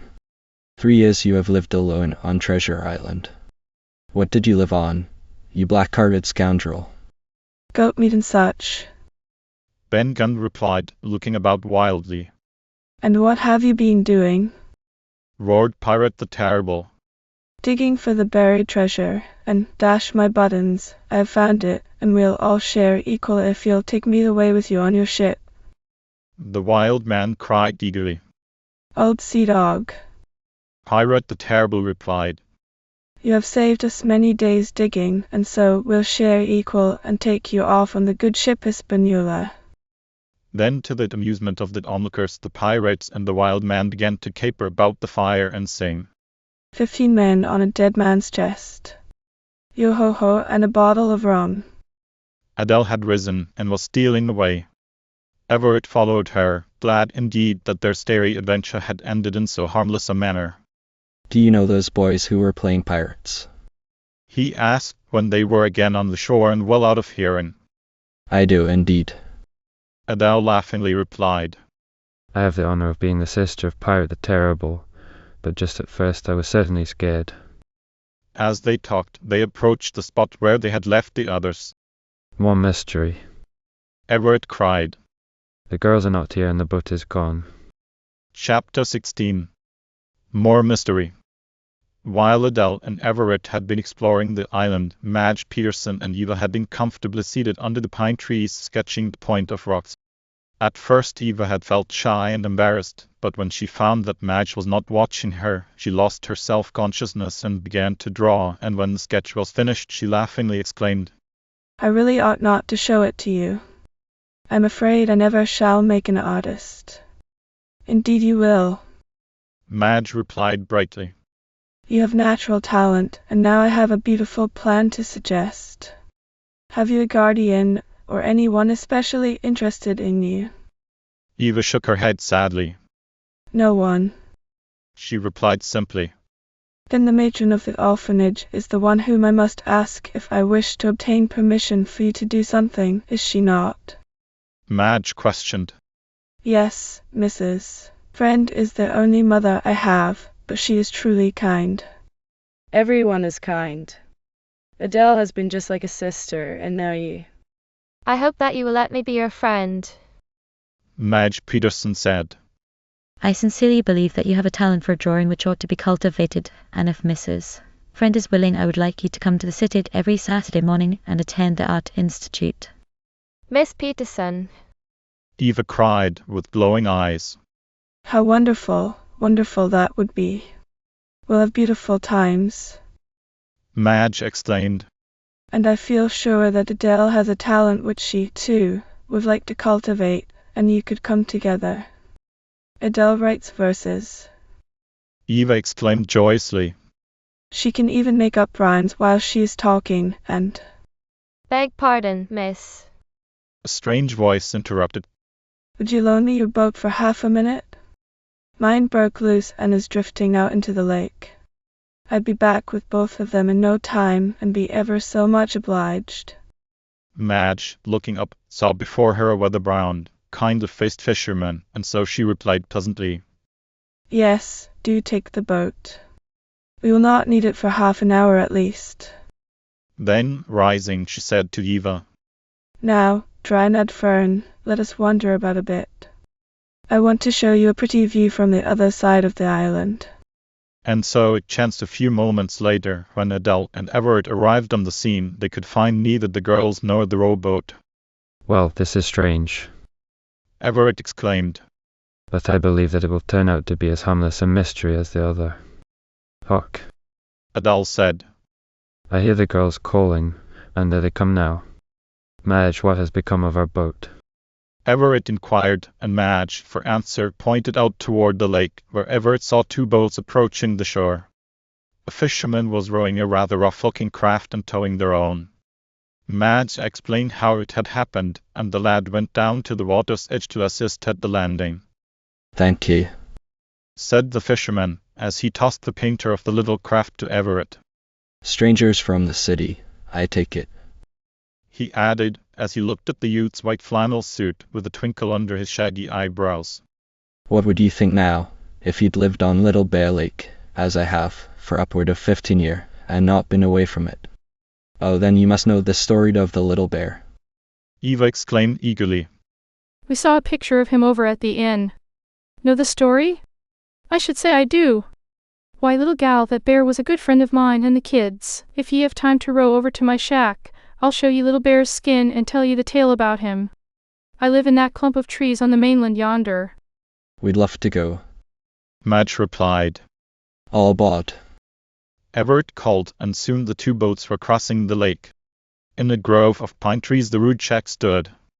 A three-legged stool was in front of the door through which the party entered. There was very little furniture in the one room, only things that were absolutely necessary, and those were homemade, it was plain to see. Over a rustic bed an Indian blanket was thrown. Three-legged stools, a table, and a stove completed the furnishings. I cook on a campfire mostly, the fisherman said. Stoves are too civilized for the like o' me, but when it's winter that stove comes into its own. Many a blustery night little bear and I would come and chilled to the bone, and we'd make a crackling fire in that rusted old stove, and glad we were to have it, I can tell ye. Oh, cried Eva. Did little bear live right here with you? Weren't you afraid of him? I thought bears were ferocious and ate people up. Well, said the old fisherman, I suppose there are ferocious ones, maybe, but to my thinking there's no creature more good-natured and kindly-intentioned than a bear. He won't fight a man unless he sees that the man means to harm him, and the bear's in the right to fight then, I should say. A brown bear skin was nailed on the wall of the shack. Smoothing the rough fur, the old man said tenderly, And this here skin is all that's left now of a little bear. Sit down, and I'll tell you the story. Let's go outdoors under the pines. Madge suggested, and so out they went. The weather-tanned old man sat on the three-legged stool, and the four young people made themselves comfortable on the soft pine needles which formed a thick carpet under the trees. Many years ago, The fisherman began. No white man lived on this lake, just Injuns and bear and deer. But one summer a lumber camp was started where the inn stands today, and upwards of 20 white men, armed with axes and guns and knives, built log huts about and began to live in them. The lake shore in those days was covered with great pine trees, and the concern that owned them wanted them cut down for lumber, but the Injuns had a notion that they owned those pine woods themselves, and many a hard fight there was between the Reds and the Whites, but the guns beat the arrows in the end, and the Injuns moved away farther north. Bear and deer were thick in those days, and the lumbermen had plenty to eat and all the fish they wanted when they took time to catch them. After a while other white men came and started sheep raising and farming. They were always big, husky men who were used to roughing it, but one day a covered wagon arrived, and in it was a man and a woman and a baby. The man looked pale and sick-like. He'd come to the woods for his health, he said. He offered the woodcutters all the money he had if they would give food to his wife and child. He himself wasn't long for this earth, he said, and he was right, for he died that night. Those rough men were sorry enough for the woman, and they made her as comfortable as they could. They let her have one of the huts to live in. She tried to pick up strength for the child's sake, but she just couldn't do it, and a week later she went to join her man. Then there was that baby boy left in the lumber camp. The rough men didn't know what to do with the kid. Some were for sending him to the nearest settlement, 10 miles away, but one of them had had a kid of his own once, and he said he'd look out for the young one. So after that, the men called Jock Henderson the kid's foster father. I'm slow coming to the bear. Maybe you think first my way to begin at the beginning, but prick up your ears, for the bear is soon coming. Kid Henderson, as they called the baby, was a jolly little fellow, and when the men came home from their work, he toddled around and teased to be tossed up into the air, so one big man and then another would bounce the kid, and how he would squeal and laugh. Somehow or other, those rough men kept things tidier after that, for having a kid around made it seem more like home. And too, they were careful how they talked, never said a hard word in that baby's hearing. Truth was, Kid Henderson had crept right into the hearts of those rough lumber men, and, though not one would have said it, they all loved him like he was their own. That's why they was so frantic like when the kid was stolen. Did they then John steal him? Well, wait and you shall hear. As I said, the men had all the deer and bear and fish they wanted to eat, but there was one Irishman, Pat Mahoney, who had a hankering for bacon, and bacon he was going to have, he said, if he took a week off to get it. The long and the short of it was that Pat built a pig pen out of logs, and then he rode to the nearest settlement and came back with a litter of little squealing pigs that were just old enough to get on without the sow. Of course that was a good ways from having bacon, but Pat said those polkas would be good to eat by winter, and, as it was then early spring, the men were willing to believe him. Kid Henderson went wild over those little pigs, and if he had been let, he would have spent all his time in the pen, rolling about and playing with them. And now here comes the bear, not little bear, I'll agree, for it was a huge, big bear that came prowling around the lumber camp one night, and, smelling pork, he calmly reached over the fence and carried off one of the little pigs. Pat Mahoney was mad, I can tell ye. He set a trap for old Bruin, but no use, and the next night another little pig was missing. Then Pat decided to set up and watch and shoot the intruder when he came prowling around, but something happened before night which made all the men forget about the pigs. They always put the kid in the main hut and barred the door on the outside when they went away to the woods to work, but at noon Jock Henderson would ride back and get the kid's lunch and put him to bed for his afternoon nap. The kid was used to being left alone, and he didn't make a fuss, just played around on the floor with the rough toys the men had made for him. Well, the noon of the day after the second pig had been stolen, Jock Henderson went home the same as usual, but when he got near, he saw that the hut door was standing wide open. This was curious, being as the men had barred it on the outside so as the kid no eyes could open it. Jock sprang into the hut and looked all around. The kid wasn't there. In John's, Jock thought on the instant, but his heart went cold when he saw what the tracks really was. Not in John's. No, son, they were bear tracks. Looked as though a big bear had stood up to scratch his back on the rough bark of that door and had pushed off the bar. Then of course the door had opened and Jock Henderson knew the rest. The big bear had gone off with the little kid, just as it had with the pigs. Jock leaped on his horse and followed the bear tracks. There'd been a rain the night before and the tracks was easy to find. They led up into the hills. Jock knew he was running an awful risk, going right up into the bear's den, especially if it was a mother bear with young, but Jock didn't care anything about his own life if he could only save the kid. He tied his horse in a pine wood because most horses won't go anywhere near a bear, and then, taking his gun, he started through the brush and slowly made his way up the hill. He lost the bear tracks when the ground became rocky, and he was just going to change his course when he heard a low growl. Instantly Jock whirled in that direction, and he saw a huge bear rearing up to its full height and ready to attack him. There were no trees around, and Jock knew that his only safety lay in hitting the bear's heart. If he missed, the enraged critter would plunge on him and tear him to pieces. Jock Henderson was a good shot, but his nerve was pretty much shaken. He took aim and fired. The bear stood so still for a second that Jock feared he had missed it entirely, but in another moment the big fellow fell in a heap on the ground. Then Jock looked about for some sign of the little kid, but he didn't find any. Maybe he'd come too late, he was just thinking, when suddenly he saw something which brought tears of joy into his eyes. He had rounded a heap of rocks, and there, in the doorway of a cave, lay the kid, with his head on the woolly back of a little brown bear, and they were both sound asleep. The old mother bear had spared the life of the little child, as bears often do, and a feeling of tenderness came into Jock's heart for the poor mother bear, but of course he had to kill her to save his own life. Then the lumberman took a strap from around his waist and he made a muzzle, which he put over the nose of the sleeping cub.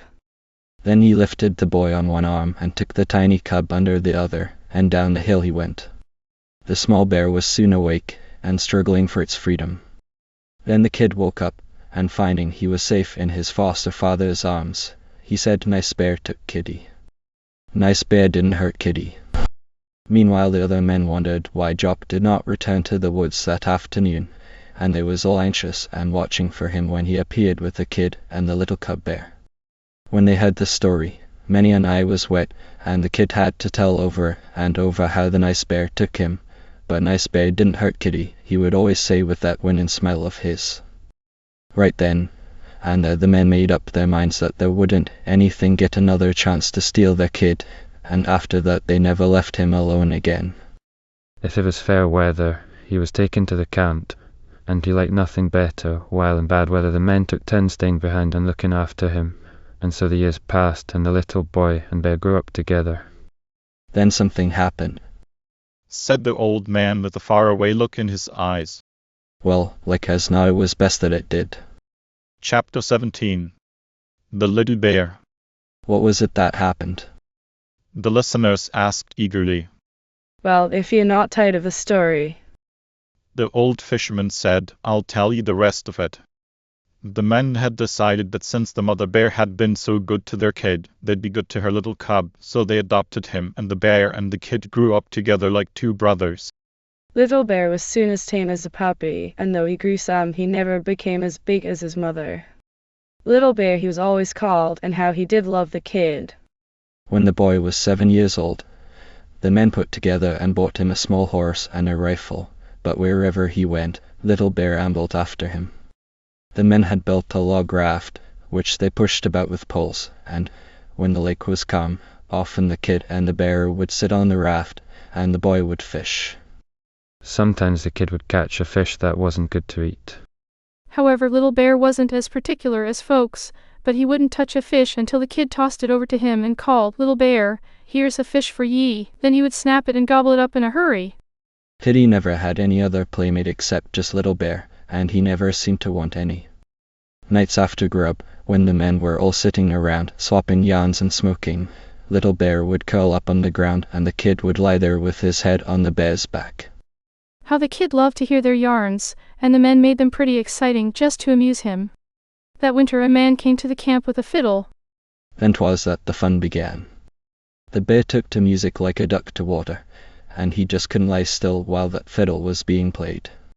He up on his hind legs and galloped about like he was trying to dance. That gave the kid the idea of teaching Little Bear to do tricks, and he learned them easy.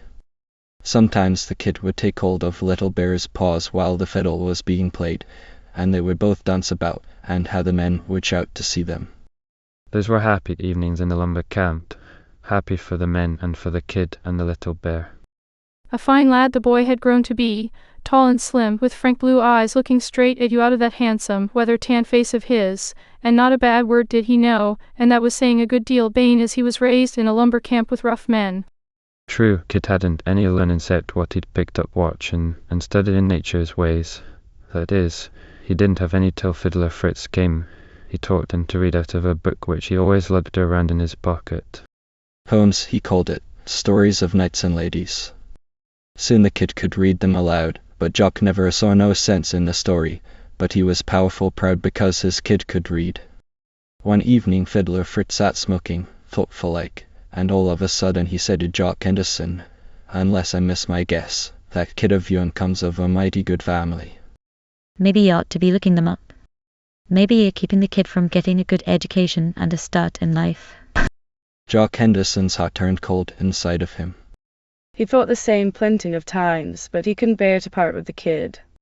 Jock saw that Fiddler Fritz was expecting an answer, and so he said the kid's mother was a lady. Anybody could see that. She only lived a week after a man died, but she wrote a letter to some brother she had who was rich, she said. He'd been angry with her for marrying, and so, maybe, that's why he never answered her letter. Anyhow, he never did. I mailed it myself the day after the woman died, and I wrote on the envelope that we'd keep the child till called for, so I guess nobody's a better right to keep the kid than I have.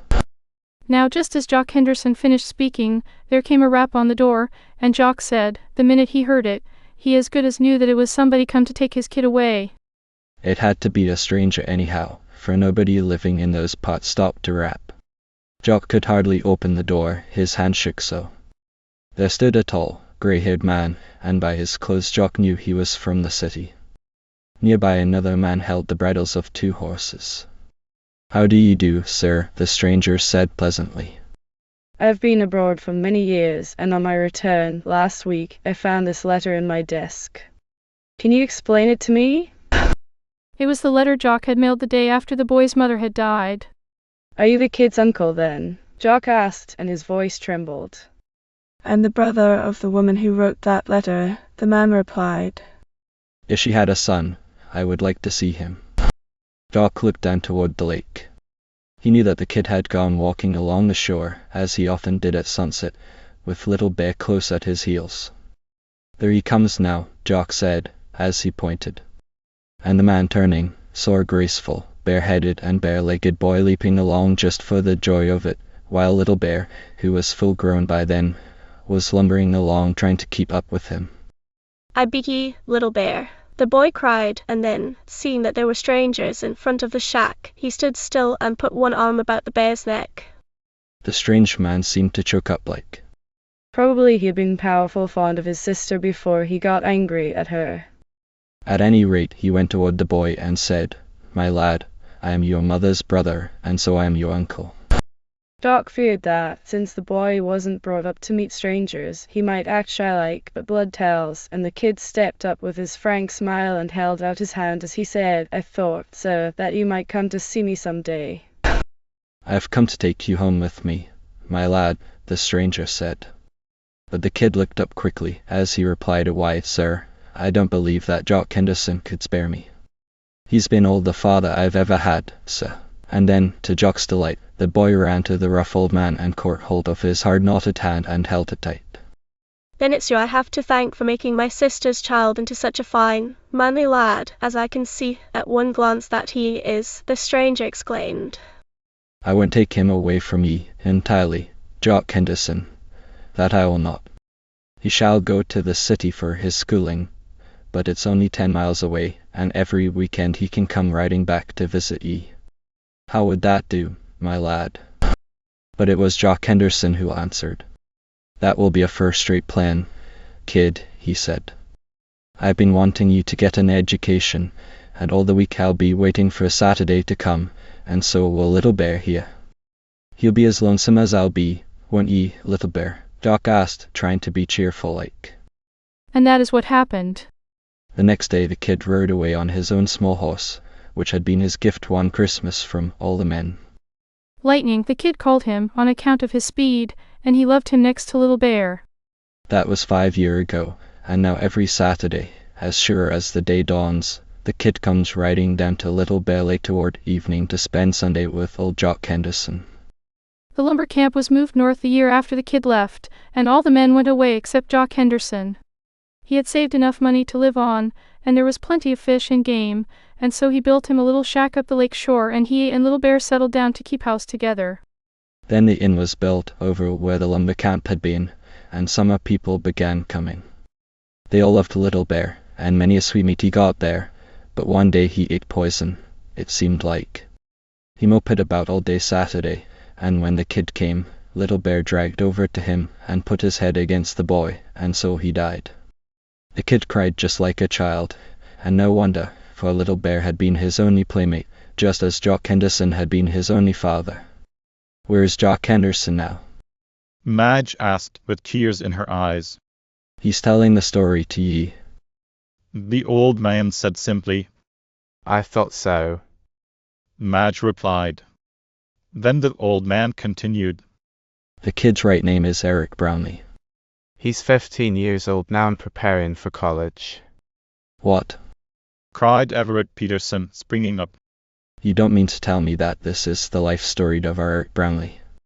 Why, he's our champion in all the school games. Sure he is, said the old man with shining eyes.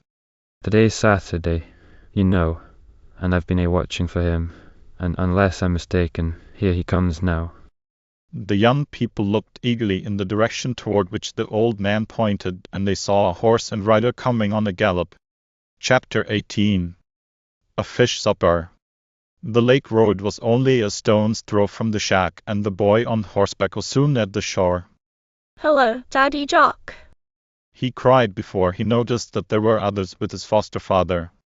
Leaping to the ground, he gave an exclamation of pleased surprise as he cried, Why, Petey, old man, are you here? I thought you were off somewhere cramming for the entrance examinations.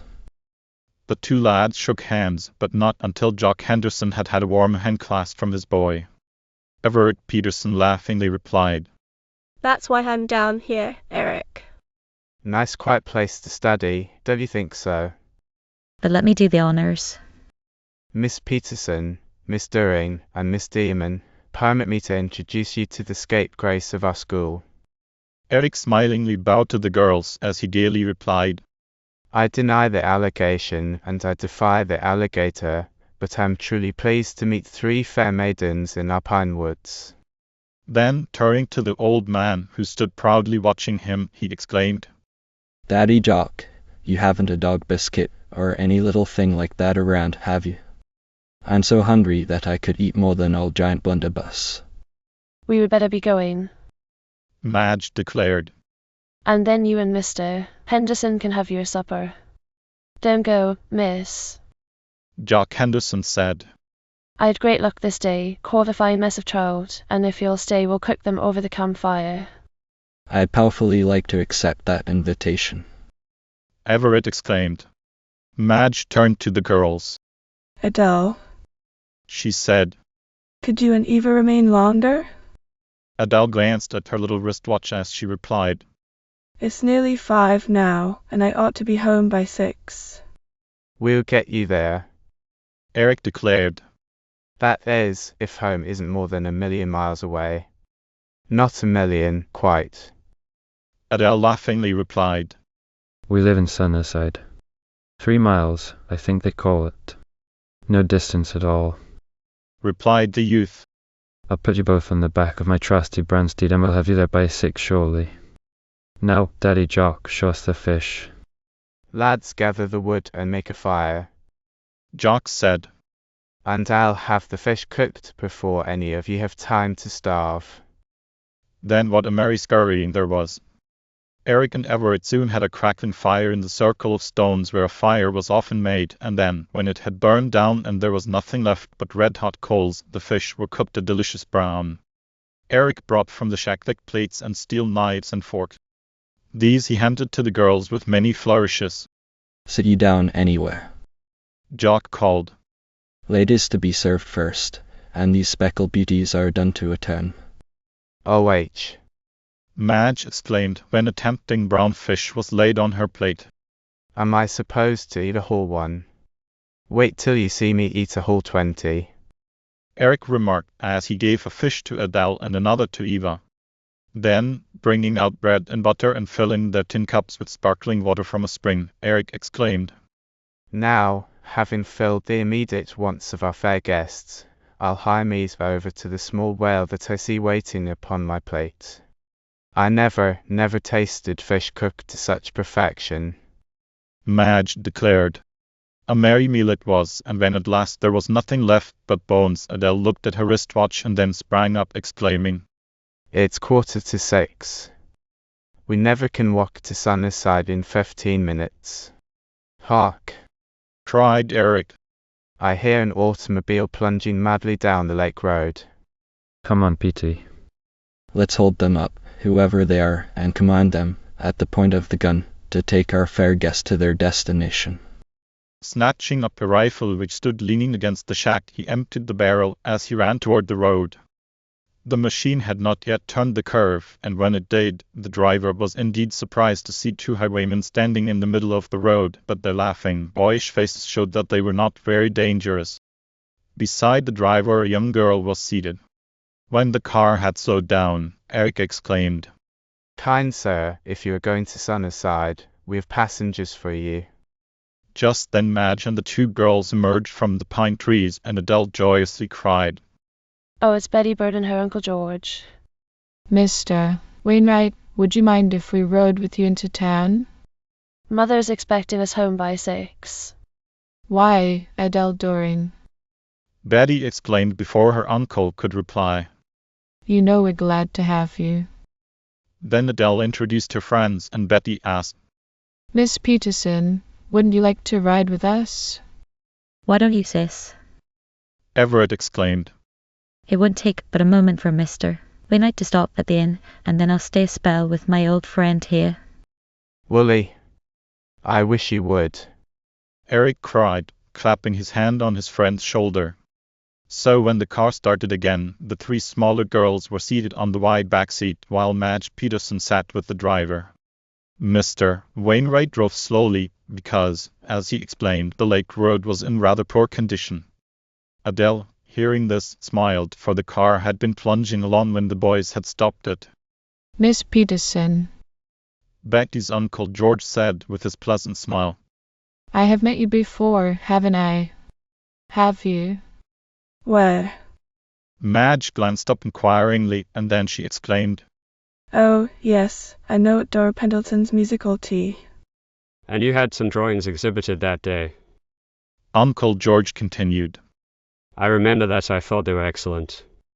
Madge smiled as she said, I truly did not want to have them exhibited, but Dora Pendleton knew that I was eager to do some illustrating, and she said that several writers would be among the company, and that it might be a good plan to show them samples of my work. A splendid plan. Uncle George said warmly. And I am sure that you received an order. I did, indeed. Madge exclaimed enthusiastically. And such an interesting one it has proved. Miss Kimberly, the children's poet, was there, you remember, and she has asked me to illustrate her book of fanciful child verse. I'm having the most beautiful time making the drawings, and, besides that, it pays well and I need the money. Adele was surprised to hear this, as she had supposed that Madge Peterson had no need to earn money. When the inn was reached and farewells had been exchanged, Madge called, I'll be at the home on Monday, Eva. And then the car sped on. Little did the three girls dream of the wonderful something that was going to happen because of that lakeshore ride. Chapter 19. A Trip to the City.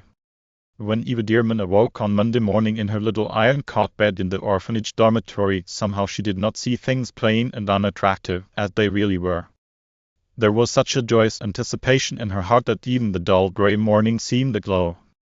She met Amanda Brown in the hallway and gave her a sudden hug, as she exclaimed, I've had the loveliest time, Mandy. Did you miss me just a little bit? Amanda clung to her friend as she sobbed. Oh, Eva, don't go away and leave me again. It's just like funerals all the time when you're gone. Everybody else is so horrid to me. I tried being nice, the way you asked me to, and then the girls said I was aping after you, and they called me Miss Dearman. Well, it's just a mean shame. Eva cried with flashing eyes. How girls can take pleasure in being unkind is more than I can understand. But don't cry, Amanda. There's half an hour yet before classes. Let's run to the woods and back. All that day it was hard for Eva to keep her mind on her work, for had not her wonderful artist friend said that she would call at the home on Monday? And so Eva was continually expecting to be called to the office. Would Mrs. Friend allow her to accept the drawing lessons? She wondered. Never did a day pass more slowly, and for the first time since she had been there, Eva's recitations were poor, but the teacher, Miss Bentley, loved Eva and was very patient with her. At last there came a rap on the classroom door and Eva held her breath. Who would it be? Perhaps Mrs. Friend would bring Madge Peterson to visit the classroom, but it was only a little girl with a note. Miss Bentley read it and then glanced up with a smile. She believed that she now understood her favorite mental preoccupation. You are to go to Mrs. Friend's office, Eva, she said kindly. You have a visitor. The girl's face glowed as she went toward the door. In the office Madge Peterson was seated. She arose as Eva entered, and taking both her hands she exclaimed, Eva, I have splendid news for you. Mrs. Friend is pleased with our plan, and you may come to the city next Saturday morning and spend the day with me.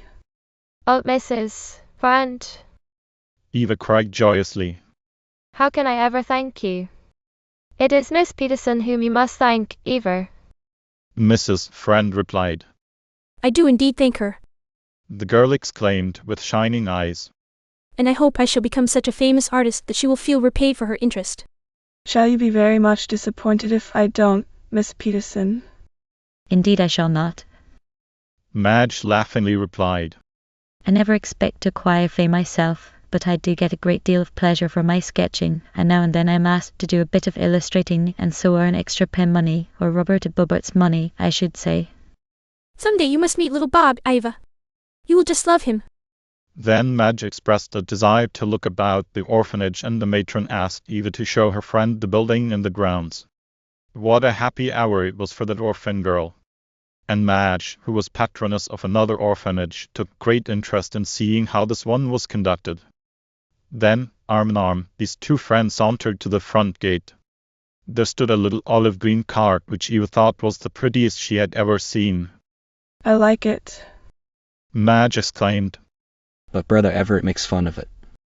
His car is as big a one as he could find, and when they stand together in the garage, Everett says they look like a giant and a pygmy, so I have named my car Pygmy, and we are the best of comrades. Some day, Eva, you shall go riding with me. Then Madge was gone. She wanted to visit Adele's mother and make further plans for Saturday. Was ever a week so long? The orphan girl wondered, but at last Saturday dawned bright and sunny. Eva wakened with the feeling that something wonderful was going to happen, and then she remembered. Leaping from her little cot bed, which was the last of a long row, she looked out of the open window and up at the sky. How gleaming and blue it was! And out in the orchard the birds were singing their happy morning songs. Eva wished that she too might sing, but even then the dressing bell was ringing, and the 19 other orphans who slept in that dormitory were tumbling out of their beds. Good morning, Amanda, Eva said softly to the girl who slept in the cot next her own. Good morning. Amanda replied, but she turned quickly away. She did not want Eva to see that she had been crying in the night.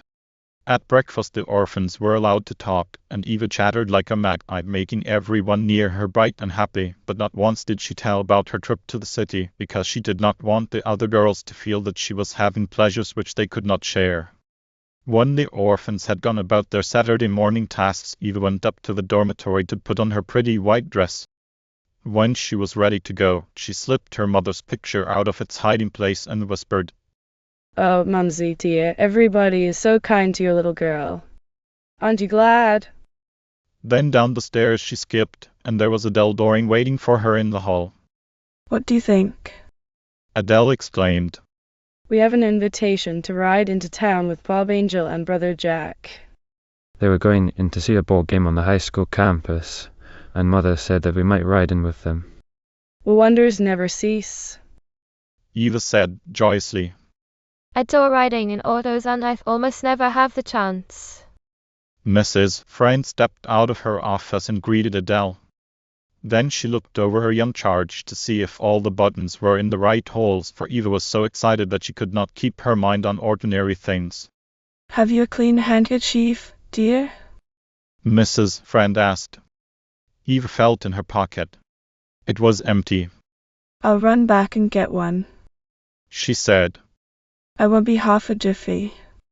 Up the stairs she fairly flew, and into the dormitory she danced. Suddenly she stopped. She heard someone crying. On the bed next to her own a girl was lying, sobbing as though her heart would break. It was Amanda Brown.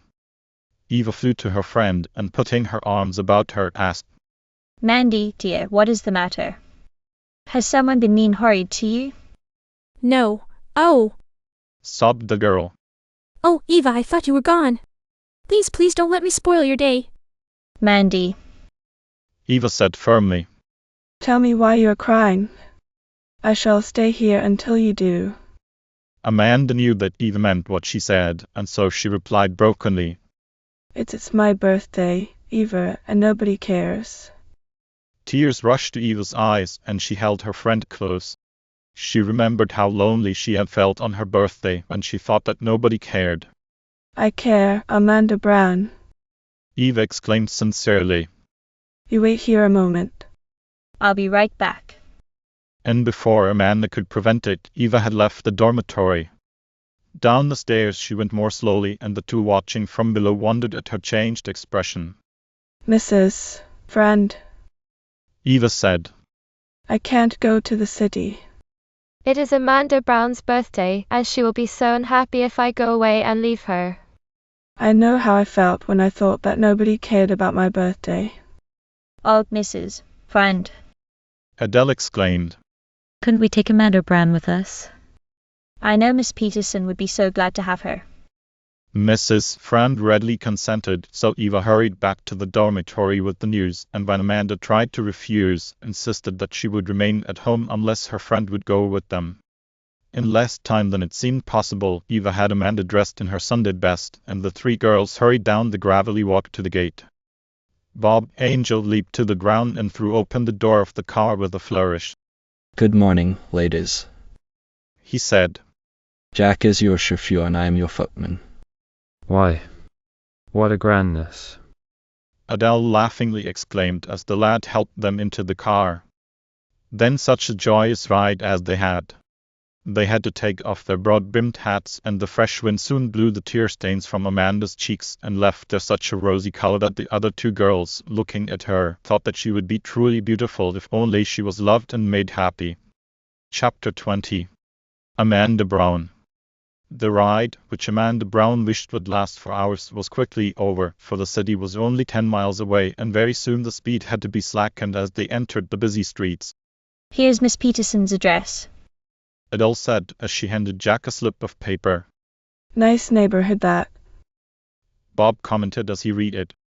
It was indeed a nice neighborhood, as the girls decided when, a few moments later, they turned off of the noisy streets and found themselves in a place so quiet that it seemed like the village of Sunnyside. There was a small park, green with grass and trees, around which stood handsome brownstone houses. Adele was puzzled. If Madge Peterson lived in one of these, what could she have meant by saying that she needed to earn money with her drawing? Adele had not heard of Robert Bob. Jack had stopped the car at the curb, and Adele laughingly said, A footman ought to go up and ring the bell. Very well, Miss Doring. Bob gaily replied. Your footman will do your bidding. So out of the car the lad leaped, and up the flight of stone steps he ran, but before he could ring the bell the door opened and there stood Everett Peterson. Why, Bob Angel, he cried. This is great. Did you come in for the game? Well, Everett, do you live here? Bob exclaimed in surprise. Bob was already doing some preparatory work at the North High, and it was there they had met. Then suddenly remembering the part he was supposed to be playing, Bob said solemnly, Mr. Peterson, at present I am Miss Doring's footman, as she sent me to inquire if your sister is in. So that's it? Laughed Everett. Yes, my sister's at home and is expecting her guests. The three girls now appeared on the porch, and Madge, hearing merry voices, came out of the library to greet them. She was indeed glad to meet Amanda, and that orphan girl, who had dreaded coming for fear she would not be welcome, was soon put at her ease. Everett and Bob had gone back to the car, and Everett was introduced to Adele's brother, Jack. I'll tell you what. Everett cried. You fellas come back here for lunch and we'll all go to the game together. Meanwhile, Madge had led the girls into the library, which was richly though simply furnished. She asked them to be seated while they talked over which classes they would like to enter. The Art Institute is just around the corner, and we are not due there until 10:30. Madge said. Of course, you lasses understand that it is an endowed institute, and so the classes are free. Eva has decided to take drawing. Adele, what would be your choice? Oh, Miss Peterson, Adele cried joyously. I didn't know that I was to take anything. Have they a class for writers?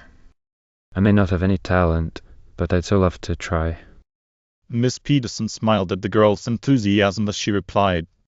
Then you shall have the opportunity, and really wanting to do a thing is half of success, I think, because one is more apt to persevere in spite of seeming failures. Then, turning to Amanda, she said kindly, And what talent have you hidden away, little Miss Brown? Amanda flushed with evident embarrassment as she replied. Oh, Miss Peterson, I don't suppose that I have any talents. If I have, I don't know what they are. I never had a chance to try anything. Madge Peterson's heart was touched with pity for this forlorn girl, and she said softly, Amanda, won't you tell us a little about your life, before you went to the orphanage, and then perhaps we shall know how best to find your talent. There isn't much to tell. Amanda said hesitatingly. My mother was only 18 when I came. She sang in concert halls, and folks said her voice was like an angel's, sweet and sad-like. All that I seem to remember of her looks is that her face was so white and her dark eyes shone like stars. She used to leave me in a little back room when she sang, and then, when her part was over, she would catch me up in her arms and hold me close, and sometimes she cried. Then, when I was 7 years old, she was taken sick. A kind old woman took care of us.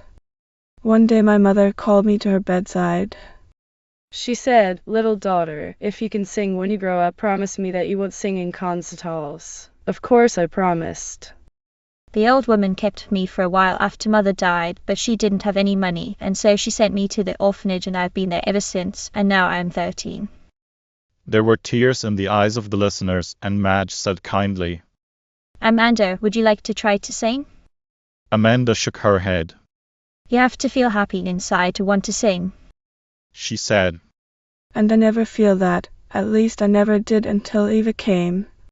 She added, with a loving glance toward her friend. Then Madge rose and said, Come, girls, we will go to the Art Institute now. A few moments later they were entering a large building only a block from the Peterson home. Eva was placed in a drawing class and Adele in one for composition. When the other two were alone, Madge said kindly, Amanda, there's a dear old singing master here. I have known him for years. Will you let him try your voice? If you wish it. Amanda replied. The kindly professor welcomed them and was soon testing the quality of the girl's voice. Later he drew Madge aside and said, The child has a sweet tone, though not strong. There is a sad note in her voice, strange for one so young. I will teach her gladly, and see what we can make of it.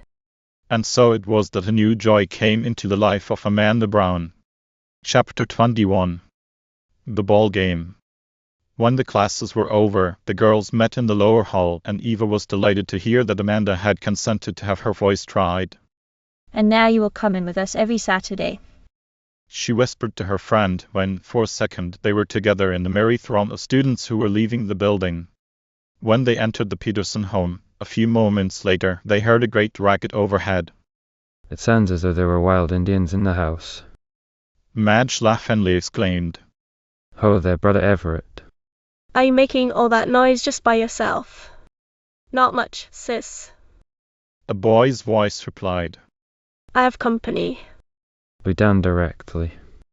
And before the girls had time to lay off their wraps, down the stairs Everett leaped, followed by Bob Angel and Jack Doring. Sister mine. Everett cried. I do hope that you ordered grub enough, for 3 uninvited guests are coming to your party and we're as hungry as Russian wolves in winter. Madge laughed and was about to reply when Jack Doring exclaimed, Miss Peterson, I do hope that we are not intruding. Bob and I had no intention of staying, but... Madge laughingly held up her hand as she replied, My dear boy, if we had 20 unexpected guests, it would not inconvenience us in the least. We just add 20 more cups of water to the soup. Everett explained gaily, and then the Chinese guns called them to the dining room. The cook, who was an especial friend of Everett's, had been duly notified by that youth, and so the correct number of places had been laid. The boys were so excited over the coming game that they could talk of nothing else. There were 2 high schools in the city, and the North High was to play against the South High. Everett attended the North High, and so, of course, his guests were on his side. We'll win. Everett cried. How could we lose? We have the best pitcher this side of Jerusalem. Everett, Madge exclaimed. isn't that a good deal of a boast? Jerusalem is a long way off. Wouldn't you better say Sunnyside? No, ma'am. Everett retorted. Eric Brownlee is the best pitcher in the whole United States, or I miss my guess. Why, that's the boy we met at Little Bear Lake, isn't it? The one who had been brought up by that nice old lumberman. Adele asked. The very same. Everett replied. And then, as soon as lunch was over, the merry party put on their wraps, entered the 2 cars, and were soon driven to the campus of the North High, where the game was to be held.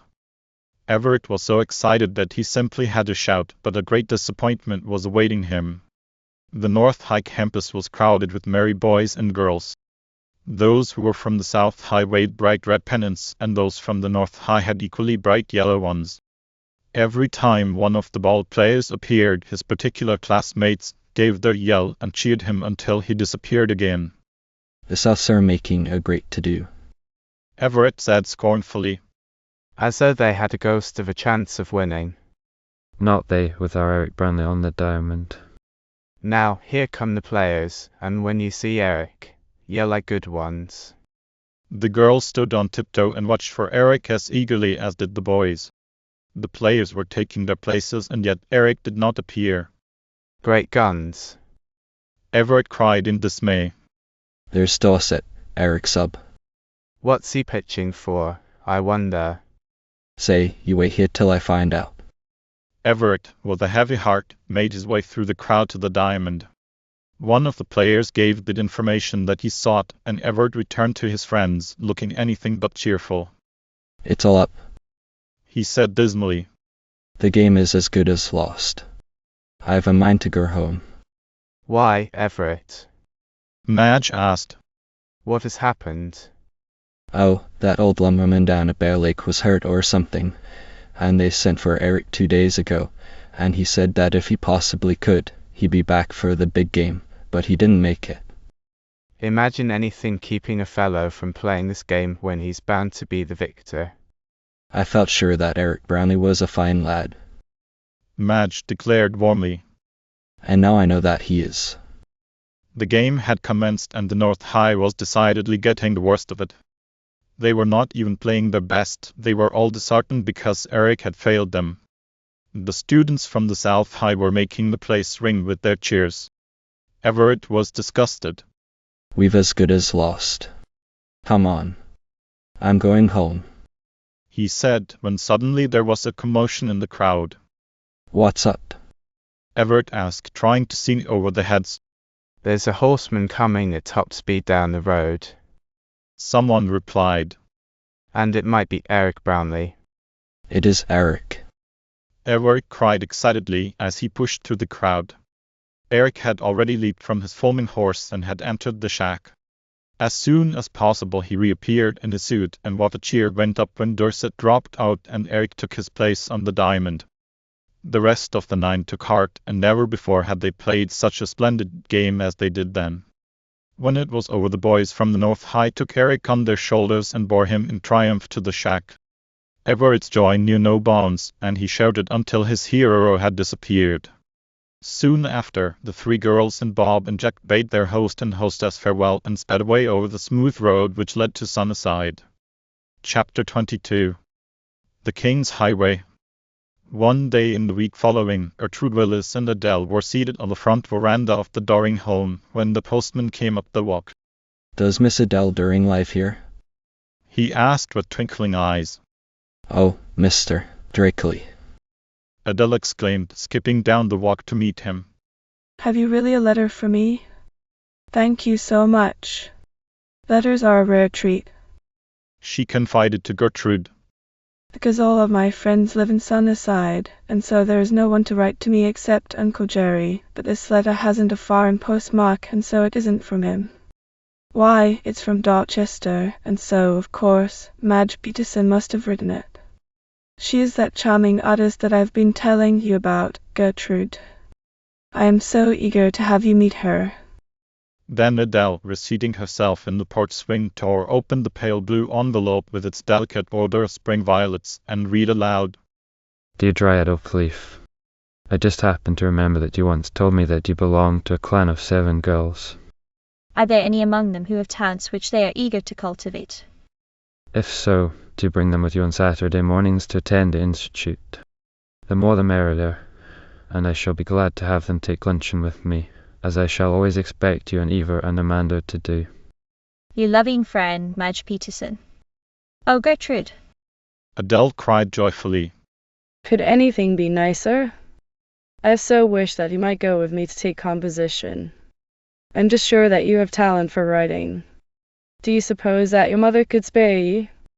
If mother will permit me to do my share of the cleaning on Friday, Gertrude said. I would be glad to go, and since it is vacation, I am sure that I can. I do want to study everything that will help me to become a writer. I enjoy that more than anything else, and I am eager to find some way to earn money, so that I may help educate the babies. There are so many of us, and a minister's salary is not princely. Then I will write Miss Peterson this very day and tell her that one of my dearest, bestest friends will gladly accept her invitation. Adele exclaimed happily as she gave Gertrude an impulsive hug. Although Adele loved all of the Sunnyside, some way Gertrude was a little nearer and dearer, and she was beginning to think that, next to her, she loved Eva Dearman most among her friends. Mrs. Willis was as pleased with the invitation as Adele and Gertrude had been, and the very next Saturday 4 girls instead of 3 went into the city of Dorchester. This time they traveled by train, but the station being within a few blocks of the Institute, the country girls were in no danger of being lost. Madge was charmed with gentle Gertrude and welcomed her graciously. Girls, she said, as she drew on her gloves. It is early, and since I have an errand in another part of town, I thought that perhaps you would like to accompany me. We would, indeed. Adele replied, and soon they were all in Everett's big car, and the youth was slowly driving them through the crowded downtown district. The streets became narrower and noisier. The people were shabbily dressed, dirty children played in the gutters, loafers lounged on the corners. The air seemed hot and heavy with unpleasant odors. On both sides of the street were wretched tenement houses. I have heard of this district, Gertrude said, but I never before visited it. Oh, Miss Peterson, doesn't it make one's heart ache to think that so very near are fields of daisies and buttercups, and yet these babies have to play in the gutters? Madge nodded, and then, as the car was stopping at the curb, she opened the door and, taking a covered basket, led the way across the walk. Ragged little children stopped their play and watched them curiously with open eyes and mouths. Madge smiled down at them and then entered a dark, narrow hallway and began climbing the rickety stairs. I thought it was hard to have to live in the home, Eva said softly to Adele. But how thankful we ought to be that we do not have to live in a place like this. Soon Madge was rapping on an upper door. Come in, fairy godmother. An eager boy's voice called. Madge opened the door and they entered a room which was very different from the dark, shabby halls which they had just left. Here all was clean and homelike. The windows were filled with blossoming plants, and a canary, hanging in the sunshine, was warbling his cheeriest song. Goldfish splashed and sparkled in their big shining bowl. A fluffy white kitten on the floor frisked about with a red ball for a playmate. A bright-eyed little hunchbacked boy sat on a softly cushioned wheeled chair. He looked up with eager eyes.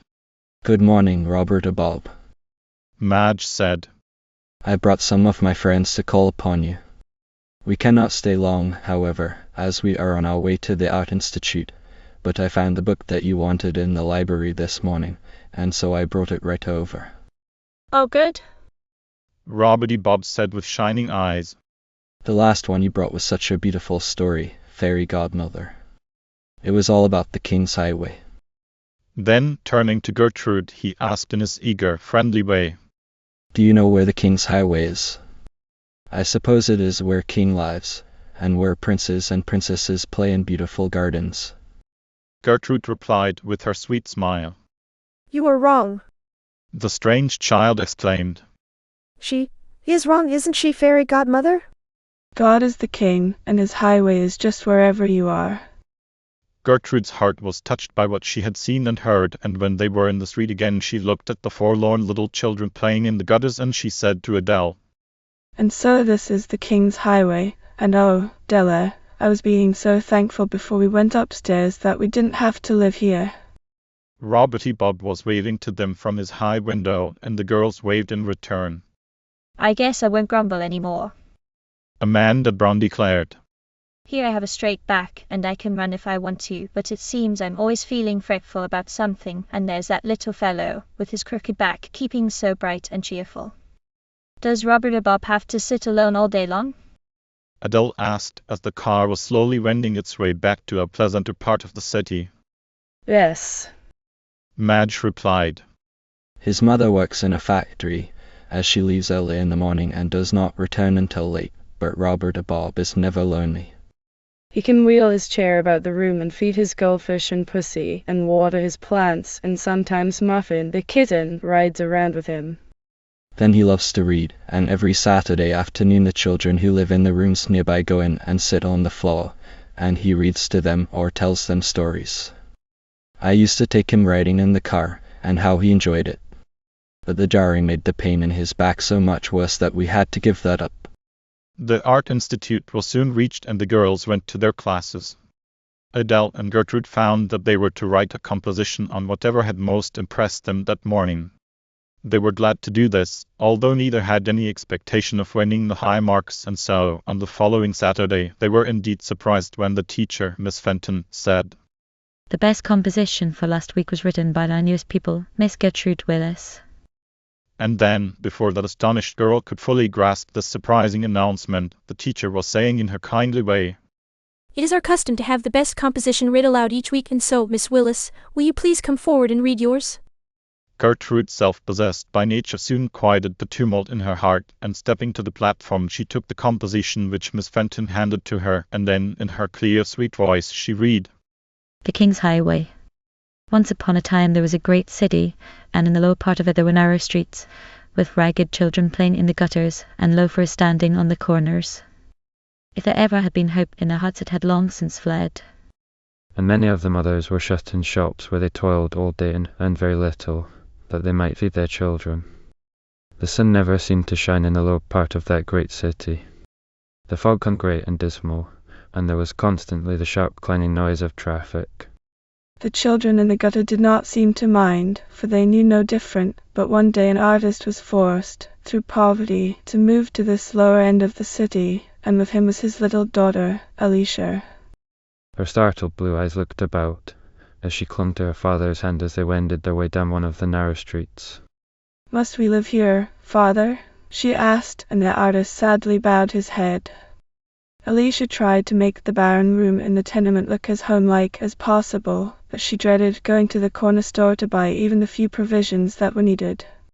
She shrank from touching the raggedly dressed children who, attracted by her golden hair, would leave their play when she passed and whisper, "Pretty, pretty." But Alicia paid no heed. Her one thought was how sorry she was for herself. If only she could live again in that lovely home which they had lost. All of her life she had lived in a beautiful garden, where high ivy-covered walls had sheltered her from the winds, where a fountain had sparkled for her, and where the birds had sung to her. But now the sensitive child looked about her and shuddered. One day her father brought her a book, and while she was alone she read the stories it contained, and one of them was called The King's Highway. Alicia fell to daydreaming, as was her wont, and she thought how wonderful it would be, this King's Highway. There would be castles on either side, and the pavement would be of gold. Gorgeous carriages, drawn by milk-white horses, would be passing up and down, and in them would be princesses and noble ladies, richly dressed, and they would have pages with plumed hats to attend them. As she thought of all this, and wished that she might be on the king's highway, she fell asleep and dreamed. And in her dream an angel came to her and said, Alicia, the king is your heavenly father, and today you are living on the king's highway. Alicia, awakening, sprang up, and seeing that it was late, she went out to do her marketing. The fog had not lifted all day. The children on the curb seemed weary and tired of their play. Many of their faces looked pinched, as though they did not have enough to eat. And so this is the king's highway, Alicia thought, and these are the king's children. And then the angel that was always with Alicia whispered, And what are you doing on the king's highway? Nothing, Alicia replied, only to be sorry for myself because I am there.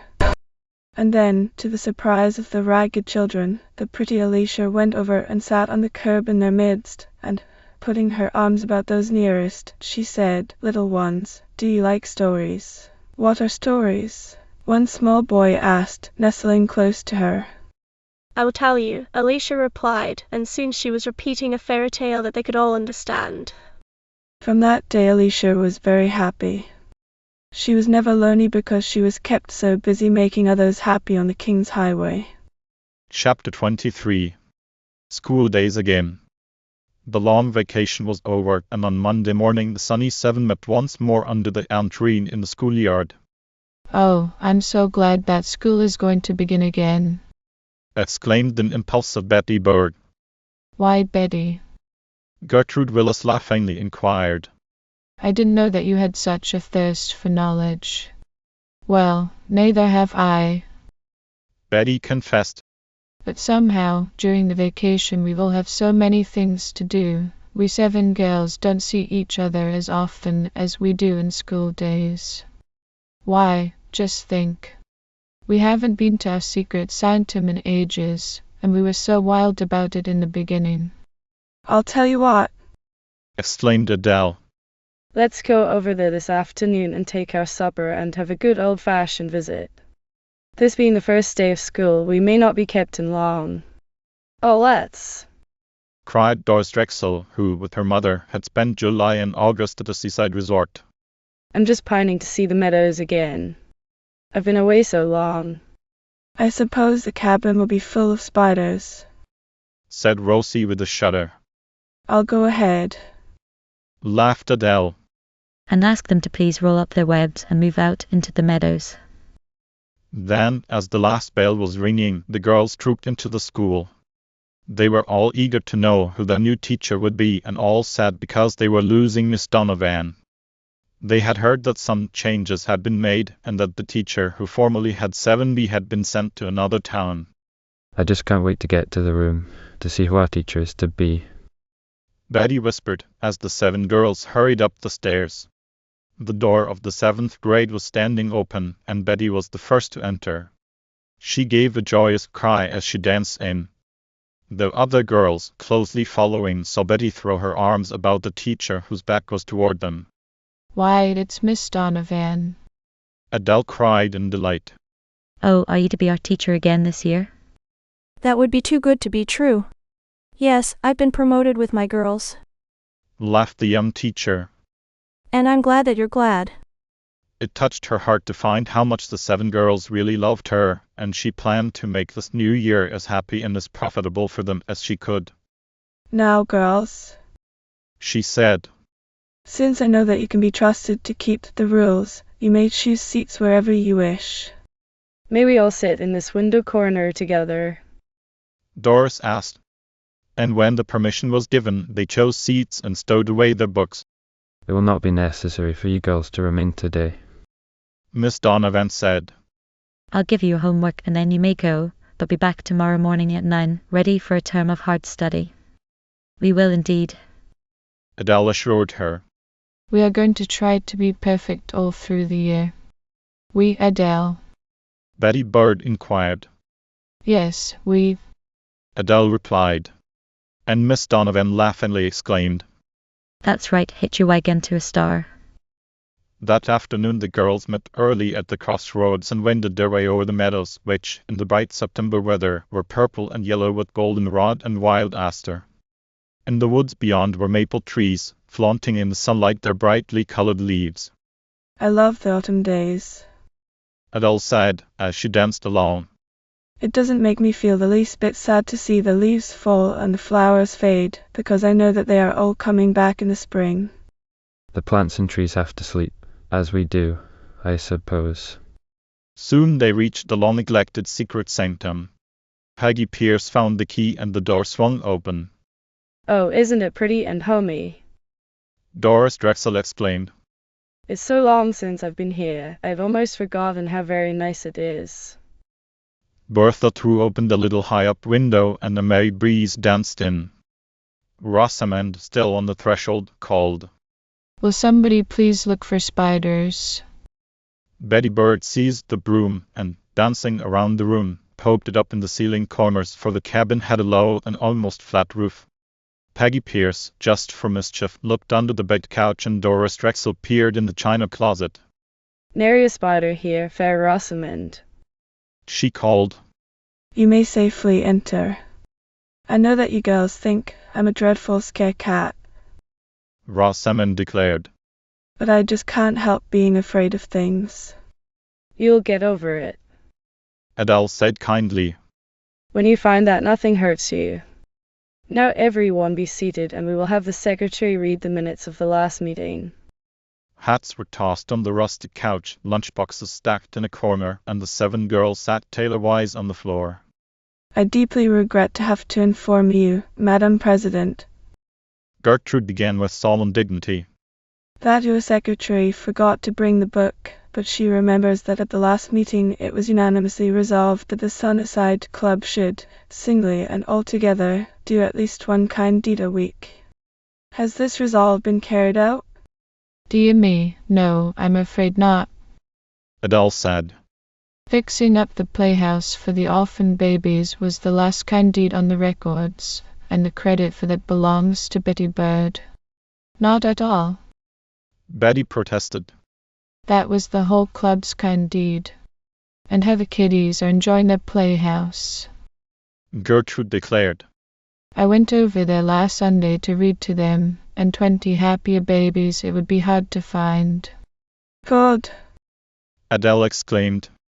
Now the question before the House is, what kind deed shall the Sunnyside Club do next?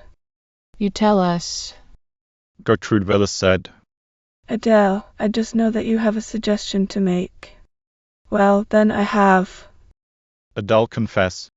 Last week, when I was over visiting with dear old Granny Dorset, I was telling her about one of our parties, and she said, rather wistfully, parties are just for the young folks, aren't they, Della?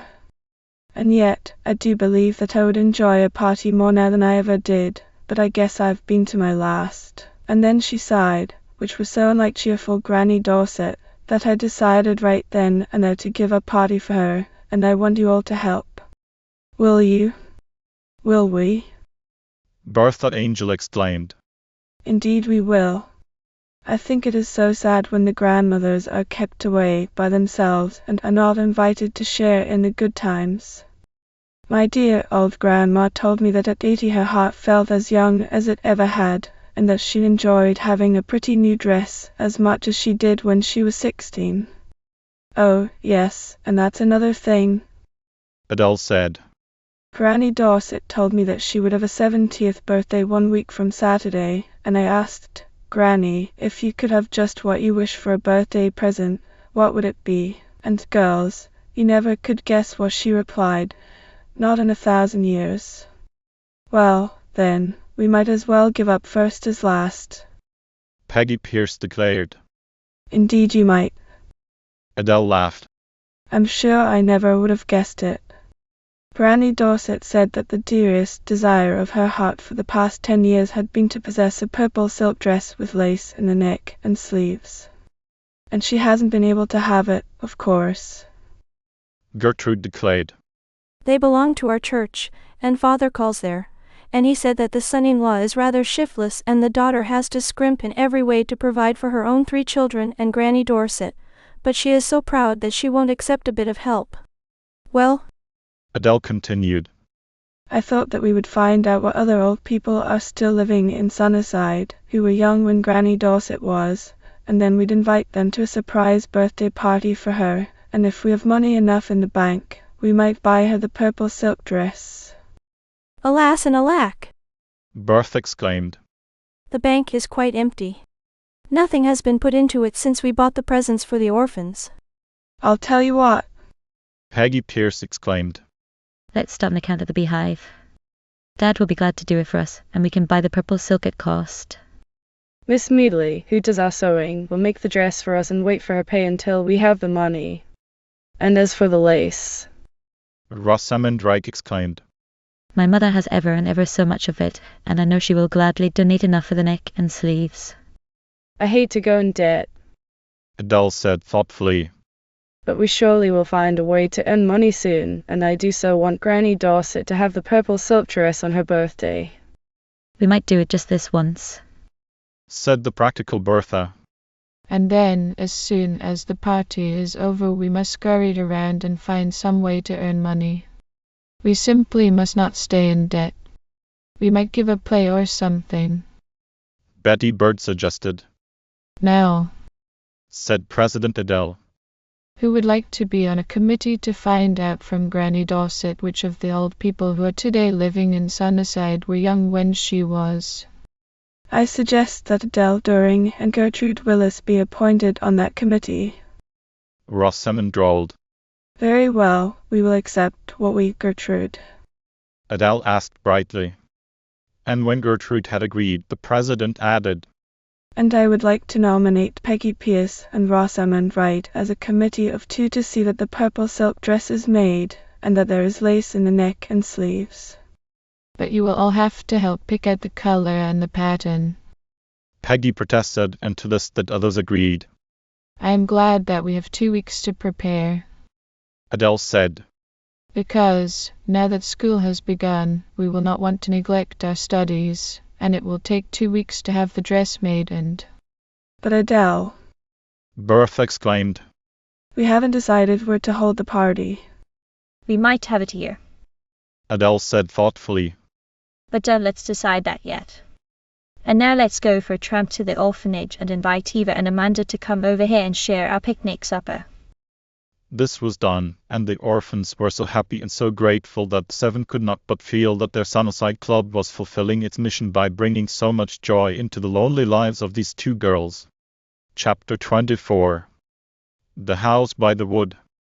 The following afternoon Adele Doring and Gertrude Willis, hand in hand, stepped along Cherry Lane on their way to Granny Dorset's. The leaves on the trees were yellow and fluttered down on them as they passed. Dear Granny Dorset, who had not walked for many a year, was sitting on the sunny front porch in her pillowed chair. She looked up brightly as the girls opened the gate, calling gaily, Here come my little sunshine maidens. What good news have you today? Granny Dorset's own middle-aged daughter was so busy with housekeeping and making ends meet that she seldom knew what happened in the village of Sunnyside, and so these girls often hunted up bits of happy gossip to take to the little old lady. Sitting on the edge of the porch, Gertrude replied, Oh, Granny Dorset, did you know that Jane Dowley has the darlingest new baby? It was christened last Sunday, and when father held it in his arms, it smiled up at him, and it has the sweetest dimple. Old grandfather Dowley stood up with it, and how his face did shine with pride and happiness. Lidja Dowley a grandad again. the old lady said brightly. Well, to think of that now. He and I were children together. Della, his dad was one of your grandpa's sheep herders, and when he was a little fellow he lived in that cabin over in the meadows. Oh, Granny, did he really? Adele asked eagerly. This indeed was the object of the girls' visit, to find out what other old people now living in the village had been young when Granny Dorset was a girl, so that they might invite them to Granny's surprise party. Then Gertrude asked a direct question. Is there anyone else living around here who was young when you were? Not so many now. The old lady replied thoughtfully. Some have moved away and some have gone to the better country, but there's old Mr. and Mrs. Quigley. They has had to go to the poorhouse when their cabin burned down. They had lived in it for nigh 40 year, and they always did for others when they had it. but when they needed help themselves, folks let them go in the county. Oh, how sad. Adele exclaimed. Why couldn't someone have given them a cabin to live in for the few years that are left? Well, nobody did. Granny replied. And then there's Sally Grackle. She lives all by herself, out on the edge of the woods. It's strange how people change. Sally was such a jolly girl and everybody liked her, but she had a sorrow, which, like as not, made her queer actin' the way she is now. She shut herself up, and I've heard tell that she won't see anybody. That's all the folks living around here now who were young when I was. Half an hour later, when the two girls were slowly wending their way homeward, Gertrude said, Not a very promising party, Della, judging by the guests. Poor Miss Grackle, not quite in her right mind, and Mr. and Mrs. Wiggly out at the poorhouse. Luckily Grandpa Daly is a host in himself. He's jolly and brimful of stories, so perhaps our party will be a success if we can get the guests to agree to come to it. The next morning the Sunny Seven met under the elm tree in the schoolyard to report progress.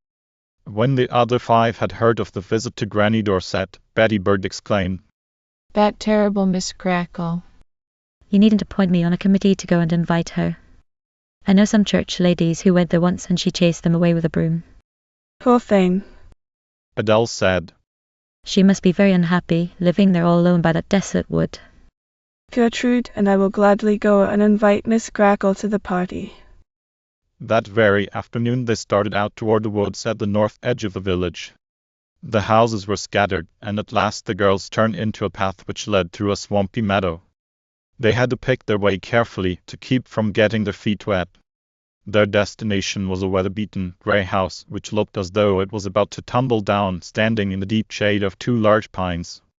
It was a cloudy day and the wind moaned dismally through the trees. There was no sign of life about the place.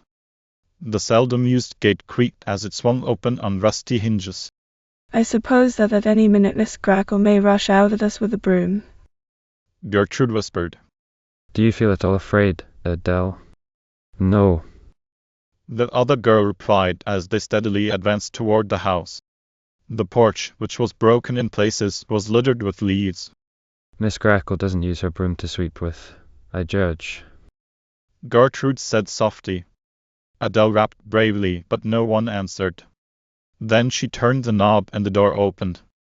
The room which they entered was dark, cheerless, and damp. At first they could scarcely see, and so they stood still. When they had become accustomed to the dim light, the girls saw a large, old-fashioned bed, and in it lay an elderly woman with a pinched, grey face. Oh, Miss Grackle, Adele said, hurrying to the bedside. You're ill and all alone here. Well, what if I am? The old woman replied tartly. It's nobody's business and nobody cares. If we made a fire in the stove, it would take the chill from the room. Gertrude suggested kindly. Maybe so, like as not. The old woman agreed. But where's the wood? I'll bring some in. Gertrude replied. I saw some fallen branches nearby. So saying, Gertrude went out and quickly returned with an armful of dry wood, and soon a fire snapped and crackled cheerfully in the stove. And now I'll make you some broth, said Adele. You'll be smart if you do. Miss Grackle replied. What are you planning to make it out of? Why, Miss Grackle, Adele exclaimed when she found the cupboards bare. Haven't you had anything to eat? Not a sumptuous banquet. The old woman replied in a non-committal manner. Now Adele's father had said only that very morning that Miss Grackle had plenty of money, so Adele decided that she had just been too ill to order things. I'll be back in a minute. The girl said aloud, and away she went, leaving the wondering Gertrude to care for the invalid. A woman who often came to the Doring home to help Kate with the cleaning lived in the house nearest on the main road, and from her Adele procured some lamb broth and bread.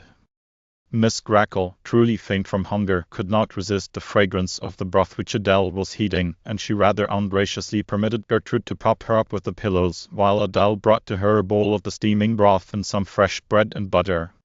When this was eaten, Miss Grackle seemed stronger. She looked at the girls curiously.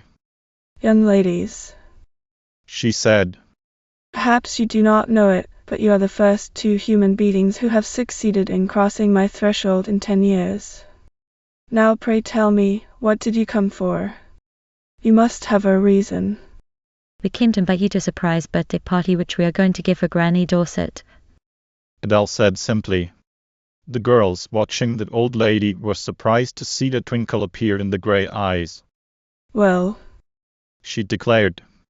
I had decided to die, but now I do believe that I will live a while longer, and, thank you kindly, I'll come to the party.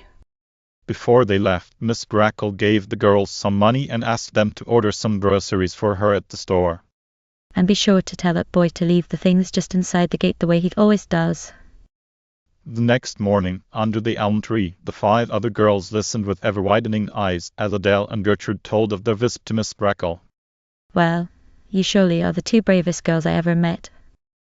Rosamond Wright declared, and the others fully agreed with her. The visit we are going to make this afternoon. Gertrude replied. Will be harder still. I almost dread calling on those 2 old people, who are so unhappy because they have to live in the poorhouse. But a pleasant surprise awaited the girls. Chapter 25. A visit to the poorhouse. That afternoon Adele and Gertrude drove to the poorhouse, which was 2 miles out on the east road. Leaving Firefly hitched at the gate, they walked up the gravel path, on either side of which was a narrow garden bright with autumn flowers. Tall maples stood about on the lawn, and their leaves were red and yellow. The afternoon sun was warm, and many old ladies, wrapped in shawls, were seated here and there on rustic benches. Everything seems cheerful, Adele said. I wonder where we shall find Mrs. Quigley. They made inquiry of a woman who was coming down the walk. I'm Mrs. Quigley, was the cheerful reply, and the old lady led them to a bench nearby. I don't know you, do I? She asked kindly. The girls were indeed relieved, for they had both feared that they were to meet a grief-stricken old lady. They were not old enough to know that many a bright face hides an aching heart, and the wrinkled face smiling up at them surely tried to be bright. When Adele told their errand, Mrs. Quigley exclaimed, Well, now will poor Quigley be pleased. It's a long time since we were asked to a party. Then turning to Adele, she took her hands and said, And so you're Daniel Doring's granddaughter. Daniel was mighty good to my man and me, and he'd be sorry if he knew that we had lost our little home. But there. She smiled quickly through her tears.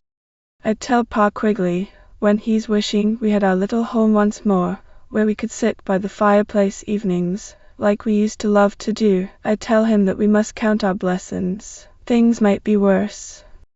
One of us might be dead, and then how lonely the other of us would be. That's true, Adele said as she arose, and then, stooping, she impulsively kissed the wrinkled cheeks as she added, Mrs. Quigley, you belong to our Sunnyside Club, don't you? Maybe so, said the little old lady, rising. Once I read somewhere, every cloud has a silver lining. Let's wear our clouds with the linings on the outside. I try to do that. It makes it pleasanter for other folks, and I don't know, but it's cheerier even for the person who is wearing the cloud. I'm going to remember that, Gertrude said as she pressed the wrinkled hand which she held. Then Adele exclaimed, Now, Mrs. Quigley, a week from Saturday we'll call for you at 2, so you be ready and watching. When the girls were driving down the country road, Adele exclaimed earnestly, Gertrude, those Quigleys are going to have a home together if it lies within my power to get it. Isn't it queer, Adele, their other remarked reflectively, how different people are. There are some women who have everything that money can buy, and yet they are discontented and fretful. If they could have heard dear old Mrs. Quigley just now, it might have done them more good than a whole book full of sermons. They were driving along a pleasant street in the village, and Adele soon drew rein in front of a neat white cottage with green blinds. There's Grandfather Dahlia under the apple tree, she remarked as she hitched Firefly to a post. Wolf, their old man exclaimed as he peered over his spectacles at the 2 girls. If it ain't Tuddy and Dally. Tain't often I have a call from 2 nice little girls, but there, more likely you've come to call on my daughter. But she's out somewheres, Wheelin' the baby. The girls assured him that they had called on purpose to see him, as they wished to invite him to a party. The old man was as pleased as a boy when he heard this. Then he added with a chuckle, I've heard that you little girls have turned the cabin out in the meadows into a sort of a playhouse. Ain't you scared that the miser'll come back sometime and catch you there? Miser? Adele and Gertrude exclaimed in one breath. What miser, Grandpa Dally? We never heard of one. Now you don't say. I felt like as not everybody had heard tell of him. It was after the sheep raising business had been given up in these parts, and there wa'n't no one living in the cabin at that time. Your grandpa, Deller, had locked it up and kept the key. Well, one day a long, lank man from nobody knew where appeared in these parts, and asked old Daniel Doring if he might rent that cabin for a spell. Your granddad was for giving the under fellow a chance, and this stranger said he was here to recuperate his health or some such, and so he got the key and was told he could live there as long as he chose and welcome. The man stayed pretty close to the cabin, and the folks in town was puzzled about him, and so one night 2 of the boys went out there and they clumb up the side of the cabin somehow and peeked in at that little high window, and Josh Perkins said afterwards that he almost fell down again when he saw what was going on inside of that cabin. There sat the long, lank man at the table, and in the candlelight he was counting out gold pieces. Josh said he had a bag full of them. People were suspicious, of course, when they heard that, and the very next day the sheriff went out to the cabin, and what do you think? The place was empty. Like as not the miser had heard the boys prowling about in the night, and he left for parts unknown and took his gold with him. I suppose, though nobody knows as to that, for your grandad, Deller, locked the cabin right up then and kept the key. Half an hour later the girls were again driving down the road. What a strange, uncanny story that was about the miser. Gertrude said with a shudder. Rosamond has always said that the furniture in the cabin would probably tell queer stories if it could talk, Adele remarked. And then she added suddenly, Oh, Gertrude, don't you wish that we could find that gold, and then we could take care of the Quigleys? Gertrude laughed. If he was a miser, he certainly took his gold with him. Then she asked, Deller, did you ever hear what Miss Grackle's great sorrow was? The one that made her turn against every one and live all alone by herself in that dismal house by the woods? Yes, Adele replied. Father was telling Mother about it last night. He said that when he was a boy, Miss Grackle and a younger sister lived in that big, rambling house on the Dickinson Road, the one that has been boarded up for so many years. The sister's name was Miranda, and she was about 10 years younger than Sally, and very pretty, but Father said she was nowhere near as capable. They lived together very happily after their father died. Sally did all of the housework and waited on Miranda hand and foot, as the saying goes, and the younger one, who was rather selfish, accepted it as her due. They owned the house and land together, but they each had plenty of money besides. Then one day a stranger appeared in town, and, having heard that the pretty Miranda Grackle had a fortune in her own right, he began to court her. Miss Sally quickly saw that he was a mere adventurer, trying to marry someone with money, and she begged Miranda to give him up, but she wouldn't, and then one night they ran away and were secretly married. Miss Sally was heartbroken. She heard that they had gone to Arizona, where the man had mines. She followed them there, but never found them. She came back a broken-hearted woman, boarded up the old homestead where she had been so happy, and then went to live all alone in that house out by the woods. Poor Miss Grackle, Gertrude said. Here we are by the Dickinson Road, Adele. Would it be much out of our way to drive past the boarded-up house? I never happened to notice it. No. Adele replied as she turned the pony's head in that direction. The house is just beyond that clump of trees. When the little grove was passed, the girls gave an exclamation of surprise.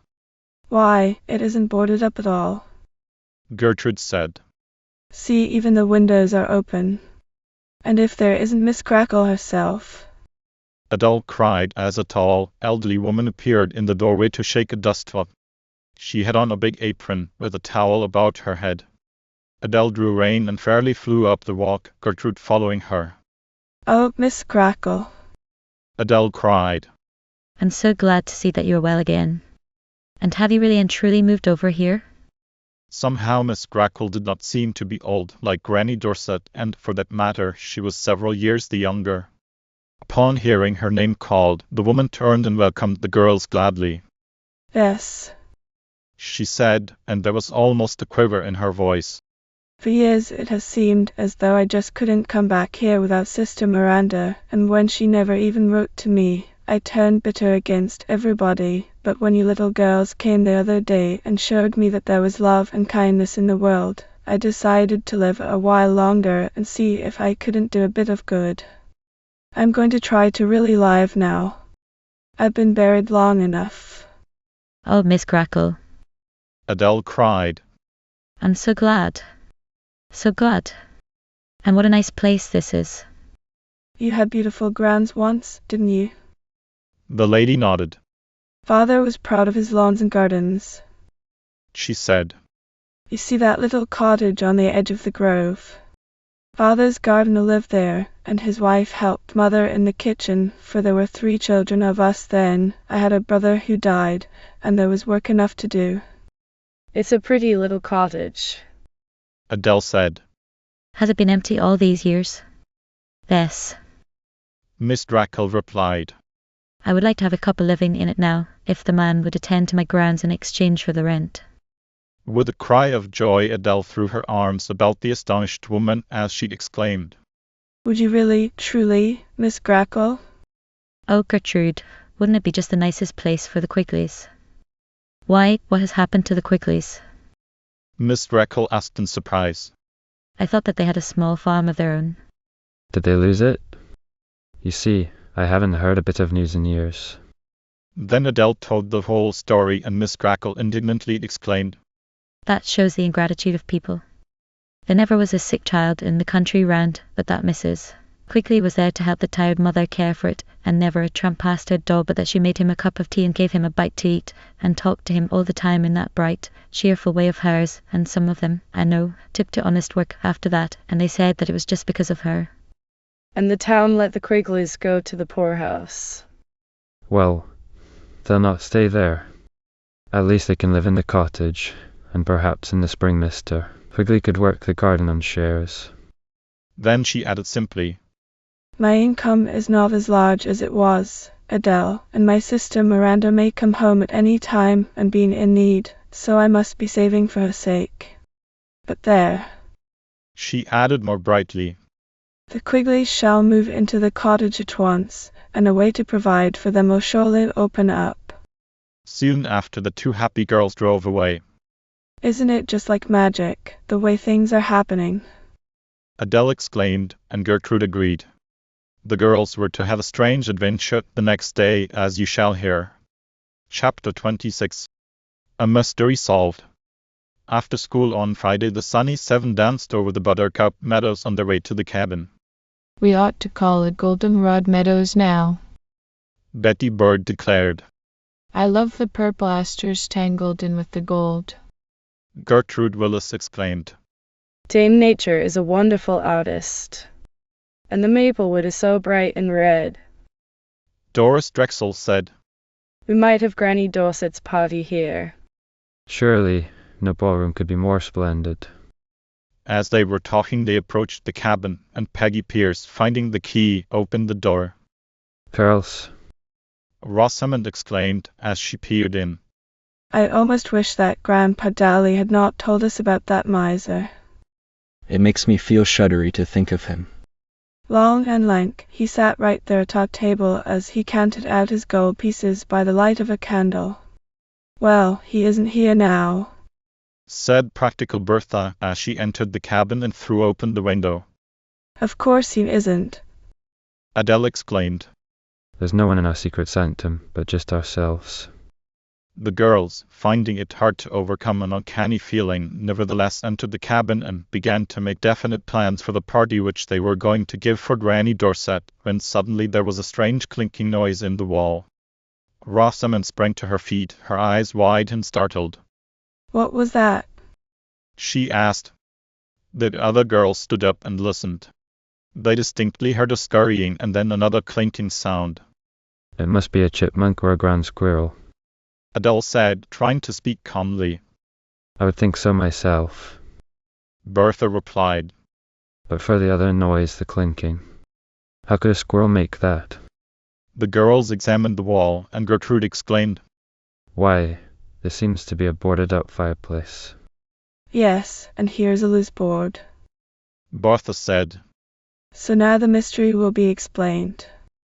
The bar coverboards were easily pried away and a stone-lined fireplace was disclosed. There were wood ashes on the floor of it, but no squirrel and nothing that would clink. Look, Gertrude said. Here is a hole through which a squirrel might have gone. Adele peered up the blackened chimney.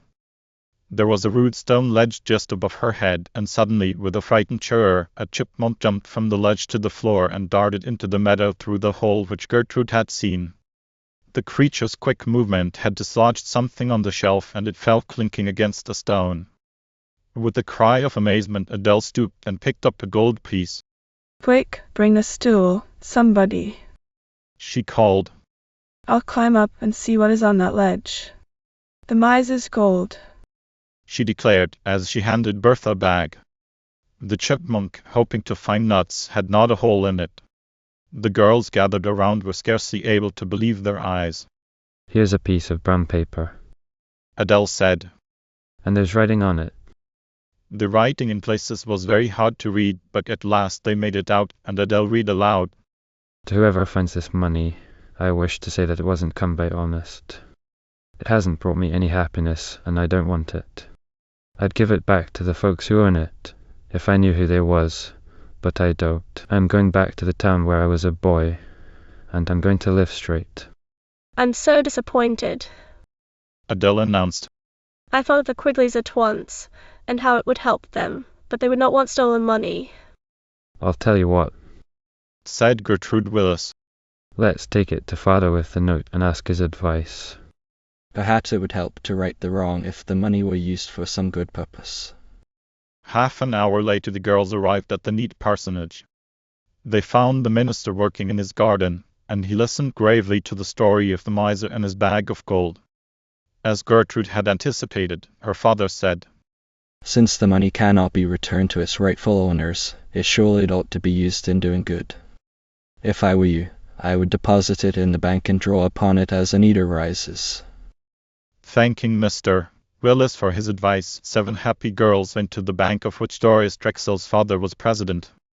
Luckily Mr. Drexel was still there, and he had the bag emptied and the money counted. $1,000. He reported with a smile. And I believe, little lasses, that Mr. Willis has made a wise suggestion.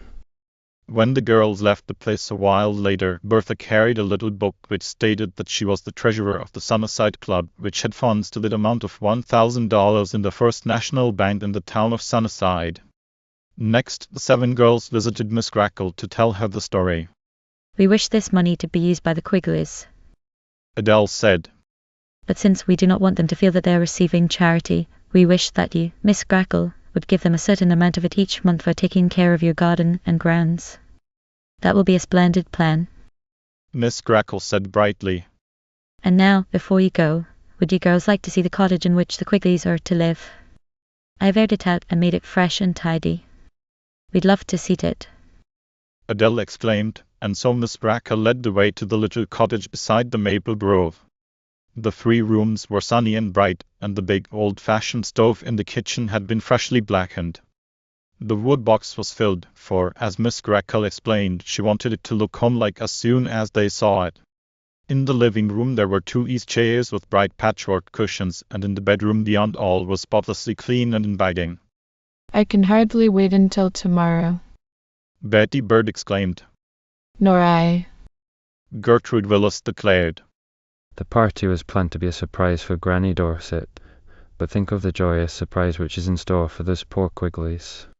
They will expect to return to the poorhouse after the party, and when they find that they are to have a home, oh, Adele, won't they be the happiest old people in all the world? Girls, Adele cried suddenly. We did plan on having the party out in our meadow cabin, but wouldn't it be much nicer to have it right here? That is, of course, if you're willing, Miss Crackle. That is really a first-rate idea. Miss Crackle declared. And then, instead of having a cold chicken supper, we can have a warm one. Adele's mother, when she heard of the change, agreed that it was a splendid plan. Kate offered to cook the chickens and things in her own kitchen, and then, at the last moment, they were to be taken to the cottage and kept warm until served. When Saturday morning dawned, Adele, at an early hour, drove over to the orphanage and readily obtained permission for Eva and Amanda to spend the day with her. On their way back they gathered armfuls of bright red leaves from the sumac bushes and graceful stalks of goldenrod and purple aster. These they took to the cottage where the Quiggleys were to live, and Adele filled bowls and pitchers and set them about everywhere. Soon thereafter the other 6 girls arrived, and then what a hustling and bustling there was. The living-room table was covered with a snowy white cloth, and on it was laid Miss Crackle's choice old-fashioned blue and white china and the newly polished silver, and in the very center was a blue bowl of golden glow. Now, Adele said as she stood back and surveyed the scene. Everything is ready for the surprise party, and we may rest a while from our labors. At 2 o'clock Bob Angel and Gertrude Willis are to go to the poorhouse to get the Quigleys, and at 2:30 Brother Jack and Eva may go after Granny Dorset. I think it would be nice to have all of the guests here before she arrives. Here comes an automobile up the drive now. Betty Bird exclaimed. Who do you suppose is in it? Oh, it's Brother Bob in our car. Bertha declared. The girls skipped out to the driveway, and Bob, leaping to the ground, made a deep bow as he said, Ladies, this is a free bus which will gladly convey you to your several homes, if you care to entrust your lives to my keeping. Oh, good enough. Peggy Pierce exclaimed. I was just wishing that I was home to help Mother get the dinner, and now I will be there in a twinkling. We have our fiery steed, Adele said. So Eva and Amanda and I will travel in my little red cart, but thank you just the same. Then, waving goodbye to smiling Miss Crackle, the girls and Bob started down the Dixon Road on their homeward way. Meanwhile, in the poorhouse, Mrs. Quigley was hunting in her shabby hair trunk for a bit of old-time finery. Little, indeed, did she dream of the great joy which was so soon to be hers. Chapter 27. A really, truly home. Promptly at 2 o'clock Bob Angel and Gertrude Willis arrived at the poorhouse, and on a bench near the gate sat the old couple. How their faces shone when they saw the automobile which was to bear them to the party. The old lady in bonnet and shawl, and the old man in a well-brushed, though threadbare coat and hat, frayed at the edges, arose as Gertrude went forward to greet them.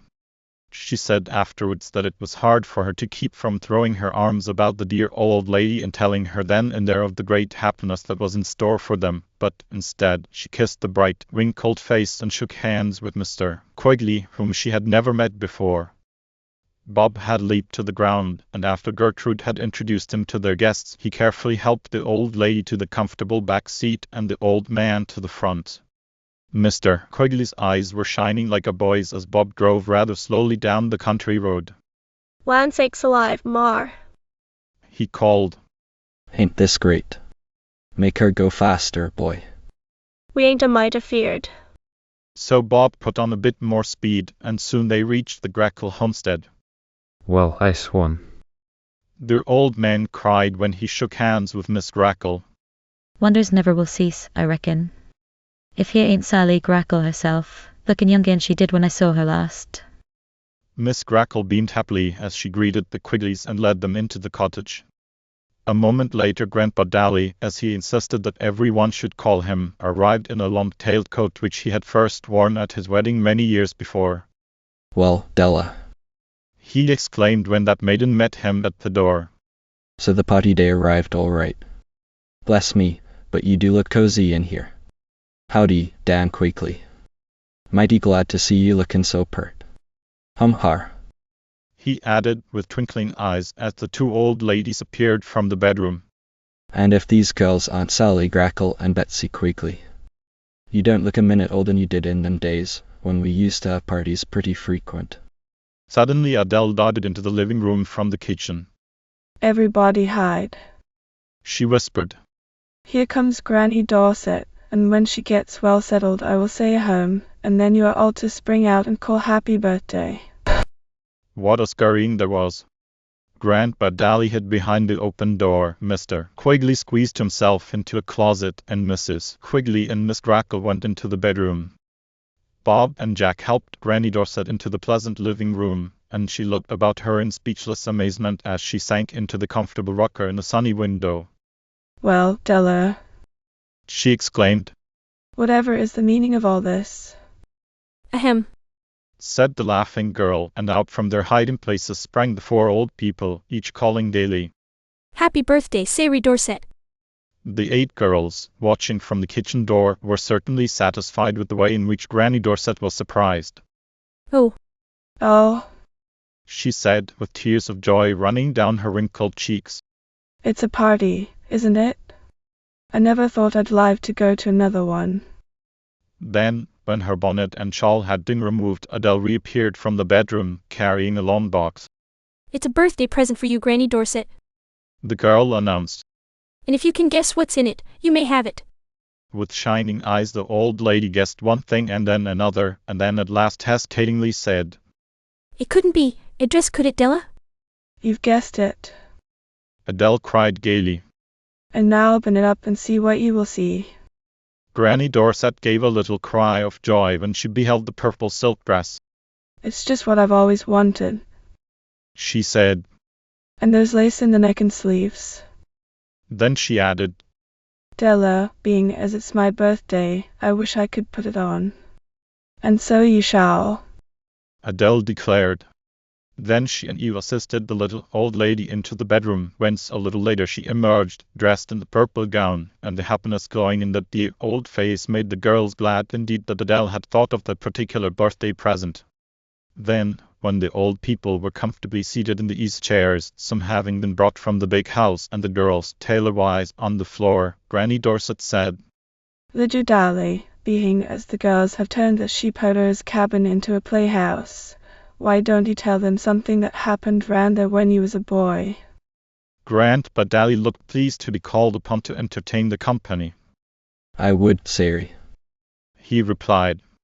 But just this minute I don't seem to think of nothing. Suppose you tell Em how you met the wolves. Mr. Quigley suggested. Oh, Grandpa Daly. Rosamond cried with a shudder. Did you really meet some wolves once, and didn't they eat you? Everyone laughed at Rosie's question. If they had, Grandpa Daly replied, I wouldn't be here to tell you the story. Well, he began, when I was about 8 years old, my father and me lived in the sheepherder's cabin out in the meadows. I hadn't a mother and I sort of grew up anyway. There was wolves hereabouts in them days, and when they got real hungry, especially in winter, they came prowling around and howling at night. Often father and the other herder who lived with us would go out with their guns and drive them away from the fold. When I was 12 years old, my father gave me a gun and taught me how to shoot it, and after that I felt very brave and bold. That winter was bitterly cold, and the snow was deep, but it was crusted over so that we could walk on it. The sheep were all in the fold, and at night we often heard the wolves howling in the hills. Lydia, my father said to me, whenever you go to the store at the crossings, be sure that you carry your gun. Once a week I went to the store, which was 2 miles away, to get supplies and the mail. I wore a fur cap and mittens, and I did not mind the cold much. With my gun over my shoulder and my snowshoes on my feet I started out one day. I only passed one house on the way, and in it lived a woodcutter and his wife and 2 children.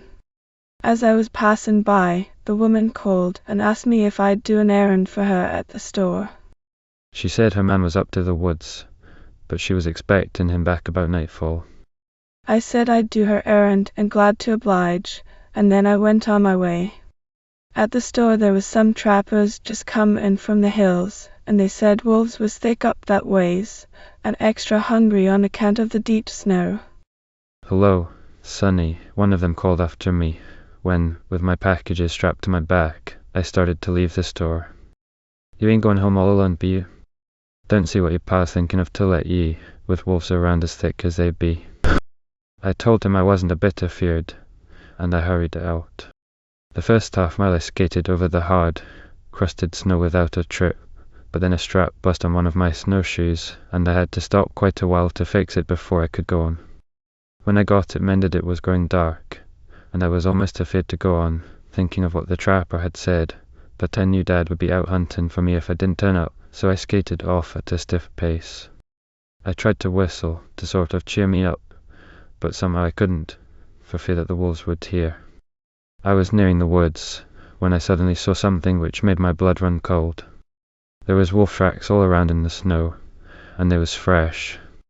I stood still, not a daring to go on. I knew I was near the woman's house, but I couldn't see it for the trees. Just as I was wondering what to do, I heard a frightened cry for help. It was that woman, I felt sure, and with all speed I rounded the edge of the wood. The cabin door stood open and I saw 2 wolves going in. Without thinking what I was to do, I darted to the door and fired. One wolf fell at my feet with an ugly snarl, but the other turned and leaped at me. I struck it with my gun, but I felt its sharp teeth cutting into my arm. Just as I thought it was all over with me, a shot rang out from behind, and that wolf dropped dead, hit in the heart. It was the woodcutter. He had been turning, but when he heard my gun he came on a run. Then, for the first time, I saw the woman and 2 small children crouched in a corner. The woman came forward, white from fright, and she took my hand as she said in a trembling voice, "Lidja Dally, if I live to beat 1,000, I can't do enough to thank you for saving my babies." The wolves was just about to leap on them when you came in and fired, and the critters turned on you instead. A minute more and nothing could have saved them. You are a brave boy, the woodsman said, but I didn't feel brave at all. I was shacking so I most couldn't stand. Just then there came a rap on the door.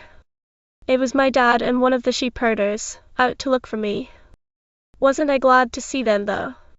But I didn't feel real safe till we 3 was in a log cabin, with the door bolted and barred. OH. said Rosamond Wright with a shudder. How glad I am there are no wolves around the log cabin now. While Grandpa Dally had been telling this story, there had been a quiet bustling in the cottage kitchen, and suddenly the door opened and in came Kate and Mrs. Doring, bearing the good things to eat. Granny Dorset's chair was drawn up to the table, and soon the merry feast began. A good old-fashioned chicken dinner. Mrs. Quigley said with appreciation. And pumpkin pie.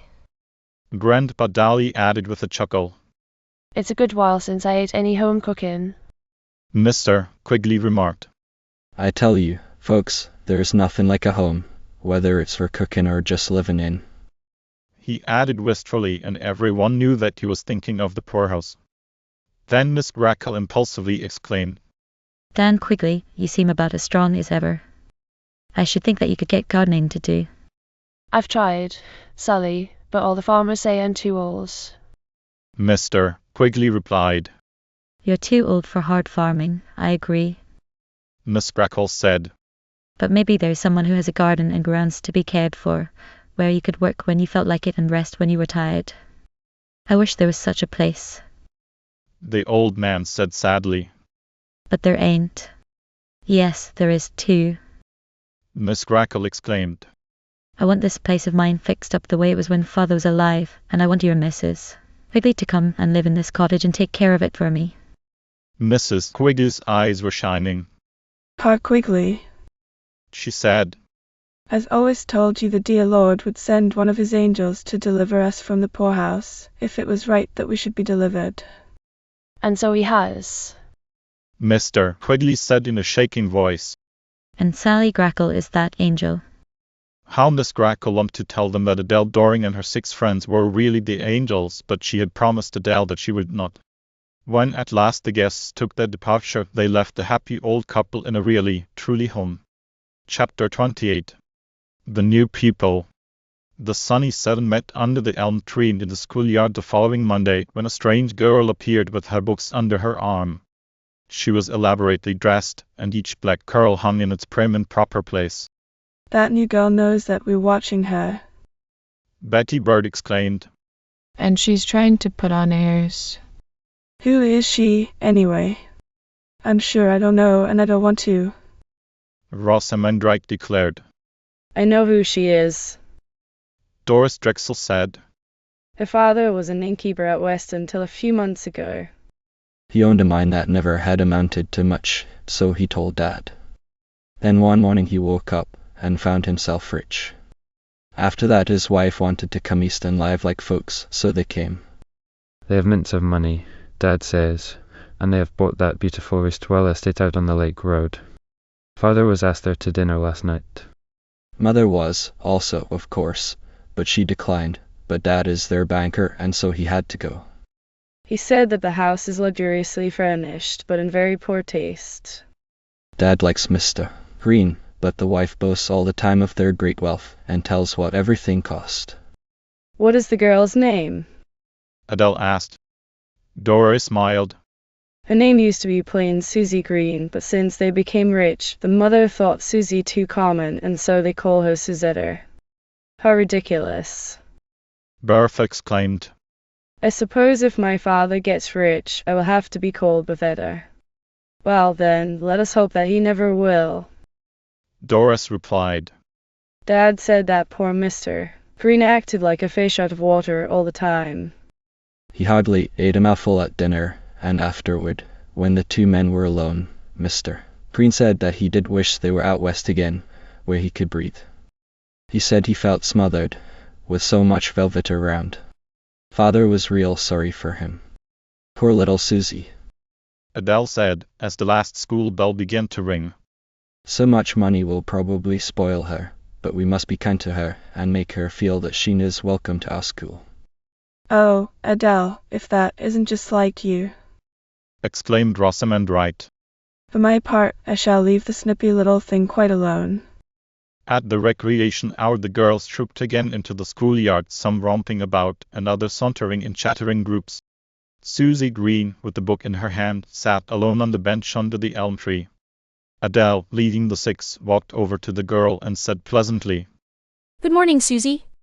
I know that you are a stranger, so, if you wish, I will introduce you to my friends. Susie tossed her head as she replied rather ungraciously, My mother doesn't wish me to make up with any children at this public school until I know what families they come from. She says I may meet Doris Drexel because she is our banker's daughter.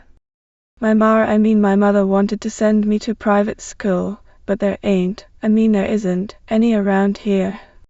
Adele arose. I'm sorry that you feel that way, Susie. She said kindly. Our schoolmates are all nice, and I am afraid that you will be lonely alone. Poor girl. Adele said, as she rejoined her friends. Such as? Rosamond Wright declared with a toss of her pretty head.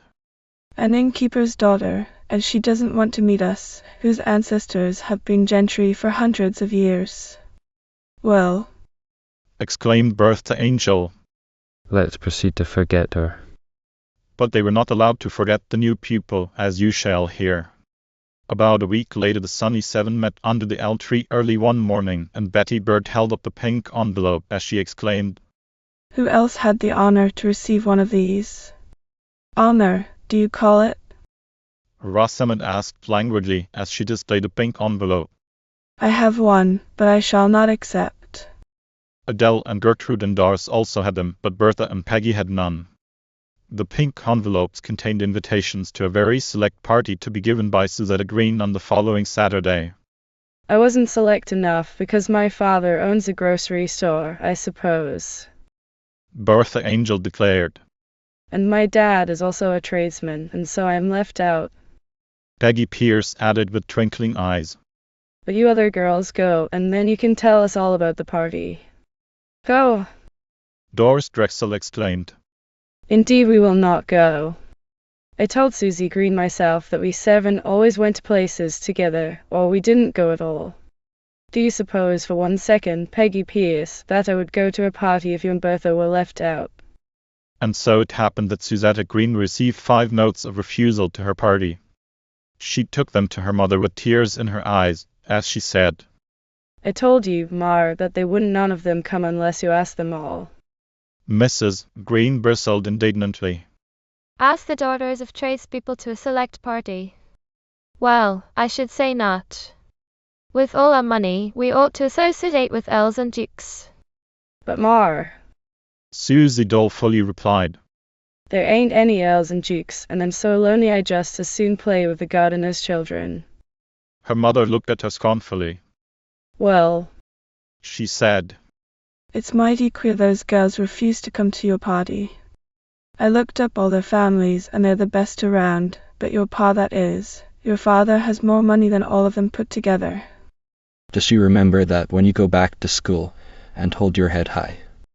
What's more, I intend hiring a girl to be a maid for you, and then, when you're older, you shall have a French maid. That very afternoon Mrs. Melissa Green, with Susetta at her side, drove in the handsome carriage down the country road. There was a coachman and a footman dressed in green livery, with brass buttons, sitting stiffly on the high front seat, and Mrs. Melissa Green, elaborately dressed in purple satin, felt that they must be making a very grand appearance. Where are we going, Mar? Susie asked. I do wish you wouldn't say more any more, nor par, neither. Mrs. Green said irritably. Tain't stylish. Say father and mother. We're going to visit the orphan asylum. Folks with money, like us, ought to be doing something for charity. That's the way to get a start in society, so I've heard tell. Susetta Green thought that was a queer reason for doing good, but wisely she said nothing about it. What she did say after a few moments of thoughtful silence was, I mean, Mother, I'd almost wish that we had never made any money. I'd heaps rather be riding bareback on my cow pony out west than be sitting here so stiff in this grand carriage. Well, said Mrs. Green scornfully, if I had any such common wishes, I'd keep them to myself. Land's sakes, don't let the servants hear you talk that way. Soon the elegant equipage stopped in front of the orphanage. The footman sprang to open the carriage door, and Mrs. Green stepped down with what she believed to be a queenly air. Susie, looking anything but happy, followed her up the gravelly walk. Eva and Amanda, standing at the sewing-room window, saw them, and Amanda said, Some rich woman, I guess, who is coming to offer a home to one of the orphans. Maybe so.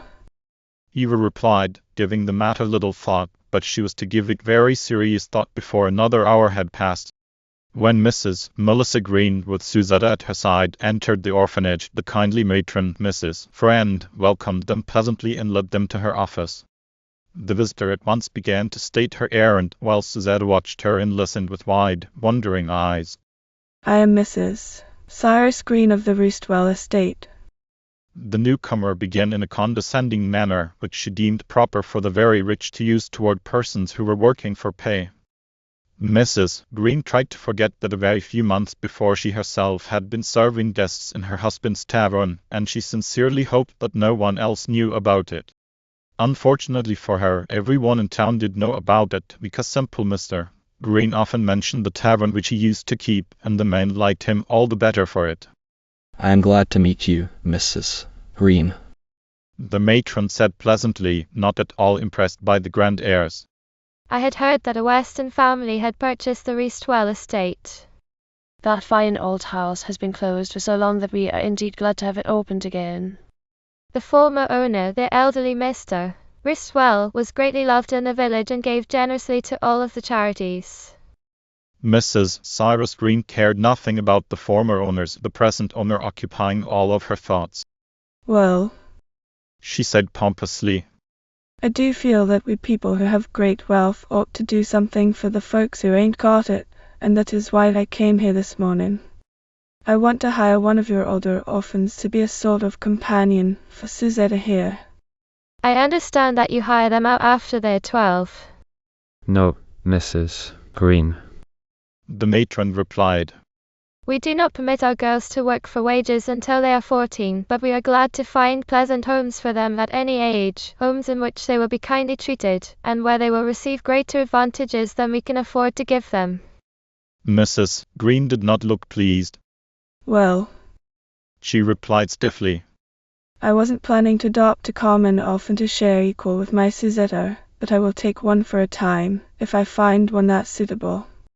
Mrs. Friend arose as she said, I will call together our older girls, and you may make their acquaintance. Stepping into the hall, she rang 3 times on the gong. In the sewing room, Eva looked up from the hem which she was stitching, and aloud she counted. 1, 2, 3. Then, rising and folding her work, she said, Come, Mandy, 3 bells means that we older girls are to go to the study hall. I wonder why. It's just what I told you. Amanda declared. That rich woman has come to adopt an orphan. I'm so overlooking that I'm sure she won't choose me, and if she takes you, Eva, I'll just die of lonesomeness. 12 orphan girls gathered in the study, and together they curtsied to the strangers when the matron introduced them. Then Mrs. Green lifted a lorgnette to her eyes, though she could see perfectly well without glasses, and, walking down the line, she examined each girl as a man might a horse or a dog which he was about to purchase. Eva blushed as crimson as a puppy while she was being scrutinized, and unconsciously drew herself up proudly and held her head high. As soon as possible, Mrs. Friend dismissed the girls, and the trio returned to the office. Well, said Mrs. Green, there's no use sitting down again. I've made my choice. I picked the slender one with yellow hair. She looks rather uncommon. Eva, I think you called her. I don't want no orphan who had common parents to live with my Suzette. Mrs. Friend was about to protest that she could not possibly spare Eva, but just in time she remembered that the orphanage was greatly in need of funds, and she knew that it would not do to offend this rich woman who might contribute largely in the future, and so, with a sad heart, Mrs. Friend said, Eva Dearman is a very lovely girl and comes of a fine old family. I am sorry indeed to part with her, but I am sure that you will do much to make her happy. Making the orphan happy had not been a part of Mrs. Green's scheme. She merely wanted a maid and companion for Suzette, and so she replied rather coldly, I guess any girl would consider it an honor to live in an elegant house like ours after this here orphanage. I will send for her tomorrow. Then the woman was gone, Suzette meekly following her. Mrs. Friend watched them go with a heavy heart. How she dreaded telling poor Eva. Then suddenly her face brightened. That very afternoon there was to be a meeting of the directors of the orphanage. Perhaps they would decide that Eva need not go after all. At least she would not tell the little girl whom she so dearly loved until the matter was definitely settled.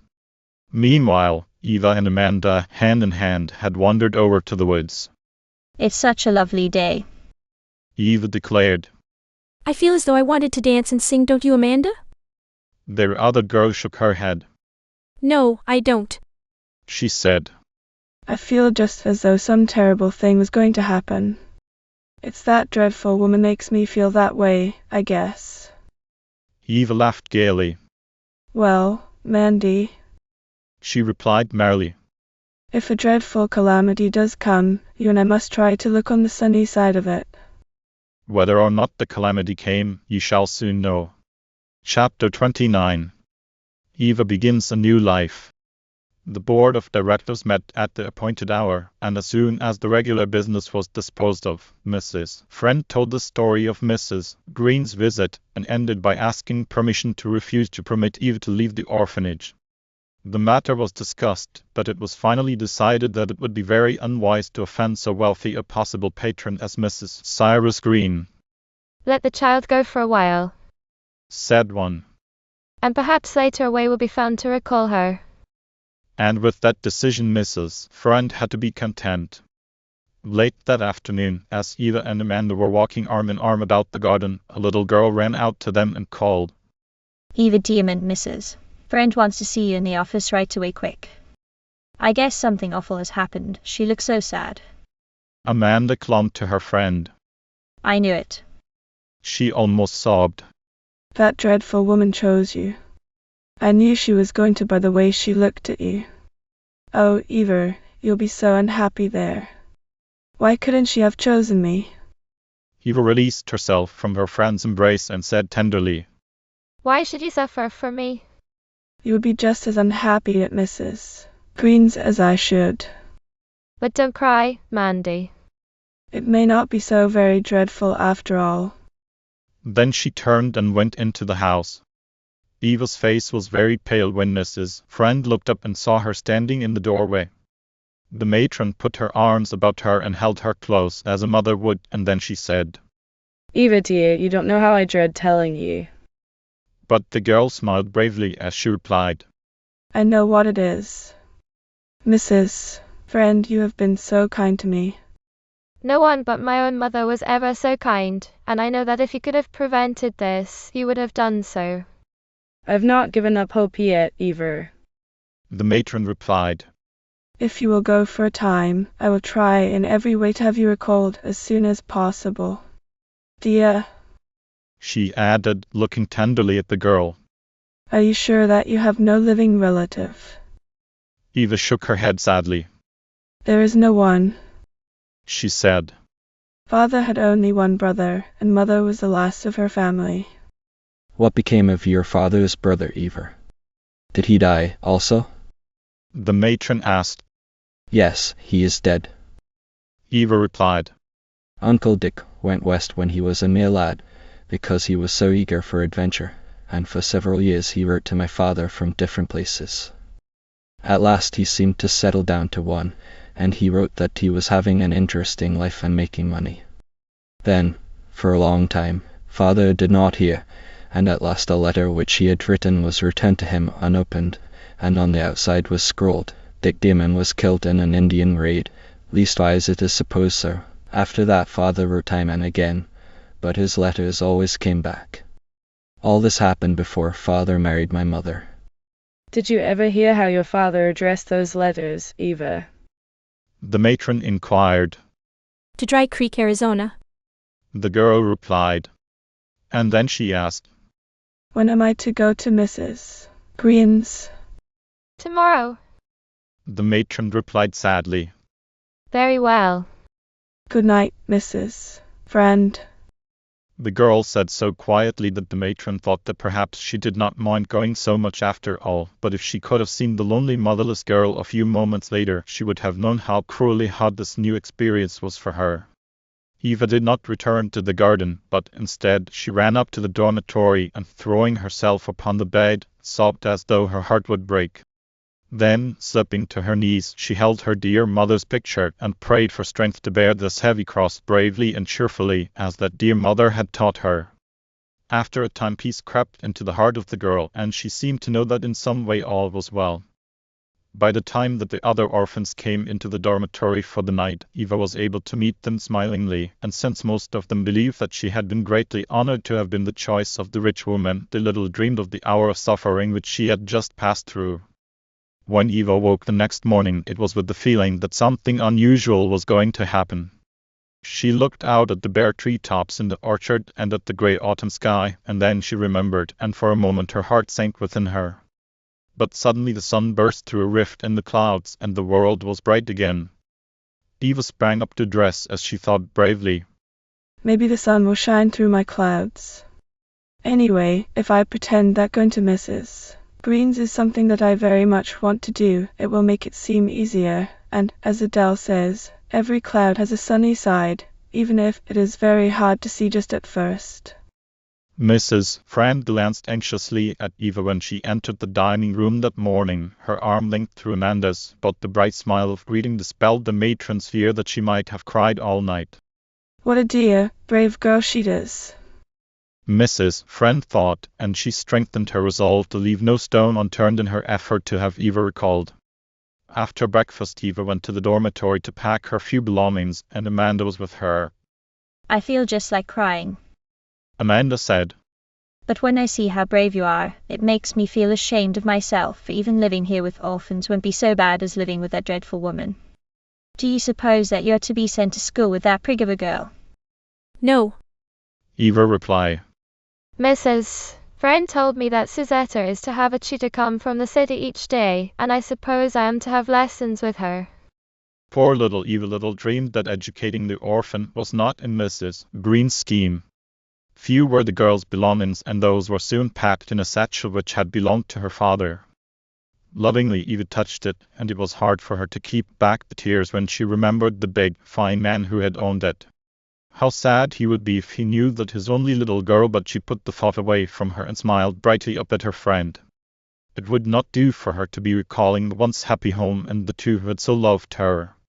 Amanda, She said, trying to speak cheerily. Would you like to wear my blue ring while I am away? Maybe it would be sort of company for you. Amanda choked as she replied. Oh, Eva, I'd be so glad to wear it. Maybe it would help me to be brave, the way you are. I'll just look at the ring and remember that you love me, and then I won't care so much if the other girls are mean. There. Eva announced as she snapped the clasp of the satchel. My wardrobe is packed and I'm ready to depart for my future palatial residence at Ristwell. Then she laughingly added, as she caught hold of her friend and swung her around. Amanda, do smile. You look as though you were at a funeral. Really, now, things might be ever so much worse. I might be going miles and miles away from you, but as it is, I shall be near enough to run over and see you often. At that moment a small girl put her head in the dormitory door and called excitedly. Eva! Eva Dearman! Are you here? There's the grandest carriage come to get you. My, don't I envy you though. Wouldn't I like to be leaving this dismal old orphan's home and going to live in a castle, like as not, where there's servants with gold buttons to wait on you. Eva hurriedly put on her hat and coat, and then kissing her friend she whispered. Don't cry, Amanda. Somehow I feel sure that something ever so nice is going to happen soon for both of us. I can't think what it will be, but I feel it in my bones, and you can't guess what good prophets my bones are. She added merrily as they started down the stairs. Mrs. Friend was waiting in the hall, and she and Amanda walked out to the gate with Eva, Amanda carrying the satchel, as she would gladly have carried all of her friend's burdens if only she could. A liveried footman helped Eva into the carriage, to the envy of all the orphans who were watching from the windows of the home. My, but ain't she a lucky girl? Said Jenny Wayne to her neighbor. For my part, Sally West replied. I can't see why that rich woman would choose such a pale, skinny girl. You're much prettier with your red cheeks and black eyes. Well, I'm thinking they won't keep her long. Jenny replied with a toss of her head which set her raven curls to bobbing. And then maybe one of us will get the next chance. Meanwhile Eva, seated upon the luxurious purple cushions, leaned back comfortably as she thought. I'm just going to enjoy every pleasant thing that comes along and not worry about the future. This was a wise decision, but Eva did not find many things to enjoy during the next few weeks. Chapter 30. Eva humiliated. The spirited horses soon turned in between two high stone gate posts, on the top of which two stone lions were crouching. The wide lawns were beautifully kept, and bright-coloured autumn flowers flamed in the neat beds. Over a smooth, wide drive the carriage rolled with its small occupant. It did not stop at the front of the house, but went around to the servants' entrance, and there a maid, in cap and apron, met Eva and led her up the back stairs to a small room which she said was next to her own. When Eva had been left alone, she stood very still, looking about her at the plain furnishings, and then it slowly dawned upon her that, instead of being there as an equal and a companion for Susanna, she was to be classed as a servant. Hot tears rushed to her eyes, but she tried to console herself with the thought that it would not be for long. It could not be. Mrs. Friend would not permit it. And Adele, what would Adele say? There was a rustle in the doorway, and there stood Mrs. Green in an elaborate rose-coloured house dress. I see you've come, she said without a word of greeting. Here's a black dress I want you to wear, and a cap and apron. I like to have all the helpers around the house dressed alike. Folks who have great wealth ought to do things stylish. So they should, Mrs. Green. Eva replied politely. You duties, Mrs. Green continued, will be to look after Mrs. Adder's room, and to mend her clothes, and to ride out with her when I'm not able to go. I hope that you speak English right. I don't want no one who talks ignorant associating with my daughter, and me paying out a lot of money for a tutor to come down from the city to teach her. I will try to speak correctly. Eva said, feeling as though she was taking a part in a play. Everything seemed so unreal and unnatural. When you are dressed, you may come to my room, which is at the front of the second-floor hall. So saying, Mrs. Green, Elephantine in her loose rose-colored house dress, walked away, and Eva actually laughed to herself as she made the change. Being able to see the humorous side of a thing saves many a needless heartache. Half an hour later she rapped lightly on a closed door on the second-floor front and was bidden to enter. Suzetta was there, and she jumped up, crying joyfully. "Oh, Eva, I'm so glad you have come. How I've wanted a girl of my own age too." But she got no farther, for her mother, with a frown, said reprovingly, "Suzetta, didn't I tell you never to speak familiar like that to other helpers?" Then turning to Eva, she said, "Yonder is some mending in a basket. You may begin on that." Eva sat in a low rocker by a side window and began to mend the muslin garments. She liked to sew, and she dearly loved lacy things, so she was rather enjoying her task. Suzetta pouted, but obediently returned to her seat at the front window. Picking up her book, she tried to read, but, not being interested, she often looked listlessly down on the park-like grounds. Suddenly she gave an exclamation of pleasure. "Oh, Ma! Ma! Do look! She cried excitedly. There's the banker's daughter, and the Doring girl in her pony cart." They're coming to call on me. Mrs. Green peered out between the curtains as she replied, "I told you they'd come fast enough when they found out how rich we are. I'm glad it's that Doring girl." Her folks belonged to one of the oldest families around, and her grandpa owned most all of the land in the town. Those two girls are just the ones that I want you to know. There came a rap on the door, and a maid entered and announced, Miss Doring and Miss Drexel to call upon Miss Eva Dearman. A deep red mounted to Mrs. Green's brow, and she replied angrily, "Just tell them, if you please, that I do not let my servants have company except on certain days, and that Eva Dearman's day hasn't been picked out yet. What's more, tell them that the servants' friends go to the side door." Mrs. Green was so angry that she hardly knew what she was saying. Eva's cheeks flushed, and for a second she felt inclined to resent what had been said, but wisely she decided to say nothing. The maid delivered the message which Mrs. Green had sent, and the girls were very indignant. Poor Eva. Adele said as they were driving away. If I only had known that she was to be sent to Mrs. Green's. I didn't know a thing about it until I telephoned to Mrs. Friend an hour ago. But she won't have to endure this humiliation much longer. My mother loves Eva, and she will gladly invite her to visit us indefinitely.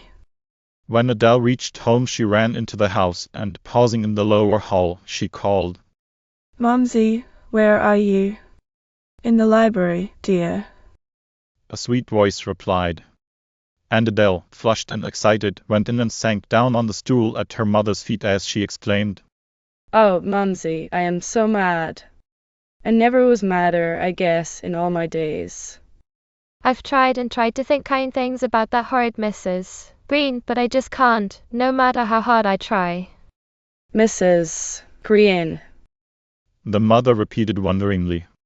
"Why, Pet, what have you to do with her?" Then in a rush of words Adele told the whole story.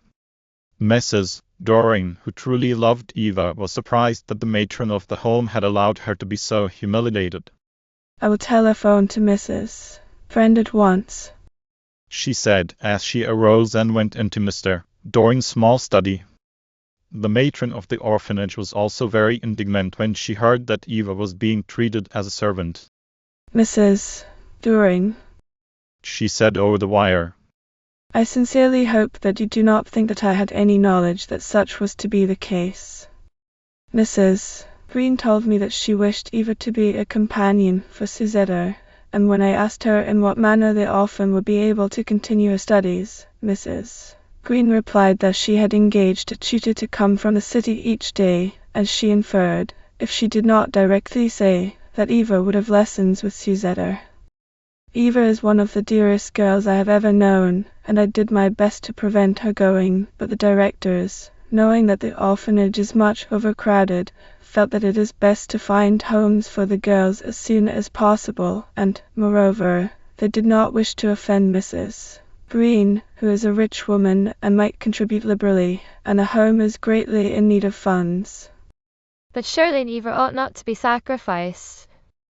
Mrs. Doring replied. Couldn't you send one of the other girls who has not so sensitive a nature? Unfortunately, Eva was Mrs. Green's choice. The matron said sadly. Suppose, then, that I take Eva. Mrs. Doring continued. I will do so gladly. In fact, Mr. Doring and I were recently considering the matter, and had almost decided to ask Eva to become our adopted daughter and a sister for Adele. The two girls love each other so dearly that I am sure that it would be a very happy arrangement. It would, indeed. Mrs. Friend replied. And I will lay the matter before the board of directors at their next meeting, which, unfortunately, will not be for another fortnight. Until that time I shall be powerless to act in the matter. When Mrs. Doring returned to the library, Adele threw her arms about her and cried joyfully. Oh, Mumsy, I heard what you said about adopting Eva. How wonderful that would be. When can she come? May I drive over and get her this very moment? I can't bear to have her spend a single night under the same roof with those horrid people. Adele, dear. Her mother said gently. Calling names won't help either. Mrs. Green has had few opportunities. If she had had the advantages that we have had, perhaps she would be different. We must remember that. Very well, Mumsy. Adele said contritely. I'll try not to think unkindly of Mrs. Green any more. I'll try not to think of her at all, but please do tell me when I may go after my dear sister Eva. Then Mrs. Doring told all that the matron had said. I'll wait. Adele sighed. Then poor Eva must stay there for 2 long weeks. Well, at least I will telephone to her and tell her that we are trying to get her out of her prison. A moment later Adele emerged from her father's study, looking very unlike her cheerful self. Mrs. Doring put one arm about the girl as she laughingly exclaimed. Well, little Miss Thundercloud, what happened? I called up Bristwell. Adele began. And I asked if I might speak to Eva Dearman. The butler, I suppose it was, replied, and he said the servants were not allowed to use the phone. Now, how can I let Eva know? She may fret herself ill. Eva has a brave, noble nature, and I am sure that she will cheerfully make the best of things, and tell her 2 weeks will quickly pass, and after that we will do all that we can to make up for the unhappy year that Eva has had. However, before the fortnight was over, something very unexpected happened. Chapter 31. Something unexpected. The days dragged slowly by for both Eva and Adele. Mrs. Green had been so angry because the daughters of the 2 best families in town had called upon her servant instead of upon her daughter that she tried ever after to humiliate the girl as though in some way it had been her fault. Once only did Adele catch sight of Eva, and that was when the orphan was sitting beside Susanna in a handsome carriage, which was being slowly driven down the main street of the village. Susanna was elaborately dressed in a ruffled pale blue silk, which was partly covered with a mantle of fluffy white furs. Her pale blue hat was also fur-trimmed. Eva Dearman, by contrast, was dressed like a maid in black, with white cap and apron. This was the first time that the orphan had been publicly humiliated, and her face looked very white as Adele passed on her pony. Good morning, Eva. Adele called. A faint smile was the only reply that she received, but Susanna tossed her head angrily. She was imbibing more of her mother's spirit every day. Adele, who had intended to call upon Amanda at the orphanage, was so indignant at Eve's public humiliation that she whirled her pony around and galloped home as fast as Firefly could go. She found her mother in the sewing room. Oh, Mumsy. She sobbed as she threw her arms about Mrs. Doring. I can't stand it. I won't stand it. Can't stand what, pet? Her mother asked as she smoothed the girl's hair. Then Adele told what she had seen, and she added, Eva's family was just as good as ours, or anybody's, and she is so sensitive. I could tell by her white face that she was suffering cruelly, but she held her head high, and oh, Mumsy, for all the difference in clothes, anyone could tell that Eva was the real lady. Of course, dear. Mrs. Doring replied. It is not the work that we do nor the clothes that we wear, but just what we are, that makes us gentlewomen. But do not grieve so, Adele. Just think, in 4 days we shall have Eva here with us, and after that we will do all that we can to make her happy. Well, Adele said with a sigh as she picked up her riding hat. if there is nothing that I can do about it, I might as well go over and see Amanda Brown. She is so lonely with Eva away. As Adele neared the orphanage, she saw the station wagon stopping near the gate. More orphans being brought to the home, I suppose, she thought, but instead, a man alighted and bade the driver wait. The stranger was about 4 to 5 years of age, dressed in typical Western style, and as he glanced at the girl, she saw that his rather brown face was good-looking and kindly. Adele dismounted and, tossing Firefly's reins over a hitching post, started up the gravelly walk just back of the stranger. He turned and smiled pleasantly at her as he asked, "Am I right in believing that this is the county orphanage?" "Yes, it is," Adele replied, walking beside him. Do you happen to know if this is where my niece, Eva Dearman, is staying? If the skies had opened and an angel had appeared to deliver Eva, Adele could not have been more surprised. Oh, sir, she cried, scarcely able to believe what she had heard. Are you really her uncle? Can it be true that poor Eva has an own relation? Why do you call my niece poor? The stranger asked with evident concern. "Is she ill or in trouble?" Then Adele told the whole story. The face of Richard Dearman showed deep feeling as he listened, and then he said almost brokenly, "To think of my brother's little girl enduring such humiliation." Then he strode to the orphanage door and inquired for Mrs. Friend. The matron was out and was not expected back for 2 hours. The man then turned to Adele as he asked, "Young lady, will you take me to the place where my niece is being treated like a servant?" "Indeed I will, gladly," Adele replied, and soon they were on the road, Richard Dearman in the station wagon and Adele riding alongside on Firefly. Meanwhile, Eva, sad and weary, was on her knees cleaning the hardwood floor in Susanna's room. Little did she dream of the great joy that was coming to her. When they reached the imposing entrance to the Ristwell estate, Adele bade Mr. Dearman goodbye, believing that he would rather meet his niece alone. Just as the station wagon stopped at the broad front steps, the door of the house opened, and a short man, with reddish complexion, hurried down. Mr. Dearman was at that moment alighting from the wagon, and the two men met face to face. There was an exclamation of pleased surprise from Mr. Green, as he hurried forward and extended his hand. "Well, Dick Dearman," he cried, "whatever are you doing so far from the woolly west? I swan, I never was so glad to see anybody." "I'm sure tired of these East St. Jude's." The men are decent enough, you understand, but some are there different. "Mighty good of you, Dick, to hunt us up." Before the visitor had time to explain the truth concerning his errand, the door opened again, and this time Mrs. Green in her rose-coloured house dress appeared, and Mr. Green called, Melisy, do see who is here. Dick Dearman, the Cattle King of Silver Creek, has come to visit us. How do you do, Mrs. Green? the newcomer said. I heard that you had given up the tavern business and had come east, but I did not dream that it was you with whom my niece, Eva Dearman, is staying. For a moment the face of Mrs. Green became very white and her eyes looked frightened. She had understood, from what the matron of the home had told her, that Eva had no living relation, and now she suddenly found that Eva had an uncle who was a man of wealth and influence in the West. What would he say if he knew how unkind she had been to the girl?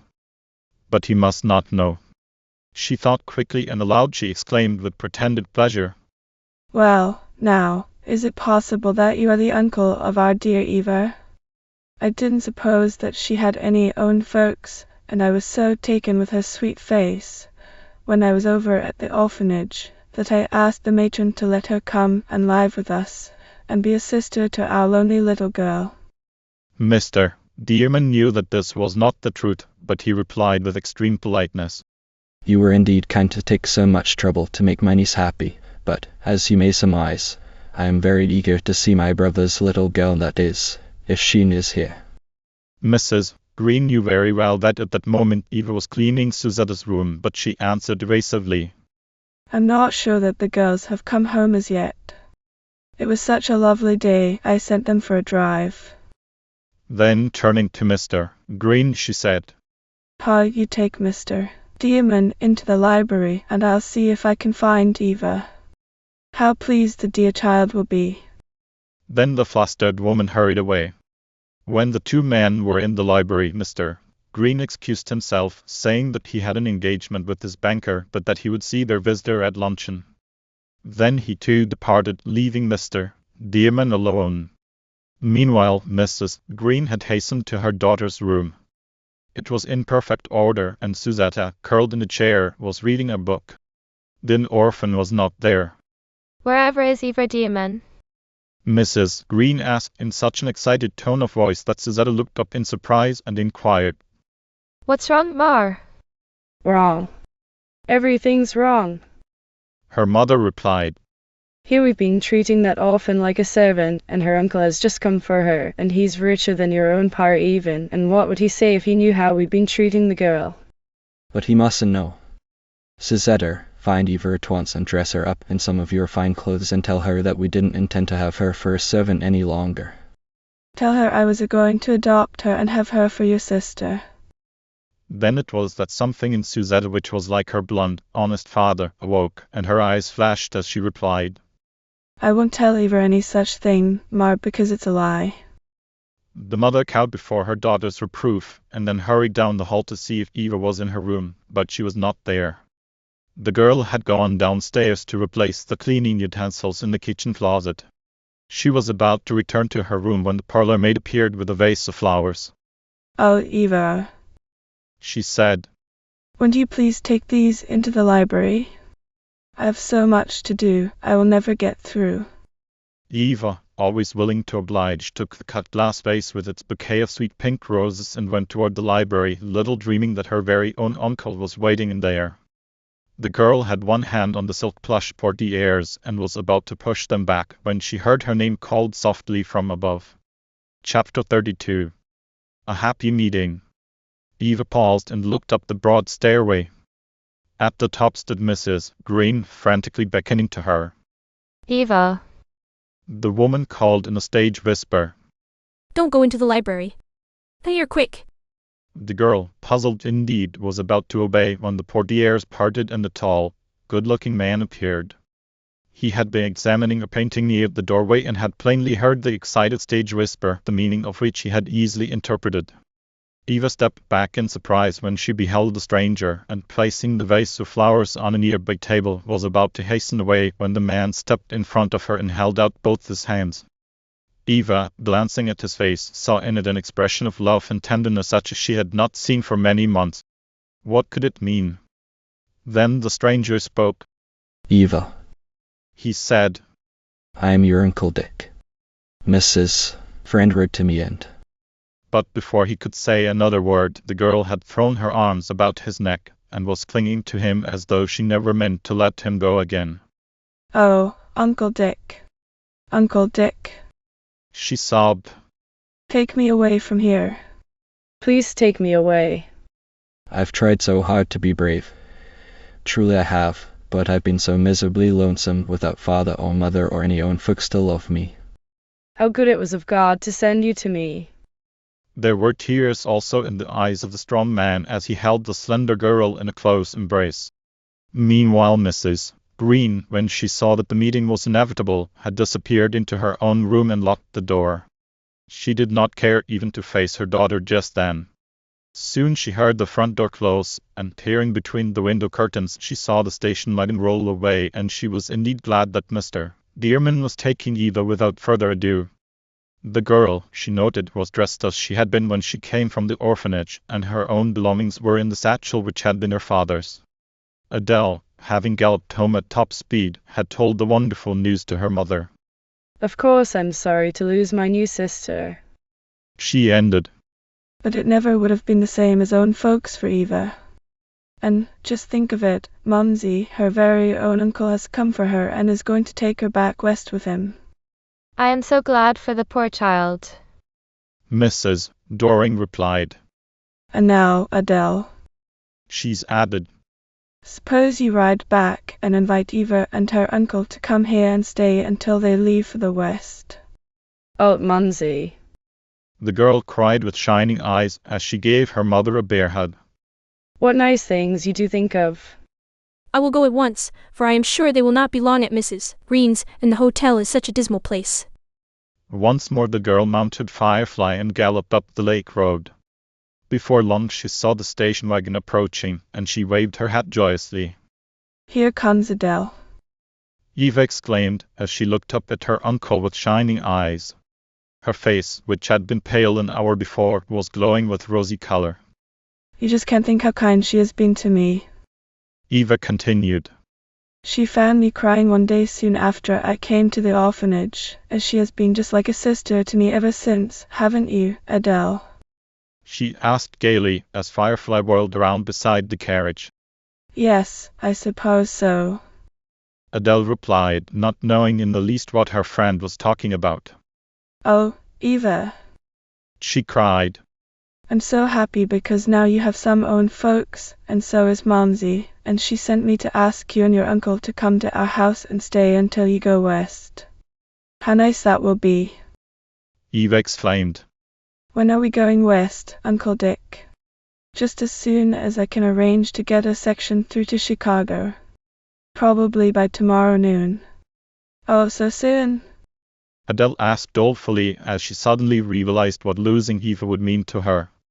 Mr. Dearman saw the troubled expression, and he was pleased to know that his niece had so good a friend, so he hastened to say, Miss Adele, I do hope that you will be able to come west and make us a long visit. We have an attractive old ranch house, and I am sure that you would enjoy it, and, since you ride so well, perhaps you and Eva would like to be my cowgirls. Oh, wouldn't I love that life? Adele replied. If Momsey will allow me to, I will visit you next vacation. Then she looked up anxiously as she asked, Would that be too soon? No, indeed. Laughed Uncle Dick. The sooner the better. The ranch needs just such company. Mrs. Doring was at the front gate to greet Eva, and she repeated the invitation which Adele had already given. Thank you, Mrs. Doring. Mr. Dearman replied. My suitcase is at the hotel, and so I will remain there tonight, but I will gladly leave Eva with you until morning. What a happy visit the two girls had that evening as they sat in the pretty Wild Rose room. Adele, Eve exclaimed as she put her arm about her friend. I'm almost glad now that I was sent to the orphanage, for if I hadn't been I would never have known you, and I do love you just as much as I could if you were my very own sister, I do believe. And we'll never lose each other, will we? Adele replied. Of course not. Eva exclaimed. How could we? We'll write letters often, then next summer you are to come to visit me. Your mother told Uncle Dick that she thought that you might, if some friend happened to be traveling west at that time. God, Adele cried. how I'd love to play cowgirl and dress in khaki, with a red handkerchief about my neck. Oh, Ava, won't it be glorious to gallop across the desert trails? It will be glorious to have you with me. Eva replied. But since I have never ridden horseback, I'm not sure how much I shall enjoy that. You'll love it, I know. Eva exclaimed. Then a tender light appeared in her eyes as she said, Oh, Adele, just to think that I am going to have a real home with an own relative in it, and the very best of it is that Uncle Dick looks just as father did when he was younger. Why, Adele, I'm so happy that it seems as though those dreadful days at Mrs. Green's must have been just a dream. Then, taking Adele's hand, she added, There's one request which I have to make, and that is, please be kind to poor Amanda. I promise. Adele replied. Then for a time the two girls, hand in hand, sat quietly in the gathering twilight, and then Eva said softly, I'm thinking of my mother and of how happy she must be if she knows that at last her little girl is to have a real home and someone to love her. Chapter 33. Farewell to the Orphanage. The next morning the girls woke up early. Soon after breakfast the station wagon appeared, and in it was Uncle Dick, who said that he would drive Eva over to the orphanage, that she might say goodbye to the matron and to the orphans. Mrs. Friend, they were told upon arriving, was with a sick child, but would be down as soon as possible. You wait here in the office, Uncle Dick. Eva said. And I will go and find poor Amanda. How Eva dreaded telling her friend that she was going away to the far west, for well she knew how deep and sincere the girl's grief would be. It was Saturday morning, and the orphans were busy about their tasks, Amanda, as usual, cleaning the study hall. When the door opened, she looked up, and then, with an exclamation of joy, fairly flew across the room, and throwing her arms about Eva, she cried, "Oh, you dear, dear Eva. Have you come back to stay? Please say that you have. I can't live here without you. I had made up my mind that if I couldn't be with you any more, I would run away." Oh, Mandy. Eva exclaimed anxiously. You mustn't run away. Promise me that you will not. Mrs. Friend is so kind, and I can't stay with you, Mandy, because I am going far away to the west. Then Eva drew her friend to a bench and told her the story of her uncle's coming. I'm so glad for you, Amanda said, and then, putting her head down on her friend's shoulder, she burst into a torrent of tears. Oh, Eva, she sobbed.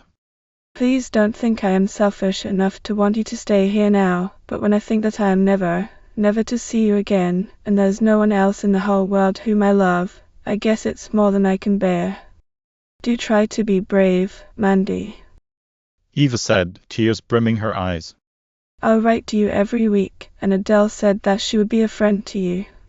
She likes you, really she does. But come, I want you to meet my dear Uncle Dick. Amanda dried her eyes and permitted her friend to lead her to the office.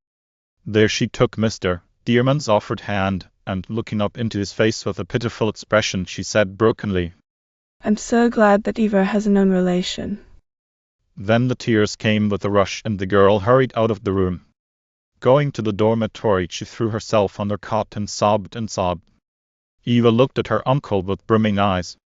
I'm the only friend Amanda has, she said simply, and then she told the story of the lonely orphan's life. It doesn't seem right for me to go and leave her, Eva added sadly. Then all of a sudden a bright smile lighted the face of Uncle Dick, and he exclaimed, We won't leave her, Eva. We'll take her with us. The ranch house is big, and it will be splendid for you to have a girl companion, for our nearest neighbor is 8 miles away. Uncle Dick, Eva cried, scarcely able to believe her ears. Do you really mean that? Truly, may Amanda go with us? Oh, you can't guess how happy she will be. Then Eva, entirely forgetting that Mrs. Friend ought first to be consulted, flew upstairs to the dormitory, where she felt sure she would find the heartbroken orphan. Amanda, she called joyously. Don't you cry another tear. Something wonderful has happened. Uncle Dick is going to take you too. He suggested it all himself. Amanda, springing to her feet, caught her friend's hands as she exclaimed, Eva Dearman, am I dreaming, or is it really true? It's really true. The other replied. And do hurry, dear, for we are to take the noon train. Hastily Amanda washed, combed her hair, and donned her best blue alpaca dress, and then, all of a sudden, she thought of something. Why, Eva, she said, won't I have to ask Mrs. Friend if I may go? Before the other girl could reply, the matron herself appeared with such a bright smile that the girls knew that everything must be all right. Eva and Amanda, she said as she kissed one and then the other.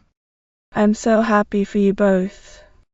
It is not customary to dismiss a child from the home without the approval of the board of directors, but this time I myself will assume the responsibility. A few moments later the station wagon drove away, and Eva and Amanda waved to the matron and her remaining children until they were out of sight. They were beginning a new life. Adele, at the Doring gate, was surprised to see Amanda's shining face. Then, all at once, the truth dawned upon her, and with a cry of joy she ran forward and caught the orphan's hand as she stepped from the carriage. Oh, Mandy, she cried. You are going too. I just know that you are, and I'm so glad for you. Mrs. Doring came out, and she, too, rejoiced to hear the wonderful good news. Then, turning to Mr. Dearman, she said, I want you all three to come in and have a good dinner before you start on your journey. It is only 11, 2 full hours before your train leaves. My son Jack is here, and he will take you to the station in our car. Mr. Dearman, knowing that this had been planned to give Eva pleasure, readily consented, and paying the driver of the station wagon generously with a pleasant word, he dismissed him. Jack Doring was eager to meet this man from the West about whom he had heard so much. Eva and Adele visited merrily as they ate the good dinner which Kate had prepared, but Amanda was so overcome with her new joy that she could hardly eat at all, but her black eyes were shining like stars at midnight. Mrs. Doring, noticing this, slipped out and asked Kate to put up a bountiful lunch that the girls might eat later on the train. Do tell that kind Madge Peterson all about our great good fortune. Eva was saying to Adele, She was so nice to us, and I am sure that she will be glad to hear about it. Tell her that I hope, some day, she will be in the West and that we may meet her again. Eva, Jack said solemnly, here you are inviting everybody else to visit you and leaving me out. Haven't I been nice to you? Why, the very first evening I ever met you, I invited you to a fudge party. So you did. Eva laughingly replied. And if it were my house, I would surely invite you to visit us when Adele comes next summer. Then you may consider yourself invited, Master Jack. Mr. Dearman exclaimed. For Eva is going to be the mistress of the Barracks Ranch, and she may invite there whomever she pleases. Indeed, we shall be able to find bunks for any number of young people. If my sister goes west, I surely know to escort her. Jack exclaimed. And protect her from train robbers and scalping Indians. O.H. Sighed Adele. It will be 9 whole months before next summer. It doesn't seem as though I could wait so long. Time flies. Her mother smilingly assured her. Before you realize it, you will be packing your trunk and buying a ticket for where, Mr. Dearman? She inquired, turning to their guest. Douglas is the nearest station, although some of the trains stop at Silver Creek.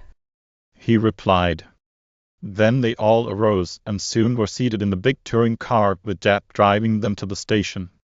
Adele was almost as excited as were Eva and Amanda when the shrill whistle of the approaching engine was heard, and when the train slowed up and stopped, there were tears in their eyes as they kissed each other goodbye, promising to write often. Oh, Adele. Eva whispered in a last embrace.